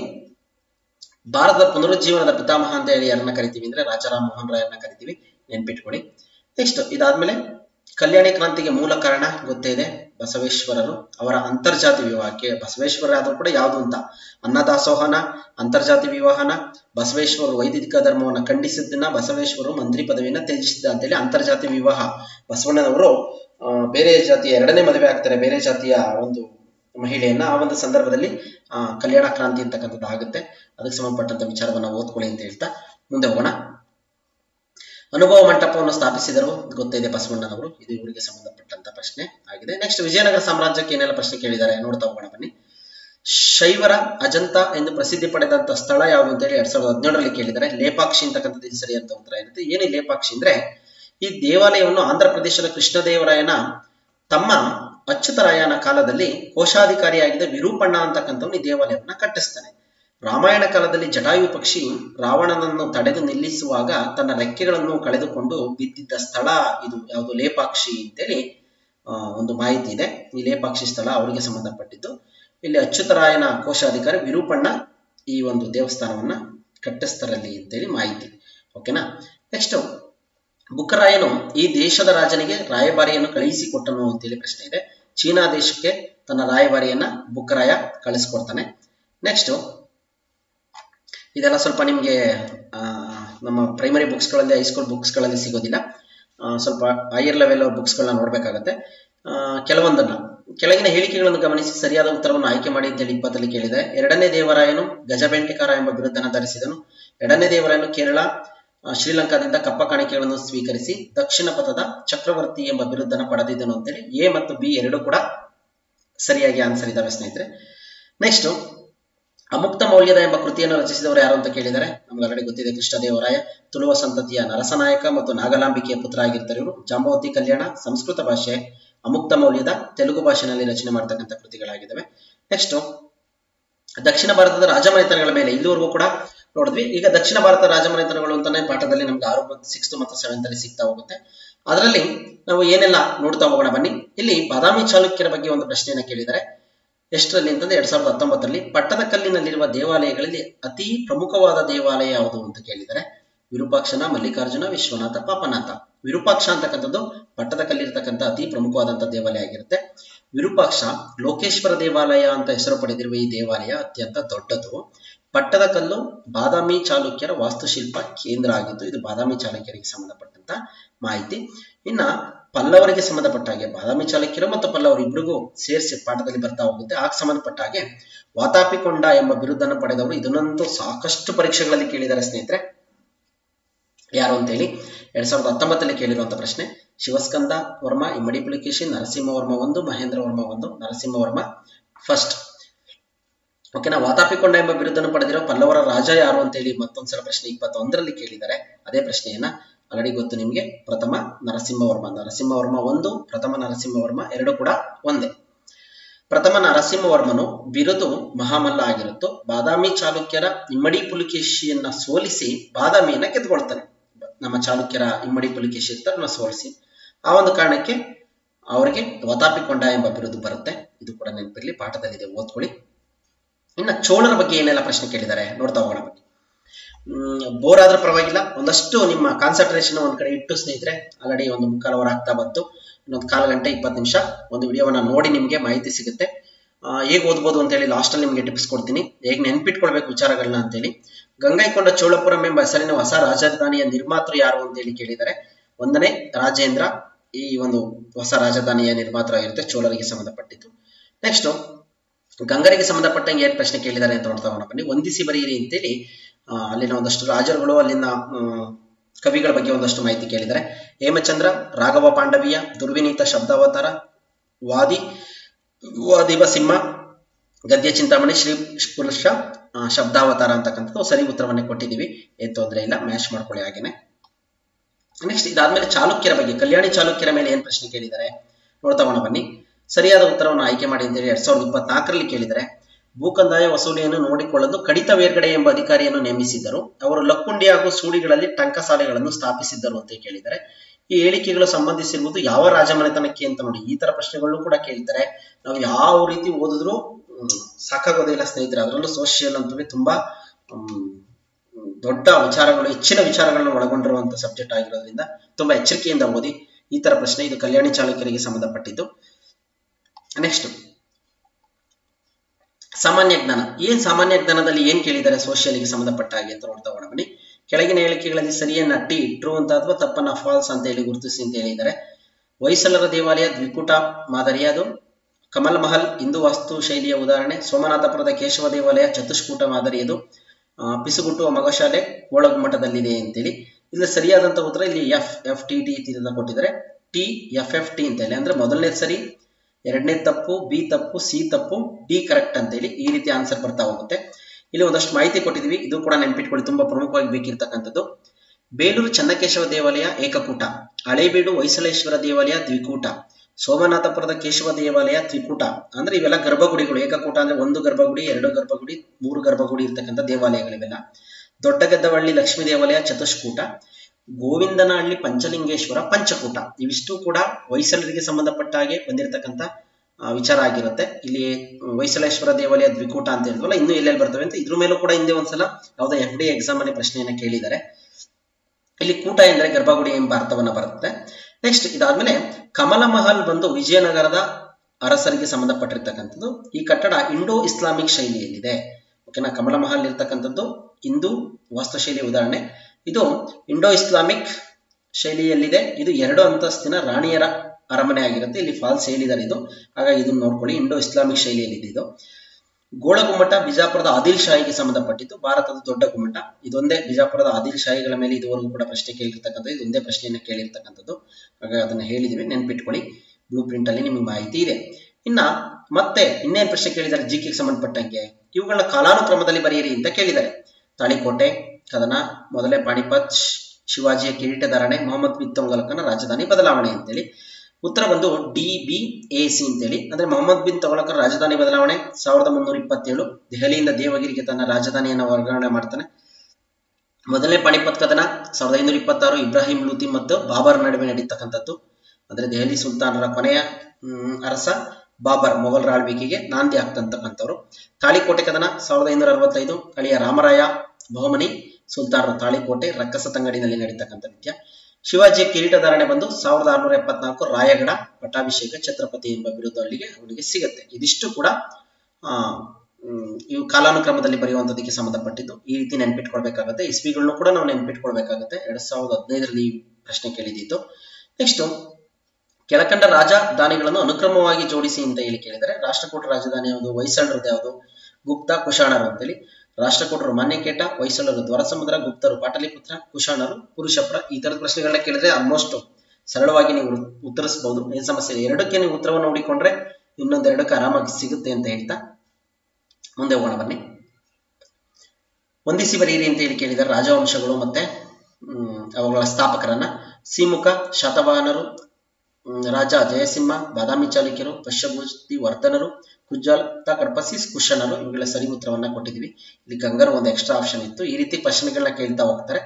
ಸರಿ ಉತ್ತರ ಬಂದು ಎಕ್ಸಾಮ್ ಅಲ್ಲಿ ಬಂದು ಈ 3ನೇದಾಗಿರುತ್ತೆ. ಬಟ್ ಇಲ್ಲಿ ನಾವು ನೇರವಾಗಿ ಕೊಟ್ಟಿದ್ದೀವಿ. ಸಿಮುಖ ಶಾತವಾಹನರು ಕರೆಕ್ಟ್ ಇದೆ. ರಾಜ ಜಯಸಿಂಹ, ಬಾದಾಮಿ ಚಾಲುಕ್ಯರು ಕರೆಕ್ಟ್ ಇದೆ. ಇದಕ್ಕೇನು ಗೊಂದಲ ಬೇಡ, ಇಲ್ಲೇನು ಕನ್ಫ್ಯೂಸ್ ಮಾಡ್ಕೊಂಬೇಡಿ, ನೀವು ಸರಿ ಉತ್ತರವನ್ನೇ ಕೊಟ್ಟಿದ್ದೀವಿ. ನೆಕ್ಸ್ಟ್ ಮೈಸೂರಿನ ಒಡೆಯರಿಗೆ ಸಂಬಂಧಪಟ್ಟಾಗಿ ಏನ್ ಪ್ರಶ್ನೆ ಕೇಳಿದ್ದಾರೆ ಅಂತ ನೋಡ್ತಾ ಹೋಗೋಣ ಬನ್ನಿ. ಕೆಳಗಿನ ಮೈಸೂರು ಅರಮನೆಯನ್ನು ಈಗಿನ ಮೈಸೂರು ಅರಮನೆಯನ್ನು 1910ರಲ್ಲಿ ಪೂರ್ಣಗೊಳಿಸಿದರು. KRS ಅಣೆಕಟ್ಟನ್ನು ನಿರ್ಮಾಣ ಮಾಡುವುದರ ಮೂಲಕ ಸಂಸ್ಥಾನದಲ್ಲಿ ಅಭಿವೃದ್ಧಿ ಪಡಿಸಿದರು. 1911ರಲ್ಲಿ ಮೈಸೂರು ಸಂಸ್ಥಾನದ ಅಭ್ಯುದಯ ಪರಿಷತ್ತನ್ನು ಪ್ರಾರಂಭಿಸಿದರು. ಮೊದಲ ಬಾರಿಗೆ ಸ್ತ್ರೀಯರಿಗೂ ಮತಾಧಿಕಾರವನ್ನು ನೀಡಲು ಅನುವು ಮಾಡಿದವರು ಅಂತೇಳಿ ಈ ಹೇಳಿಕೆಗಳು ಯಾರಿಗೆ ಸಂಬಂಧಪಟ್ಟಿರೋದು ಅಂತೇಳಿ ಪ್ರಶ್ನೆಯನ್ನು ಕೇಳಿದರೆ, ಇವೆಲ್ಲ ನಾಲ್ವಡಿ ಕೃಷ್ಣರಾಜ ಒಡೆಯರಿಗೆ ಸಂಬಂಧಪಟ್ಟಂತ ಪ್ರಶ್ನೆಗಳಾಗಿದ್ದಾವೆ ಸ್ನೇಹಿತರೆ. ನೆಕ್ಸ್ಟ್ ಮುಂದೆ ಹೋಗೋಣ. ಇರ್ವಿನ್ ಕಾಲುವೆಯನ್ನು ನಿರ್ಮಾಣ ಮಾಡಿಸಿದ ದಿವಾನರು ಯಾರು ಅಂತೇಳಿ 21ರಲ್ಲಿ ಪ್ರಶ್ನೆಯನ್ನು ಕೇಳಿದರೆ, ಸರ್ ಮಿರ್ಜಾ ಇಸ್ಮಾಯಿಲ್ ಅಂತಕ್ಕಂಥವ್ರು ಈ ಇರ್ವಿನ್ ಕಾಲುವೆಯನ್ನು ನಿರ್ಮಾಣ ಮಾಡ್ತಾರೆ. ಇರ್ವಿನ್ ಕಾಲುವೆ ನಿರ್ಮಿಸಿ ಮಂಡ್ಯ ಜಿಲ್ಲೆಗೆ ನೀರಾವರಿ ವ್ಯವಸ್ಥೆ ಮಾಡಿಕೊಡ್ತಾರೆ. ಸರ್ ಮಿರ್ಜಾ ಇಸ್ಮಾಯಿಲ್ 1926-46ರವರೆಗೆ ನಾಲ್ವಡಿ ಕೃಷ್ಣರಾಜ ಒಡೆಯರ ಕಾಲದಲ್ಲಿ ದಿವಾನರಾಗಿರ್ತಾರೆ. ಇದಿಷ್ಟು ವಿಚಾರ. ಇನ್ನು 2022ರಲ್ಲಿ ಪ್ರಶ್ನೆ ಕೇಳಿದರೆ, ಕೆಳಗಿನ ಹೇಳಿಕೆಗಳನ್ನು ಓದಿರಿ ಅಂತೇಳಿ. ಇವರು ಪ್ರಾಥಮಿಕ ಶಾಲೆಗಳಲ್ಲಿ ಶಿಕ್ಷಣ ಶುಲ್ಕವನ್ನು ರದ್ದುಪಡಿಸಿದರು. ಬೆಂಗಳೂರಿನಲ್ಲಿ ಭಾರತೀಯ ವಿಜ್ಞಾನ ಸಂಸ್ಥೆಯನ್ನು ಪ್ರಾರಂಭಿಸಿದರು. ಬೆಳಗೊಳದಲ್ಲಿ ಕಾವೇರಿ ನದಿಗೆ ಅಡ್ಡಲಾಗಿ ಅಣೆಕಟ್ಟನ್ನು ನಿರ್ಮಿಸಿದರು. ಇವರು ಭದ್ರಾವತಿಯಲ್ಲಿ ಕಬ್ಬಿಣ ಮತ್ತು ಉಕ್ಕಿನ ಕಾರ್ಖಾನೆಯನ್ನು ಸ್ಥಾಪಿಸಿದರು. ಈ ಹೇಳಿಕೆಗಳು ಯಾರಿಗೆ ಸಂಬಂಧಪಟ್ಟಿರೋದು ಅಂತೇಳಿ ಮತ್ತೆ ಪ್ರಶ್ನೆ ಕೇಳಿದರೆ, ನಾಲ್ವಡಿ ಕೃಷ್ಣರಾಜ ಒಡೆಯರ್. ಓಕೆನಾ, ಇದು ನಾಲ್ವಡಿ ಕೃಷ್ಣರಾಜ ಒಡೆಯರಿಗೆ ಸಂಬಂಧಪಟ್ಟಂತ ಪ್ರಶ್ನೆ ಆಗಿರುತ್ತೆ ಸ್ನೇಹಿತರೆ. ನೋಡ್ಕೊಳ್ಳಿ, ಇದು ಎರಡಕ್ಕೂ ರಿಲೇಟಿವ್ ಇದೆ. ಓಕೆನಾ, 94 2021ರದ್ದು, 100ನೇ ಪ್ರಶ್ನೆ 2022ರದ್ದು. ನೆಕ್ಸ್ಟ್ ಇದೇ ತರ ಕೇಳ್ತಾರೆ ಅಂತ ಹೇಳಕ್ಕಾಗೋದಿಲ್ಲ. ಇವೆಲ್ಲ ನಿಮ್ಗೊಂದು ಮಾದರಿಯಷ್ಟು ಯಾವ ತರ ಓದ್ಕೊಳ್ಬೇಕು ಅಂತೇಳಿ. ಈ ಹೇಳಿಕೆಗಳನ್ನು ಓದಿರಿ ಅಂತೇಳಿ 2024ರಲ್ಲಿ ಕೇಳಿರುವಂಥದ್ದು. ಇವರು ಬೆಂಗಳೂರನ್ನು ಮೊಘಲರ ಸೇನಾನಿಯಿಂದ ಕೊಂಡುಕೊಂಡರು. ಕರ್ನಾಟಕದ ಕವಿ ಚಕ್ರವರ್ತಿ ನವಕೋಟಿ ನಾರಾಯಣ ಎಂಬ ಬಿರುದು. ನವಕೋಟಿ ನಾರಾಯಣ ಅಂತಿದ್ದಂಗೆ ನಮ್ಗೆ ಆನ್ಸರ್ ಗೊತ್ತಾಗ್ಬಿಡುತ್ತೆ. ಅಂಚೆ ವ್ಯವಸ್ಥೆ ಇವರ ಕಾಲದಲ್ಲಿ ಜಾರಿಗೆ ಬಂದಿತ್ತು. ಹೇಳಿಕೆಗಳು ಸಂಬಂಧಪಟ್ಟಿರೋದು ಯಾರಿಗೆ ಅಂತೇಳಿ ಪ್ರಶ್ನೆಗಳನ್ನ ಕೇಳಿದ್ದಾರೆ. ನೋಡಿ, ಮೈಸೂರಿನ ಒಡೆಯರಿಗೆ ಸಂಬಂಧಪಟ್ಟಂಗೆ ಎಲ್ಲಾ ಹೇಳಿಕೆಗಳನ್ನ ಕೇಳಿದ್ದಾರೆ. ಚಿಕ್ಕದೇವರಾಜ ಒಡೆಯರ್. ಇನ್ನ ಯುರೋಪಿಯನ್ನರ ಆಗಮನಕ್ಕೆ ಬರೋಣ. ಇಲ್ಲಿವರೆಗೂ ಕೂಡ ರಾಜಮನೆತನಗಳಿಗೆ ಸಂಬಂಧಪಟ್ಟಂತ ಪ್ರಶ್ನೆಗಳನ್ನ ನೋಡಿದ್ವಿ. ಇನ್ನ ಯುರೋಪಿಯನ್ನರ ಆಗಮನಕ್ಕೆ ಸಂಬಂಧಪಟ್ಟಾಗೆ ಬ್ರಿಟಿಷರು ಇನ್ನೊಂದು ಸ್ವಲ್ಪ ಪ್ರಶ್ನೆಗಳಿದಾವೆ. ಇನ್ನೊಂದು 10 ನಿಮಿಷದಲ್ಲಿ ಮುಗಿಸೋಣ ಬನ್ನಿ. ನೀಲಿ ನೀರಿನ ನೀತಿಯನ್ನು ಜಾರಿಗೆ ತಂದವರು ಯಾರು ಅಂತೇಳಿ 2021ರಲ್ಲಿ ಕೇಳಿದ್ದಾರೆ. ಯಾರು ಅಂತಂದ್ರೆ ಫ್ರಾನ್ಸಿಸ್ಕೋ ಡಿ ಅಲ್ಮೇಡಾ ಅಂತಕ್ಕಂಥವ್ರು ನೀಲಿ ನೀರಿನ ನೀತಿಯನ್ನು ಜಾರಿಗೆ ತರ್ತಾರೆ ಸ್ನೇಹಿತರೆ. ಯಾಕೆಂದ್ರೆ ಯುರೋಪಿಯನ್ನರ ಆಗಮನದಲ್ಲಿ ಇದ್ರ ಬಗ್ಗೆ ನಿಮಗೆ ಮಾಹಿತಿ ಸಿಗುತ್ತೆ. ನೋಡ್ಕೊಳ್ಳಿ, ಓದ್ಕೊಳ್ಳಿ. ಇನ್ನು ಬ್ರಿಟಿಷರು ಮತ್ತು ಅವರ ಆಳ್ವಿಕೆಗೆ ಸಂಬಂಧಪಟ್ಟ ಹಾಗೆ ಪ್ರಶ್ನೆಗಳು ಆಲ್ರೆಡಿ ಹೇಳಿದೀವಿ. ಬ್ರಿಟಿಷ್ ಈಸ್ಟ್ ಇಂಡಿಯಾ ಕಂಪನಿ ಸ್ಥಾಪನೆಯಾದಾಗಿಂದ, ಬ್ರಿಟಿಷರು ಭಾರತಕ್ಕೆ ಬಂದಾಗಿನಿಂದ ಅವ್ರ ಯುದ್ಧಗಳು ಏನೆಲ್ಲ ಮಾಡಿದ್ರು, ಆಡಳಿತ ನೀತಿಗಳು ಎಲ್ಲದಕ್ಕೂ ಸಂಬಂಧಪಟ್ಟಂಗೆ ಸಾಕಷ್ಟು ಪ್ರಶ್ನೆಗಳನ್ನ ಕೇಳಿದ್ದಾರೆ. ಒಂದೊಂದಾಗಿ ನೋಡ್ತಾ ಹೋಗೋಣ ಬನ್ನಿ. ಬ್ರಿಟಿಷ್ ಈಸ್ಟ್ ಇಂಡಿಯಾ ಕಂಪನಿಯು ಮೊಘಲ್ ಚಕ್ರವರ್ತಿಯಿಂದ ಹೈದರಾಬಾದ್, ಬಂಗಾಳ, ಗುಜರಾತ್ ಪ್ರದೇಶಗಳಲ್ಲಿ ತೆರಿಗೆ ರಹಿತ ವ್ಯಾಪಾರ ಮಾಡಲು ಅನುಮತಿಯನ್ನು ಪಡೆದರು. ಇದರ ಪರಿಣಾಮ ಏನಾಯಿತು ಅಂತೇಳಿ ಪ್ರಶ್ನೆಗಳನ್ನ ಕೇಳಿದ್ದಾರೆ. ಇಲ್ಲಿ ಉತ್ತರ ಬಂದು ಚಕ್ರವರ್ತಿಗೆ, ನಾಲ್ಕನೇದು, ಚಕ್ರವರ್ತಿಗೆ ಪ್ರತಿ ವರ್ಷ 3,000 ರೂಪಾಯಿಗಳನ್ನು ಕೊಡಬೇಕಾಯಿತು ಅಂತೇಳಿ 4 ಆಪ್ಷನ್ ಅನ್ನು ಓದ್ಕೊಳ್ಳಿ. ನಾನೇನು ಓದಲಿಕ್ಕೆ ಹೋಗೋದಿಲ್ಲ ಇಲ್ಲಿ. ನೆಕ್ಸ್ಟ್ ನಿಮಗೆ ಟೈಮ್ ಆಗುತ್ತೆ, ಸ್ಕ್ರೀನ್ ಶಾಟ್ ಮಾಡಿದ್ರು ಓದ್ಕೊಳ್ಳಿ. ಬ್ರಿಟಿಷ್ ಈಸ್ಟ್ ಇಂಡಿಯಾ ಕಂಪನಿಗೆ ಬಂಗಾಳದ ಮೇಲಿನ ದಿವಾನಿ ಹಕ್ಕನ್ನು ನೀಡಿದವರು ಯಾರು ಅಂತ ಹೇಳಿ ಕೇಳಿದರೆ, 2ನೇ ಶಾ ಆಲಂ ಅಂತಕ್ಕಂಥವ್ರು. ಅವತ್ತಿಗೆ ಇವರು ಮೊಘಲ್ ರಾಜರ ಆಗಿರ್ತಾರೆ. ಹಾಗಾಗಿ 2ನೇ ಶಾ ಆಲಂ ಅಂತಕ್ಕಂಥವ್ರು ಈಸ್ಟ್ ಇಂಡಿಯಾ ಕಂಪನಿಗೆ ದಿವಾನಿ ಹಕ್ಕನ್ನ ನೀಡ್ತಾರೆ. ದಿವಾನಿ ಹಕ್ಕು ಅಂತಂದ್ರೆ ಸುಂಕರಹಿತ ವ್ಯಾಪಾರ ಮಾಡೋದೇ ದಿವಾನಿ ಹಕ್ಕು ಆಗಿದೆ. ಏನು ಅಂತ ಕೇಳಿದ್ರೆ ಮತ್ತೆ ಒಂದು ಎಕ್ಸಾಮ್ ಅಲ್ಲಿ ದಿವಾನಿ ಹಕ್ಕು ಅಂದ್ರೆ ಏನು ಅಂತ ಹೇಳಿ. ನೆಕ್ಸ್ಟ್ ಇದಾದ್ಮೇಲೆ 105ನೇ ಪ್ರಶ್ನೆ 2015ರಲ್ಲಿ 3ನೇ ಕರ್ನಾಟಿಕ್ ಕದನದಲ್ಲಿ ಫ್ರೆಂಚರು ಸೋಲನ್ನೊಪ್ಪದಿದ್ದರೆ, ಅವರು ಸೋತೋಗ್ತಾರೆ ಬ್ರಿಟಿಷರ ವಿರುದ್ಧ 3ನೇ ಕರ್ನಾಟಿಕ್ ಯುದ್ಧದಲ್ಲಿ. ಒಟ್ಟು 3 ಕರ್ನಾಟಿಕ್ ಯುದ್ಧಗಳು ಬ್ರಿಟಿಷರಿಗೂ ಮತ್ತು ಫ್ರೆಂಚರಿಗೂ ನಡೆಯುತ್ತೆ. ಅವರು ಒಂದು ವೇಳೆ ಸೋತೋಗ್ಲಿಲ್ಲ ಅಂದ್ರೆ ಏನಾಗ್ತಿತ್ತು ಅಂತ ಹೇಳಿ ಪ್ರಶ್ನೆ ಕೇಳಿದ್ದಾರೆ. ಭಾರತದಲ್ಲಿ ಫ್ರೆಂಚ್ ಸಾಮ್ರಾಜ್ಯ ಸ್ಥಾಪನೆಯಾಗ್ತಾ ಇತ್ತ, ಫ್ರೆಂಚ್ ಮತ್ತು ಇಂಗ್ಲಿಷರ ನಡುವೆ ಸ್ನೇಹ ಬಾಂಧವ್ಯ ಏರ್ಪಾಡಾಗುತ್ತಿತ್ತು, ಭಾರತದಲ್ಲಿ ಕೈಗಾರಿಕಾ ಕ್ರಾಂತಿ ಆಗ್ತಿತ್ತು, ಫ್ರೆಂಚ್ ಭಾಷೆಯ ಭಾರತೀಯ ಸಂಪರ್ಕ ಭಾಷೆ ಆಗ್ತಿತ್ತು ಅಂತೇಳಿ. ಎ ಮತ್ತು ಡಿ ಮಾತ್ರ ಇಲ್ಲಿ ಸರಿಯಾಗಿದ್ದಾವೆ ಅಂತೇಳಿ ಉತ್ತರ ಬಂದಿರುತ್ತೆ. ಎ ಭಾರತದಲ್ಲಿ ಫ್ರೆಂಚ್ ಸಾಮ್ರಾಜ್ಯ ಸ್ಥಾಪನೆ ಆಗ್ತಿತ್ತು, ಡಿ ಫ್ರೆಂಚ್ ಭಾಷೆ ಭಾರತೀಯ ಸಂಪರ್ಕ ಭಾಷೆ ಆಗ್ತಿತ್ತು, ಇಂಗ್ಲಿಷ್ ಏನಿದೆ ಇವತ್ತು ಅದು ಫ್ರೆಂಚ್ ಭಾಷೆ ಆಗ್ತಿತ್ತು ಅಂತಕ್ಕಂಥದ್ದು ಸರಿಯಾದಂತ ಉತ್ತರ. ಭಾರತದಲ್ಲಿ ಕೈಗಾರಿಕಾ ಕ್ರಾಂತಿ ಆಗ್ತಿರ್ಲಿಲ್ಲ, ಜೊತೆಗೆ ಫ್ರೆಂಚರ ಮತ್ತು ಇಂಗ್ಲಿಷ್ ನಡುವೆ ಬಾಂಧವ್ಯ ಏನು ಏರ್ಪಡ್ತಾ ಇರಲಿಲ್ಲ. ಈ ರೀತಿ ಜಡ್ಜ್ ಮಾಡಿ ಗುರುತಿಸಬೇಕಾಗತ್ತೆ. ನೆಕ್ಸ್ಟ್ ಇದಾದ್ಮೇಲೆ 1ನೇ ಕರ್ನಾಟಿಕ್ ಯುದ್ಧವು ಈ ಒಪ್ಪಂದದ ಮೂಲಕ ಕೊನೆಗೊಂಡಿತು. ನೋಡಿ, ಹಿಂದೆ ಕರ್ನಾಟಿಕ್ 3ನೇ ಕರ್ನಾಟಕ ಯುದ್ಧಕ್ಕೆ ಆತರ ಪ್ರಶ್ನೆ ಕೇಳಿದ್ರೆ, ಇಲ್ಲಿ 1ನೇ ಕರ್ನಾಟಕ ಯುದ್ಧ ಯಾವ ಒಪ್ಪಂದದೊಂದಿಗೆ ಕೊನೆಯಾಯಿತು ಅಂತ ಕೇಳಿದರೆ ಎಕ್ಸ್ಲಾ ಚಾಪೆಲ್ ಒಪ್ಪಂದದೊಂದಿಗೆ ಕೊನೆಯಾಗುತ್ತೆ. ಭಾರತದಲ್ಲಿ ಇದ್ರ ಬಗ್ಗೆ ಸ್ವಲ್ಪ ಕೀ ಪಾಯಿಂಟ್ ನೋಡ್ಕೊಳ್ಳಿ. ಭಾರತದಲ್ಲಿ ತನ್ನ ಪ್ರಾಬಲ್ಯ ಸಾಧಿಸಲು ಇಂಗ್ಲಿಷರು ಮತ್ತು ಫ್ರೆಂಚರ ನಡುವೆ ನಡೆದಂತ ಯುದ್ಧಗಳೇ ಕರ್ನಾಟಿಕ್ ಯುದ್ಧಗಳು. ಕರ್ನಾಟಿಕ್ ಪ್ರದೇಶ ಎಂದರೆ ಕೋರಮಂಡಲ ತೀರ. ಇದರ ರಾಜಧಾನಿ ಆರ್ಕಾಟ್ ಆಗಿರ್ತದೆ. ಎಲ್ಲಿ ಅಂದ್ರೆ ಅವತ್ತಿಗೆ ಮದ್ರಾಸ್ ಮತ್ತು ಹೈದರಾಬಾದ್ ಪ್ರಾಂತ್ಯಗಳಾಗಿರ್ತವೆ. 1ನೇ ಕರ್ನಾಟಿಕ್ ಯುದ್ಧ 1746ರಿಂದ 48 ಎಕ್ಸ್ಲಾ ಚಾಪೆಲ್ ಒಪ್ಪಂದ. 2ನೇ ಕರ್ನಾಟಿಕ್ ಯುದ್ಧ 1749ರಿಂದ 54 ಪಾಂಡಿಚೇರಿ ಒಪ್ಪಂದ.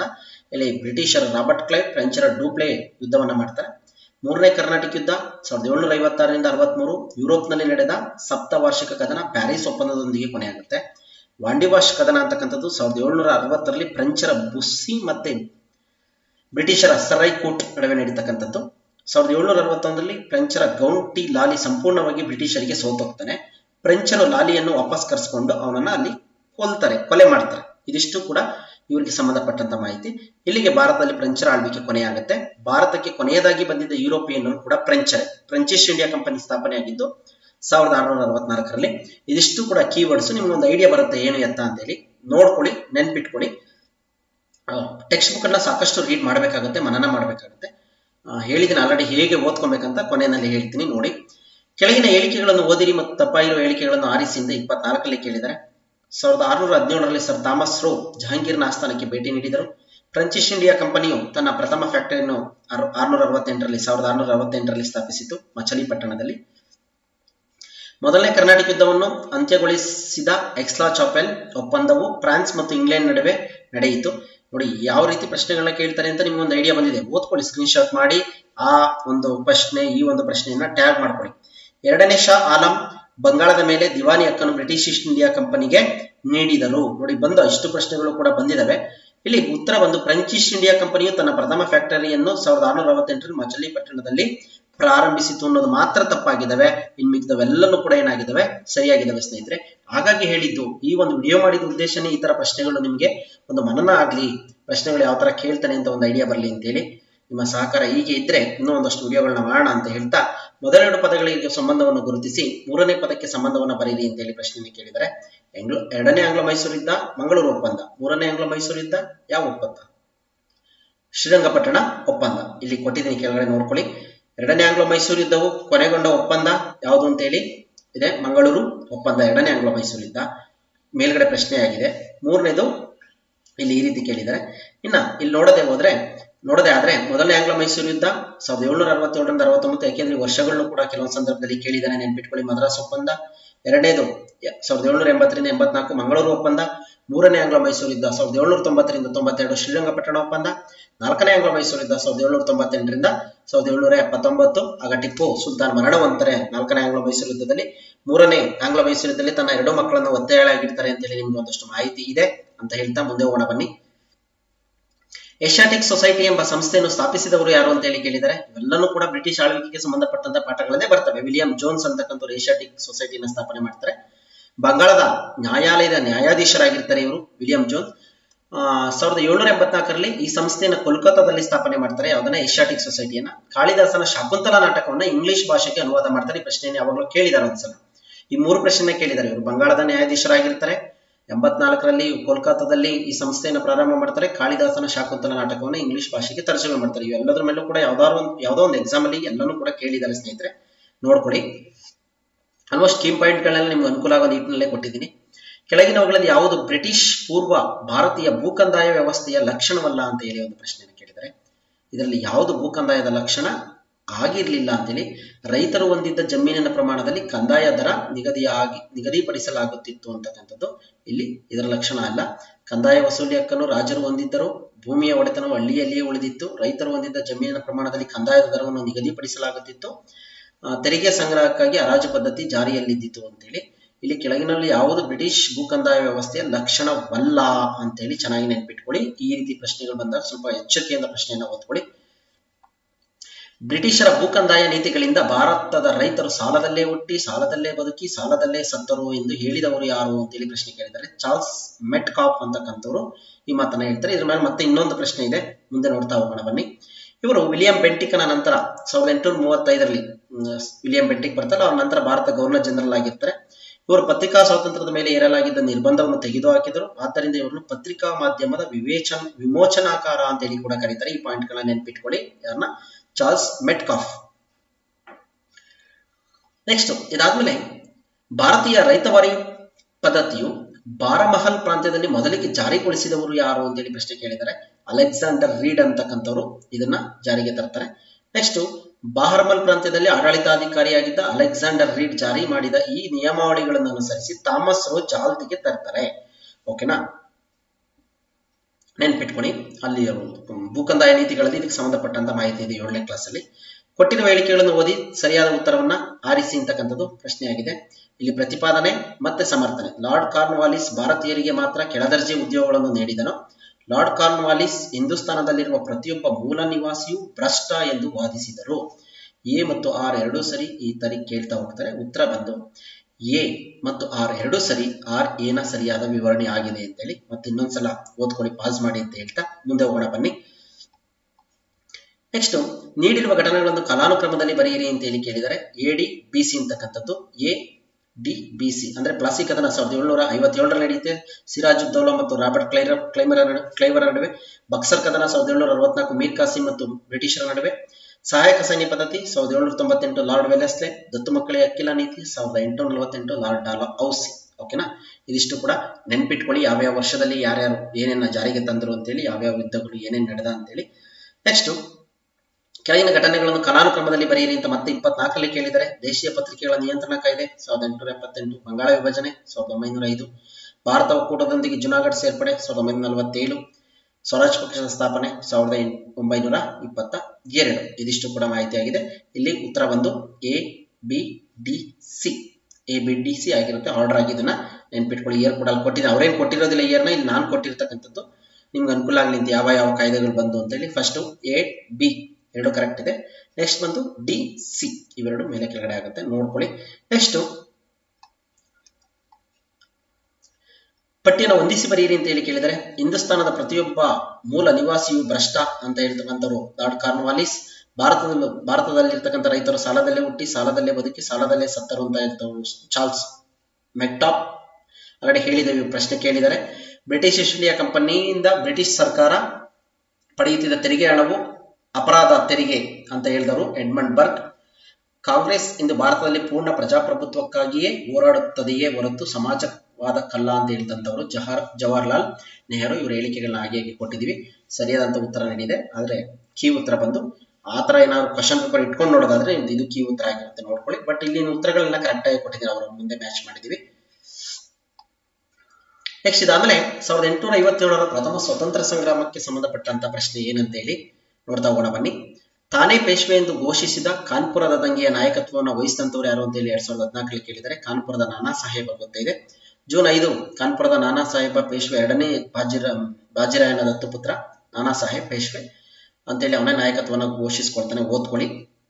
ಭಾರತ ಪ್ರಥಮ ಸ್ವತಂತ್ರ ಸಂಗ್ರಾಮದ ವಿಫಲತೆಗೆ ಯಾವ ಘಟನೆ ಕಾರಣವಲ್ಲ ಅಂತೇಳಿ ಕೇಳಿದರೆ ಯಾವ ಘಟನೆ ಕಾರಣ ಅಲ್ಲ ಅಂದ್ರೆ ಬ್ರಿಟಿಷರು ಜಾರಿಗೆ ತಂದಿದ್ದ ದ್ವಿಸರ್ಕಾರ ಪದ್ಧತಿ ಇದು ಕಾರಣ ಆಗಿರೋದಿಲ್ಲ, ಮಿಕ್ಕಿದವೆಲ್ಲ ಕೂಡ ಕಾರಣ ಆಗಿರ್ತವೆ.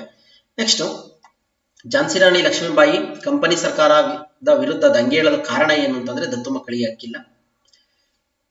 ನೆಕ್ಸ್ಟ್ ಭಾರತ ಪ್ರಥಮ ಸ್ವತಂತ್ರ ಸಂಗ್ರಾಮದ ಕ್ರಾಂತಿಕಾರಿಗಳ ಸರಿಯಾದ ಗುಂಪನ್ನು ಗುರುತಿಸಿ. ಕ್ರಾಂತಿಕಾರಿಗಳು ಅಂತೇಳಿ ಕೇಳಿದರೆ ಇಲ್ಲಿ ಕ್ರಾಂತಿಕಾರಿಗಳು ACDGH ಇವರು ಈ ಏನು ಈ ಬ್ಲೂ ಕಲರ್ ಅಲ್ಲಿ ಕೊಟ್ಟಿದ್ದೀವಿ ಇವ್ರುಗಳು ಕ್ರಾಂತಿಕಾರಿಗಳಾಗಿರ್ತಾರೆ. ಅಂದ್ರೆ ವಿ ಡಿ ಸಾವರ್ಕರ್, ಭಗತ್ ಸಿಂಗ್, ಚಂದ್ರಶೇಖರ್ ಆಜಾದ್, ಮದನ್ ಲಾಲ್ ಡಿಂಗ್ರಾ ಮತ್ತೆ ಖುದಿರಾಮ್ ಬೋಸ್ ಇವರು ಕ್ರಾಂತಿಕಾರಿಗಳಾಗಿರ್ತಾರೆ. ಕ್ರಾಂತಿಕಾರಿಗಳು ಮಂದಗಾಮಿಗಳು ಅಂತೆಲ್ಲ ಬರ್ತಾರಲ್ಲ, ತೀವ್ರಗಾಮಿಗಳು ಅಂತ ಅವ್ರನ್ನ ಓದ್ಕೊಳ್ಳಿ. ಇವುಗಳಲ್ಲಿ ಮಂದಗಾಮಿ ನಾಯಕನ ಗುರುತಿಸಿ ಅಂತ ಹೇಳಿ ಒಂದು ಪ್ರಶ್ನೆನ ಕೇಳಿದ್ದಾರೆ. ಇಲ್ಲಿ MG ರಾನಡೆ, ಸುರೇಂದ್ರನಾಥ ಬ್ಯಾನರ್ಜಿ, ಗೋಪಾಲಕೃಷ್ಣ ಗೋಖಲೆ, ದಾದಾಬಾಯಿ ನವರೋಜಿ ಇವರುಗಳು ಮಂದಗಾಮಿ ನಾಯಕರ ಸರಿಯಾದ ಗುಂಪು ಆಗಿರುತ್ತೆ. ನೋಡ್ಕೊಳ್ಳಿ ತೀವ್ರಗಾಮಿಗಳು ಮಂದಗಾಮಿಗಳ ಬಗ್ಗೆ. ಮುಂದೆ ಇನ್ನೊಂದು ಪ್ರಶ್ನೆ ಇದೆ ಇವರ ಬಗ್ಗೆ. ಯಾರು ಪ್ರಥಮ ಭಾರತ ಸ್ವತಂತ್ರ ಸಂಗ್ರಾಮದೊಂದಿಗೆ ಸಂಬಂಧ ಹೊಂದಿಲ್ಲ ಇದರೊಳಗಡೆ ಅಂತ ಹೇಳಿ ಕೇಳಿದರೆ ರಾಸ್ ಬಿಹಾರಿ ಬೋಸ್ ಅಂತಕ್ಕಂಥವ್ರು 1857ರ ದಂಗೆಯ ಜೊತೆ ಸಂಬಂಧವನ್ನ ಹೊಂದಿರೋದಿಲ್ಲ. ಬೇಗಂ ಹಜರತ್ ಮಹಲ್ ಔದ್ನಲ್ಲಿ ದಂಗೆ ಎದ್ದೇಳ್ತಾರೆ. ಬಹದ್ದೂರ್ ಶಾ ಮೊಘಲ್ ಸಾಮ್ರಾಜ್ಯದ ಕೊನೆಯ ಅರಸ. ನಾನಾ ಸಾಹೇಬ್ ಕಾನ್ಪುರದಲ್ಲಿ ದಂಗೆ ಹೇಳ್ತಾರೆ. ರಾಸ್ ಬಿಹಾರಿ ಬೋಸ್ ಕ್ರಾಂತಿಕಾರಿ ಹೋರಾಟಗಾರ ಆಗಿರ್ತಾರೆ. ಓಕೆನಾ, ಈ ರೀತಿ ಇವನ್ನ ಗುರುತಿಸಬೇಕಾಗತ್ತೆ. ನೆಕ್ಸ್ಟ್ ಭಾರತೀಯ ಸ್ವತಂತ್ರ ಚಳವಳಿಯ ನಾಯಕರ ಪಟ್ಟಿ ಕೊಟ್ಟಿದ್ದಾರೆ. ಇದರೊಳಗಡೆ ಯಾರು ಅಂತೇಳಿ ನಾಯಕರ ಪಟ್ಟಿ ಯಾರಂದ್ರೆ BCE ಮಾತ್ರ. BCE ಏನಂತಂದ್ರೆ ನೋಡ್ತಾ ಹೋಗೋಣ ಬನ್ನಿ. ಇಲ್ಲಿ ಮಂದಗಾಮಿಗಳು, ಇವರು ಮಂದಗಾಮಿಗಳಾಗಿರ್ತಾರೆ. BCE B Surendranath Banerjee, Firoz Shah Mehra. ಈ ಬಂದು ದಾದಾಬಾಯಿ ನವರೋಜಿ, ಸುರೇಂದ್ರನಾಥ ಬ್ಯಾನರ್ಜಿ, ಗೋಪಾಲಕೃಷ್ಣ ಗೋಖಲೆ, MG ರಾನಡೆ, ಫಿರೋಜ್ ಶಾ ಮೆಹ್ರಾ, ಮದನ್ ಮೋಹನ್ ಮಾಳವಿಯಾ ಇವರುಗಳು ಮಂದಗಾಮಿಗಳಾಗಿರ್ತಾರೆ. ಇಲ್ಲಿ ಮಂದಗಾಮಿಗಳು ಮತ್ತು ತೀವ್ರಗಾಮಿಗಳನ್ನ ಗುರುತಿಸೋದಕ್ಕೂ ಕೂಡ ಪ್ರಶ್ನೆ ಕೇಳ್ತಾರೆ. ನೋಡ್ಕೊಳ್ಳಿ. ನನಗೆ ಹೊಡೆದ ಹೊಡೆತಗಳು ಭಾರತದ ಬ್ರಿಟಿಷ್ ಆಡಳಿತದ ಶವಪೆಟ್ಟಿಗೆಯ ಮೇಲೆ ಮೊಳೆಗಳಾಗಿವೆ. ತಮ್ಮ ಸಾವಿಗೆ ಮುನ್ನ ಹೀಗೆಂದು ಘೋಷಿಸಿದವರು ಯಾರು ಅಂತ ಹೇಳಿದರೆ ಲಾಲಾ ಲಜಪತ್ ರಾಯ್. 2019 ಕೇಳಿರುವಂತ ಪಂಜಾಬಿನ ಸಿಂಹ ಅಂತ ಹೇಳಿ ಕರೀತಾರೆ. ಯಾಕೆ ಅಂತಂದ್ರೆ 1928ರಲ್ಲಿ ಪಂಜಾಬಿನಲ್ಲಿ ಸೈಮನ್ ಕಮಿಷನ್ ಅಂತಕ್ಕಂಥದ್ದು ಬಂದಿರುತ್ತೆ. ಅದರ ವಿರುದ್ಧ ಪ್ರತಿಭಟನೆ ನಡೆಸ್ತಾ ಇರ್ತಕ್ಕಂಥ ಸಂದರ್ಭದಲ್ಲಿ ಪೊಲೀಸರು ಏನ್ ಮಾಡ್ತಾರೆ, ಲಾಠಿ ಹೊಡಿತಾರೆ. ಆ ಒಂದು ಸಂದರ್ಭದಲ್ಲಿ ನೋವಾದಂತ ಲಾಲಾ ಲಜಪತ್ ರಾಯ್ ಈ ಮೇಲಿನ ಮಾತುಗಳನ್ನ ಹೇಳ್ತಾರೆ. ಅವರು ಸತ್ತೋಗ್ತಾರೆ ಆ ಸಂದರ್ಭದಲ್ಲಿ. ಓದ್ಕೊಳ್ಳಿ ಹಿಸ್ಟ್ರಿ. 1857ರ ಜೂನ್ನಲ್ಲಿ ಬ್ರಿಟಿಷ್ ವಿರುದ್ಧ ಲಕ್ನೋದಲ್ಲಿ ದಂಗೆ ಇದ್ದವರು ಯಾರು ಅಂತ ಹೇಳಿ ಕೇಳಿದ್ದಾರೆ. ಲಕ್ನೋದಲ್ಲಿ ಬೇಗಂ ಹಜರತ್ ಮಹಲ್ ಇವ್ರೇನ್ ಮಾಡ್ತಾರೆ, ದಂಗೆಯನ್ನ ಎದ್ದೇಳ್ತಾರೆ. ನೋಡಿ ಏನೆಲ್ಲ ಪ್ರಶ್ನೆಗಳನ್ನ ಕೇಳಿದ್ದಾರೆ ಅಂತೇಳಿ. ಒಂದಿಸಿ ಬರೀರಿ ಅಂತೇಳಿ 24ರಲ್ಲಿ ಕೇಳಿದ್ದಾರೆ. ಗಡಿನಾಡ ಗಾಂಧಿ, ಖಾನ್ ಅಬ್ದುಲ್ ಗಫರ್ ಖಾನ್, ಲೋಕನಾಯಕ ಜಯಪ್ರಕಾಶ್ ನಾರಾಯಣ್, ದೇಶಬಂಧು ಚಿತ್ತರಂಜನ್ ದಾಸ್, ಪಂಜಾಬಿನ ಸಿಂಹ ಲಾಲಾ ಲಜಪತ್ ರಾಯ್. ನೆನ್ಪಿಟ್ಕೊಳ್ಳಿ, ಸರಿ ಉತ್ತರ ನೀಡಿದೆ. ನೆಕ್ಸ್ಟ್ ತರುಣ ಬಂಗಾಳ ಚಳವಳಿ ಅಧಿಕಾರ ಯಾರು ಅಂತ ಹೇಳಿ ಕೇಳಿದ್ದಾರೆ ಪ್ರಶ್ನೆಯನ್ನ. ಹೆನ್ರಿ ಲೂಯಿಸ್ ವಿವಿಯನ್ ಡೆರೋಜಿಯೋ ಅಂತಕ್ಕಂಥವ್ರು ಸರಿಯಾದಂತ ಉತ್ತರ ಆಗಿರುತ್ತೆ ಸ್ನೇಹಿತರೆ. ನೆಕ್ಸ್ಟ್ ನಂದು ಸ್ವಲ್ಪ ಪ್ರಶ್ನೆ ಇದಾವೆ, ಬೇಗ ಮುಗಿಸ್ತೀನಿ. ಭಾರತೀಯ ರಾಷ್ಟ್ರೀಯ ಕಾಂಗ್ರೆಸ್ ಹರಿಪುರ ಅಧಿವೇಶನದ ಅಧ್ಯಕ್ಷರಾಗಿದ್ದವರು ಯಾರು ಅಂತ ಹೇಳಿ ಕೇಳಿದ್ದಾರೆ.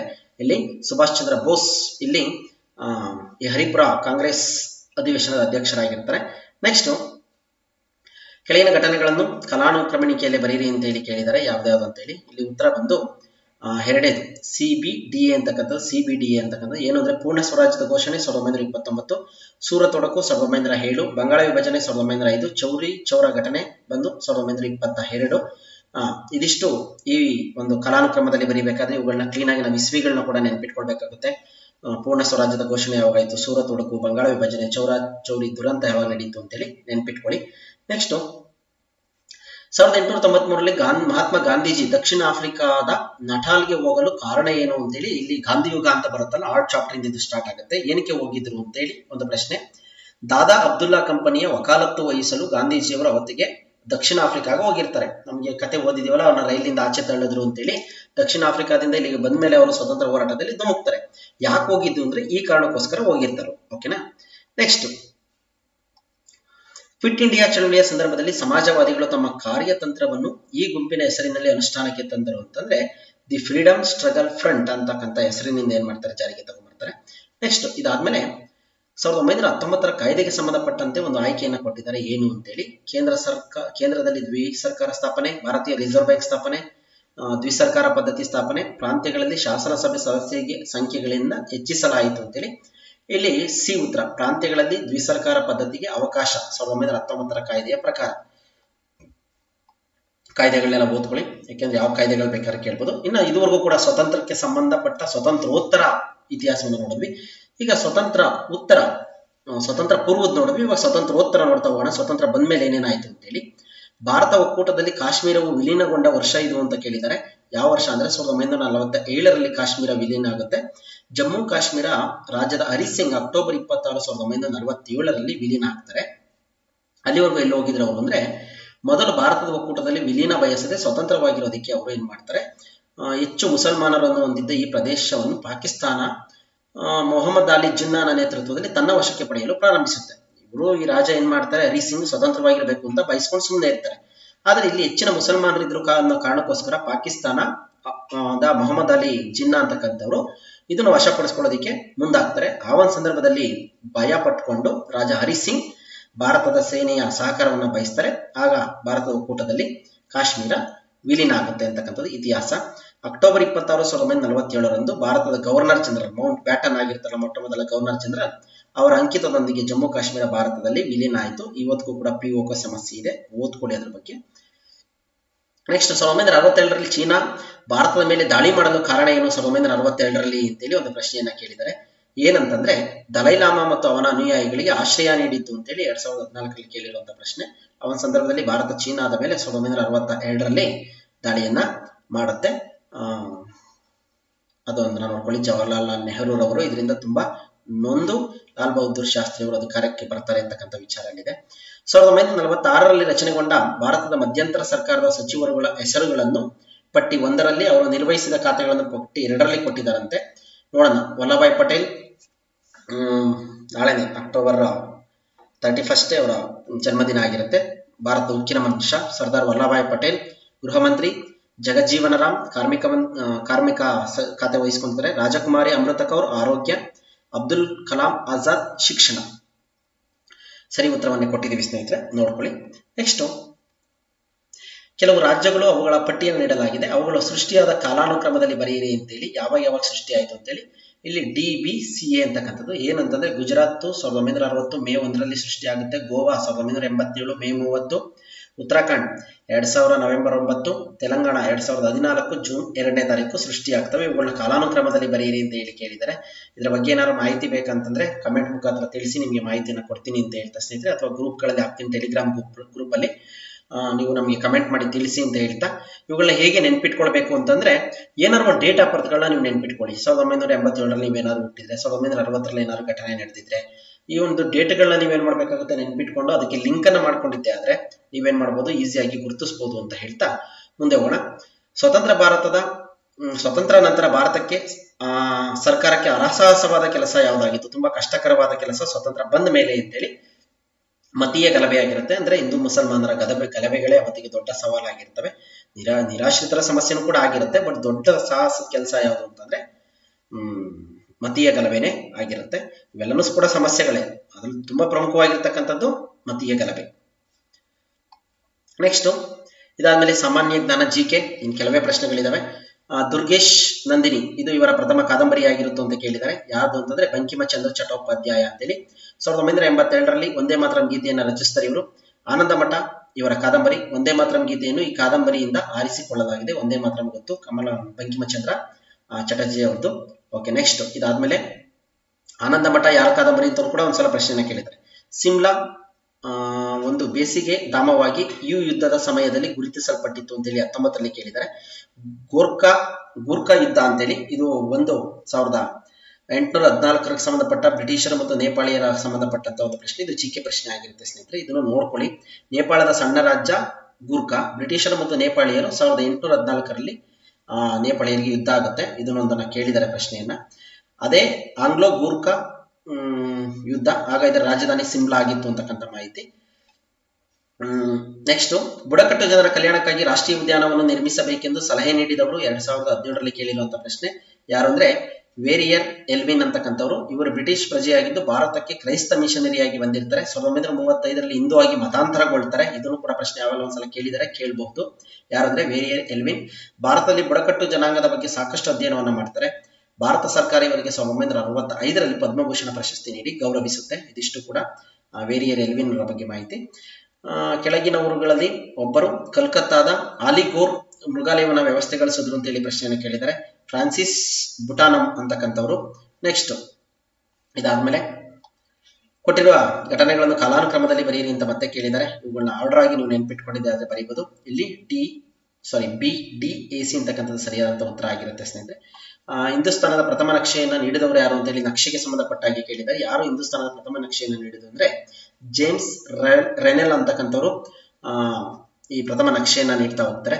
ಇದನ್ನು ಕೂಡ ನೆನ್ಪಿಟ್ಕೊಳ್ಳಿ. ನೆಕ್ಸ್ಟ್ ಇವರು ಬಂಗಾಳದ ಸರ್ವೇಯರ್ ಆಗಿ ನೇಮಕ ಆಗಿರ್ತಾರೆ. ಇವರನ್ನ ಸಮುದ್ರ ಶಾಸ್ತ್ರದ ಪಿತಾಮಹ ಅಂತಲೂ ಕೂಡ ಕರೀತಾರೆ. ಹಾಗಾಗಿ ಇದನ್ನ ನೆನಪಿಸ್ಕೊಳ್ಳಿ. ಜೇಮ್ಸ್ ರೆನೆಲ್ ಇವರು ಹಿಂದೂಸ್ತಾನದ ಪ್ರಥಮ ನಕ್ಷೆಯನ್ನ ಕೊಟ್ಟಂತವ್ರು. ನೆಕ್ಸ್ಟ್ ಇದಾದ್ಮೇಲೆ ಸಮಕಾಲೀನ ಪ್ರಪಂಚ ಆಲ್ರೆಡಿ ಹೇಳಿದ ಸ್ಟಾರ್ಟಿಂಗ್ ಅಲ್ಲಿ ಯಾವುದೋ ಒಂದೇ ಒಂದು ಪ್ರಶ್ನೆ ಕೇಳಿದ್ದಾರೆ. ಅಡಾಲ್ಫ್ ಹಿಟ್ಲರ್ನ ಸಾಮೂಹಿಕ ಕಗ್ಗೊಲೆಯನ್ನು ಹೀಗೆನ್ನುವರು ಅಂತೇಳಿ ಏನಂತ ಹೇಳಿ ಕರೀತಾರೆ ಅಂದ್ರೆ ಹೋಲೋಕಾಸ್ಟ್ ಅಂತ ಹೇಳಿ ಕರೀತಾರೆ. ಇದು ಸಮಕಾಲೀನ ಪ್ರಪಂಚ ಹಿಟ್ಲರ್ಗೆ ಸಂಬಂಧಪಟ್ಟಂತ ಮಾಹಿತಿ 2022ರಲ್ಲಿ ಕೇಳಿರುವಂತದ್ದು. ನೆಕ್ಸ್ಟ್ ಇದಾದ್ಮೇಲೆ ನಕ್ಷೆಗಳ ಬಗ್ಗೆ 5 ಪ್ರಶ್ನೆಗಳಿದೆ, ಮುಗಿಸ್ಬಿಡ್ತೀನಿ. ನಕ್ಷೆಗಳಿಗೆ ಸಂಬಂಧಪಟ್ಟಾಗಿ ಏನೆಲ್ಲ ಪ್ರಶ್ನೆ ಕೇಳಿದ್ದಾರೆ ಅಂತ ನೋಡೋಣ ಬನ್ನಿ. ಕೆಳಗೆ ನೀಡಿರುವ ಭಾರತದ ನಕ್ಷೆಯಲ್ಲಿ ಗುರುತಿಸಿರುವ ಸ್ಥಳಗಳನ್ನು ಹೊಂದಿಕೊಳ್ಳುವ ಉತ್ತರವನ್ನು ಆಯ್ಕೆ ಮಾಡಿ ಅಂತ ಹೇಳಿದರೆ ಇಲ್ಲಿ ಪ್ಲೇಸ್ ಗಳನ್ನ ಗುರುತಿಸಿದರೆ ಕೇಳಿದ್ದಾರೆ. ಏನದು? Dandi, Jallianwala Bagh, B Imphal, C Vidurashwatha, D Imphal ಮಣಿಪುರದ ರಾಜಧಾನಿ, ವಿದುರಾಶ್ವತ್ಥ ಕರ್ನಾಟಕದ ಜಲಿಯನ್ ವಾಲಾ ಬಾಗ್ ದುರಂತ ಅಂತ ಹೇಳಿ ಕರೀತಾರೆ. ಕರ್ನಾಟಕದ ಜಲಿಯನ್ ವಾಲಾ ಬಾಗ್ ಅಂತ ಹೇಳಿ ನೋಡ್ಕೊಳ್ಳಿ. ಭಾರತದ ನಕ್ಷೆಯಲ್ಲಿ ಕೊಟ್ಟಿರುವ ಸ್ಥಳಗಳನ್ನು ಸರಿಯಾಗಿ ಆಯ್ಕೆ ಮಾಡಿ ಅಂತ ಹೇಳಿ ಕೊಟ್ಟಿದ್ದಾರೆ ಪ್ರಶ್ನೆಯನ್ನ. ಇದು ಕೂಡ ಯಾವುದು 4ನೇದು ಉತ್ತರ ಸರಿಯಾಗಿರುತ್ತೆ. ಹೇ ಅಟ್ಟಿ ಚಿನ್ನದ ಗಣಿ, ಇದು ಏನ ಪ್ಲೇಸು. ಬಿ ಅನ್ನೋದು ಬಂದು ಕಾಂಡ್ಲಾ ಗುಜರಾತ್ನ ಬಂದರು. ಜೆಮ್ಶೆಡ್ಪುರ ಜಾರ್ಖಂಡ್, ನರೋರಾ ಉತ್ತರ ಪ್ರದೇಶ ಅಣು ವಿದ್ಯುತ್ ಕೇಂದ್ರ. ಇದು ಈ ಪ್ರಶ್ನೆ ಬಂದು 2015ರಲ್ಲಿ ಕೇಳಿರುವಂಥದ್ದು. 2024ರಲ್ಲಿ ಈ ಮ್ಯಾಪ್ ಬಗ್ಗೆ ಏನು ಕೇಳಿರ್ಲಿಲ್ಲ. ಪೋರ್ಚುಗೀಸರ್ನ ಪಿ ಅಂತ ಹೇಳಿ, ಇಂಗ್ಲಿಷರ್ನ ಇ ಅಂತ ಹೇಳಿ, ಡಚ್ಚರ್ ಡಿ, ಫ್ರೆಂಚರ್ ಎಫ್ ಅಂತ ಹೇಳಿ ವ್ಯಾಪಾರ ಕೇಂದ್ರಗಳನ್ನ DPEE ಅಂತ ಹೇಳಿ ಗುರುತಿಸಿ ಅಂತ ಕೇಳಿದ್ದಾರೆ. ಇದು ಆರ್ಡರ್ ಆಗಿ ಕೊಟ್ಟಿದ್ದಾರೆ. ವ್ಯಾಪಾರ ಕೇಂದ್ರಗಳನ್ನು ಗುರುತಿಸಬೇಕಾಗುತ್ತೆ. ಡಿ ಮಚಲಿಪಟ್ಟಣ, ಪಿಗೆ ಬಿ ಕಲ್ಲಿಕೋಟೆ, ಇಗೆ ಎ ಕೋಲ್ಕತ್ತಾ, FKC ಪಾಂಡಿಚೇರಿ ಅಂತ ಹೇಳಿ ಇದನ್ನ ಗುರುತಿಸ್ಕೊಳ್ಳಿ, ಮ್ಯಾಚ್ ಮಾಡ್ಕೊಳ್ಳಿ ಅಂತ ಹೇಳ್ತಾ ಮುಂದೆ ಹೋಗೋಣ ಬನ್ನಿ. ಕೆಳಗಿನ ಭಾರತದ ನಕ್ಷೆಯಲ್ಲಿ ಎ ಮತ್ತು ಬಿ ರೇಖೆಗಳನ್ನು ಅಕ್ಷಾಂಶಗಳನ್ನು ಗುರುತಿಸಿ ಅಂತ ಹೇಳಿ. ಇದು ಆಕ್ಚುಲಿ ಜಿಯೋಗ್ರಫಿ ಬರುತ್ತೆ, ಆದ್ರೆ ಮ್ಯಾಪ್ ಆಗಿರೋದ್ರಿಂದ ಇದನ್ನ ಏನ್ ಮಾಡಿದೀವಿ, ಒಟ್ಟಿಗೆ ನಿಮ್ಗೆ ಕೊಡುವಂತ ಪ್ರಯತ್ನ ಮಾಡಿದೀವಿ ಸ್ನೇಹಿತರೆ. Line A, line B, okay. ಇದು ಲೈನ್ ಎ, ಲೈನ್ ಬಿ, ಇವುಗಳ ಹೇಗೆ ಏನು ಅಂತ ಹೇಳಿ ಕೇಳಿದ್ದಾರೆ. 8 ಡಿಗ್ರಿ 4 ಸೆಕೆಂಡ್ ಉತ್ತರ ಅಕ್ಷಾಂಶದಿಂದ 37 ಡಿಗ್ರಿ 6 ಉತ್ತರ ಅಕ್ಷಾಂಶ ಅಂತ ಹೇಳಿ ಸರಿಯಾದಂತ ಉತ್ತರ ಆಗಿರುತ್ತೆ. ಇದಿಷ್ಟು ವಿಚಾರಗಳು ಸ್ನೇಹಿತರೆ. ಈಗ ನಿಮಗೆ ಧನ್ಯವಾದ ಹೇಳೋದಕ್ಕಿಂತ ಮುಂಚಾಗಿ ಲಾಸ್ಟ್ ಒಂದು ಟಿಪ್ಸ್ ಗಳನ್ನ ಕೊಡ್ತೀನಿ ಅಂತ ಹೇಳಿದ್ದೆ. ನೀವು ಓದ್ಬೇಕಾಗತ್ತೆ, ಮನನ ಮಾಡ್ಕೊಳ್ಬೇಕಾಗತ್ತೆ, ಏನಾದ್ರೂ ಒಂದಕ್ಕೆ ಲಿಂಕ್ ಅನ್ನ ಮಾಡ್ಕೊಳ್ಬೇಕಾಗುತ್ತೆ. ಹೇಗೆ ನೆನ್ಪಿಟ್ಕೊಳ್ಳೋದು ಒಂದು ಸಿಚುಯೇಷನ್, ಒಂದು ಘಟನೆ ಅಂದ್ರೆ ನಿಮ್ಮ ಜೀವನದ ಅಥವಾ ನಿಮ್ಮಲ್ಲಿ ನಡೆದಿರ್ತಕ್ಕಂಥ ಒಂದು ಘಟನೆಗೆ ನೆನ್ಪಿಟ್ಕೊಳ್ಬೇಕಾಗುತ್ತೆ. ಜೊತೆಗೆ ಓದ್ಬೇಕಾದ್ರೆ ಹೇಗೆ ಓದ್ಬೇಕಪ್ಪ ಅಂತಂದ್ರೆ ನೀವು ಪಾಠ ಮಾಡ್ತೀನಿ ವಿತೌಟ್ ಟೆಕ್ಸ್ಟ್ ಬುಕ್ ಅನ್ನ, ಸೋಷಿಯಲ್ ಅನ್ನ ನಾನು ಸ್ಟೂಡೆಂಟ್ಗೆ ಪಾಠ ಮಾಡ್ತೀನಿ ಅನ್ನೋ ಮಟ್ಟಿಗೆ ನೀವೇನ್ ಮಾಡ್ಬೇಕಾಗುತ್ತೆ, ಒಂದೊಂದು ಪಾಠವನ್ನೇ ಓದ್ಕೊಳ್ಳಿ. ಓದ್ಕೊಂಡಾದ್ಮೇಲೆ ಏನ್ ಮಾಡ್ಬೇಕು, ಅದನ್ನ ಮನನ ಮಾಡ್ಬೇಕು. ನೀವು ಮಲಿಕೊಂಡಂತ ಸಂದರ್ಭದಲ್ಲಿ ಕೂತಾಗ, ನಿಂತಾಗ ಕಣ್ಮುಚ್ಕೊಂಡು ಮನನ ಮಾಡ್ಬೇಕು. ಇಡೀ ಪುಸ್ತಕದ ಎಲ್ಲಾ ಅಕ್ಷರಗಳು, ಲೈನ್ಗಳನ್ನ ಏನ್ ಮಾಡ್ಬೇಕು, ನೀವು ಮನಸ್ಸಿನಲ್ಲಿ ಮನನ ಮಾಡ್ತಾ ಹೋದಂತ ಸಂದರ್ಭದಲ್ಲಿ ಏನಾಗುತ್ತೆ, ಅದು ನಿಮ್ಗೆ ಶಾಶ್ವತ ಜ್ಞಾನದಲ್ಲಿ, ಮೆಮೊರಿಯಲ್ಲಿ ಉಳಿಯೋದಿಕ್ಕೆ ಸಾಧ್ಯ ಆಗ್ತಾ ಇರುತ್ತೆ ಸ್ನೇಹಿತರೆ. ಹಾಗಾಗಿ ನೀವು ಇದೊಂದ್ ಸ್ವಲ್ಪ ಅದೊಂದ್ ಸ್ವಲ್ಪ ಅಂತ ಮಿಕ್ಸ್ ಮಾಡ್ಕೊಂಡು ಓದೋದಕ್ಕೆ ಹೋಗ್ಬೇಡಿ. ಇತಿಹಾಸ ಅಂತ ಓದೋದಕ್ಕೆ ಕೂತ್ಕೊಂಡ್ರೆ ಇತಿಹಾಸ ಪೂರ್ತಿ ಮುಗಿಸಿ, ಆಗ ನಿಮ್ಗೆ ಒಂದು ಪೂರ್ಣ ಚಿತ್ರಣ ಸಿಗುತ್ತೆ, ಯಾರಾದ್ಮೇಲೆ ಹೇಗೆ, ಏನು, ಎತ್ತ ಅಂತೇಳಿ. ಆ ಒಂದು ನಿಟ್ಟಿನಲ್ಲೇ ನಾನು ನಿಮ್ಗೆ ಈ ವಿಡಿಯೋನ ಮಾಡ್ಕೊಡೋ ಪ್ರಯತ್ನ ಮಾಡಿದ್ದೀನಿ. ಎಲ್ಲರೂ ಕೂಡ TET ನಲ್ಲಿ ಉತ್ತಮ ಅಂಕಗಳನ್ನ ತಗೊಳ್ಳಿ. ಈ ಒಂದು ಟ್ರಿಕ್ಸ್ ಗಳನ್ನ ನೀವು ಫಾಲೋ ಮಾಡಿ. ಸುಮ್ಮನೆ ಇದ್ರೆ ಏನೋ ಬರಿಬೇಕು, ಓದ್ಬೇಕು ಅಂತಿದ್ರೆ ಆಗೋದಿಲ್ಲ. ನಿಜವಾದ ಕಂಟೆಂಟ್ ಅನ್ನ ಯಾರು ಗ್ರಿಪ್ ಇಟ್ಕೊಳ್ತಾರೋ ಅವ್ರು ಮಾಡ್ಬೋದು. ಕಂಟೆಂಟ್ ಗ್ರಿಪ್ ಇಟ್ಕೊಳ್ಳೋಕೆ ನೀವು ಈ ರೀತಿ ಮನನ ಮಾಡ್ಕೊಳ್ಬೇಕಾಗತ್ತೆ. ಒಂದು ಆರ್ಡರ್ ಆಗಿ ಓದ್ಕೊಂಡು ಹೋಗಿ. ಭೂಗೋಳ ತಗೊಂಡ್ರೆ ಇಡೀ ಭೂಗೋಳವನ್ನ ಒಟ್ಟಿಗೆ ಓದ್ಕೊಳ್ಳಿ, ಕನ್ನಡ ತಗೊಂಡ್ರೆ ಇಡೀ ಕನ್ನಡವನ್ನ ಒಟ್ಟಿಗೆ ಓದ್ಕೊಳ್ಳಿ ಅಂತ ಹೇಳ್ತಾ ಎಲ್ರಿಗೂ ಕೂಡ ಸ್ನೇಹಿತರೆ ಧನ್ಯವಾದಗಳು. Thank you.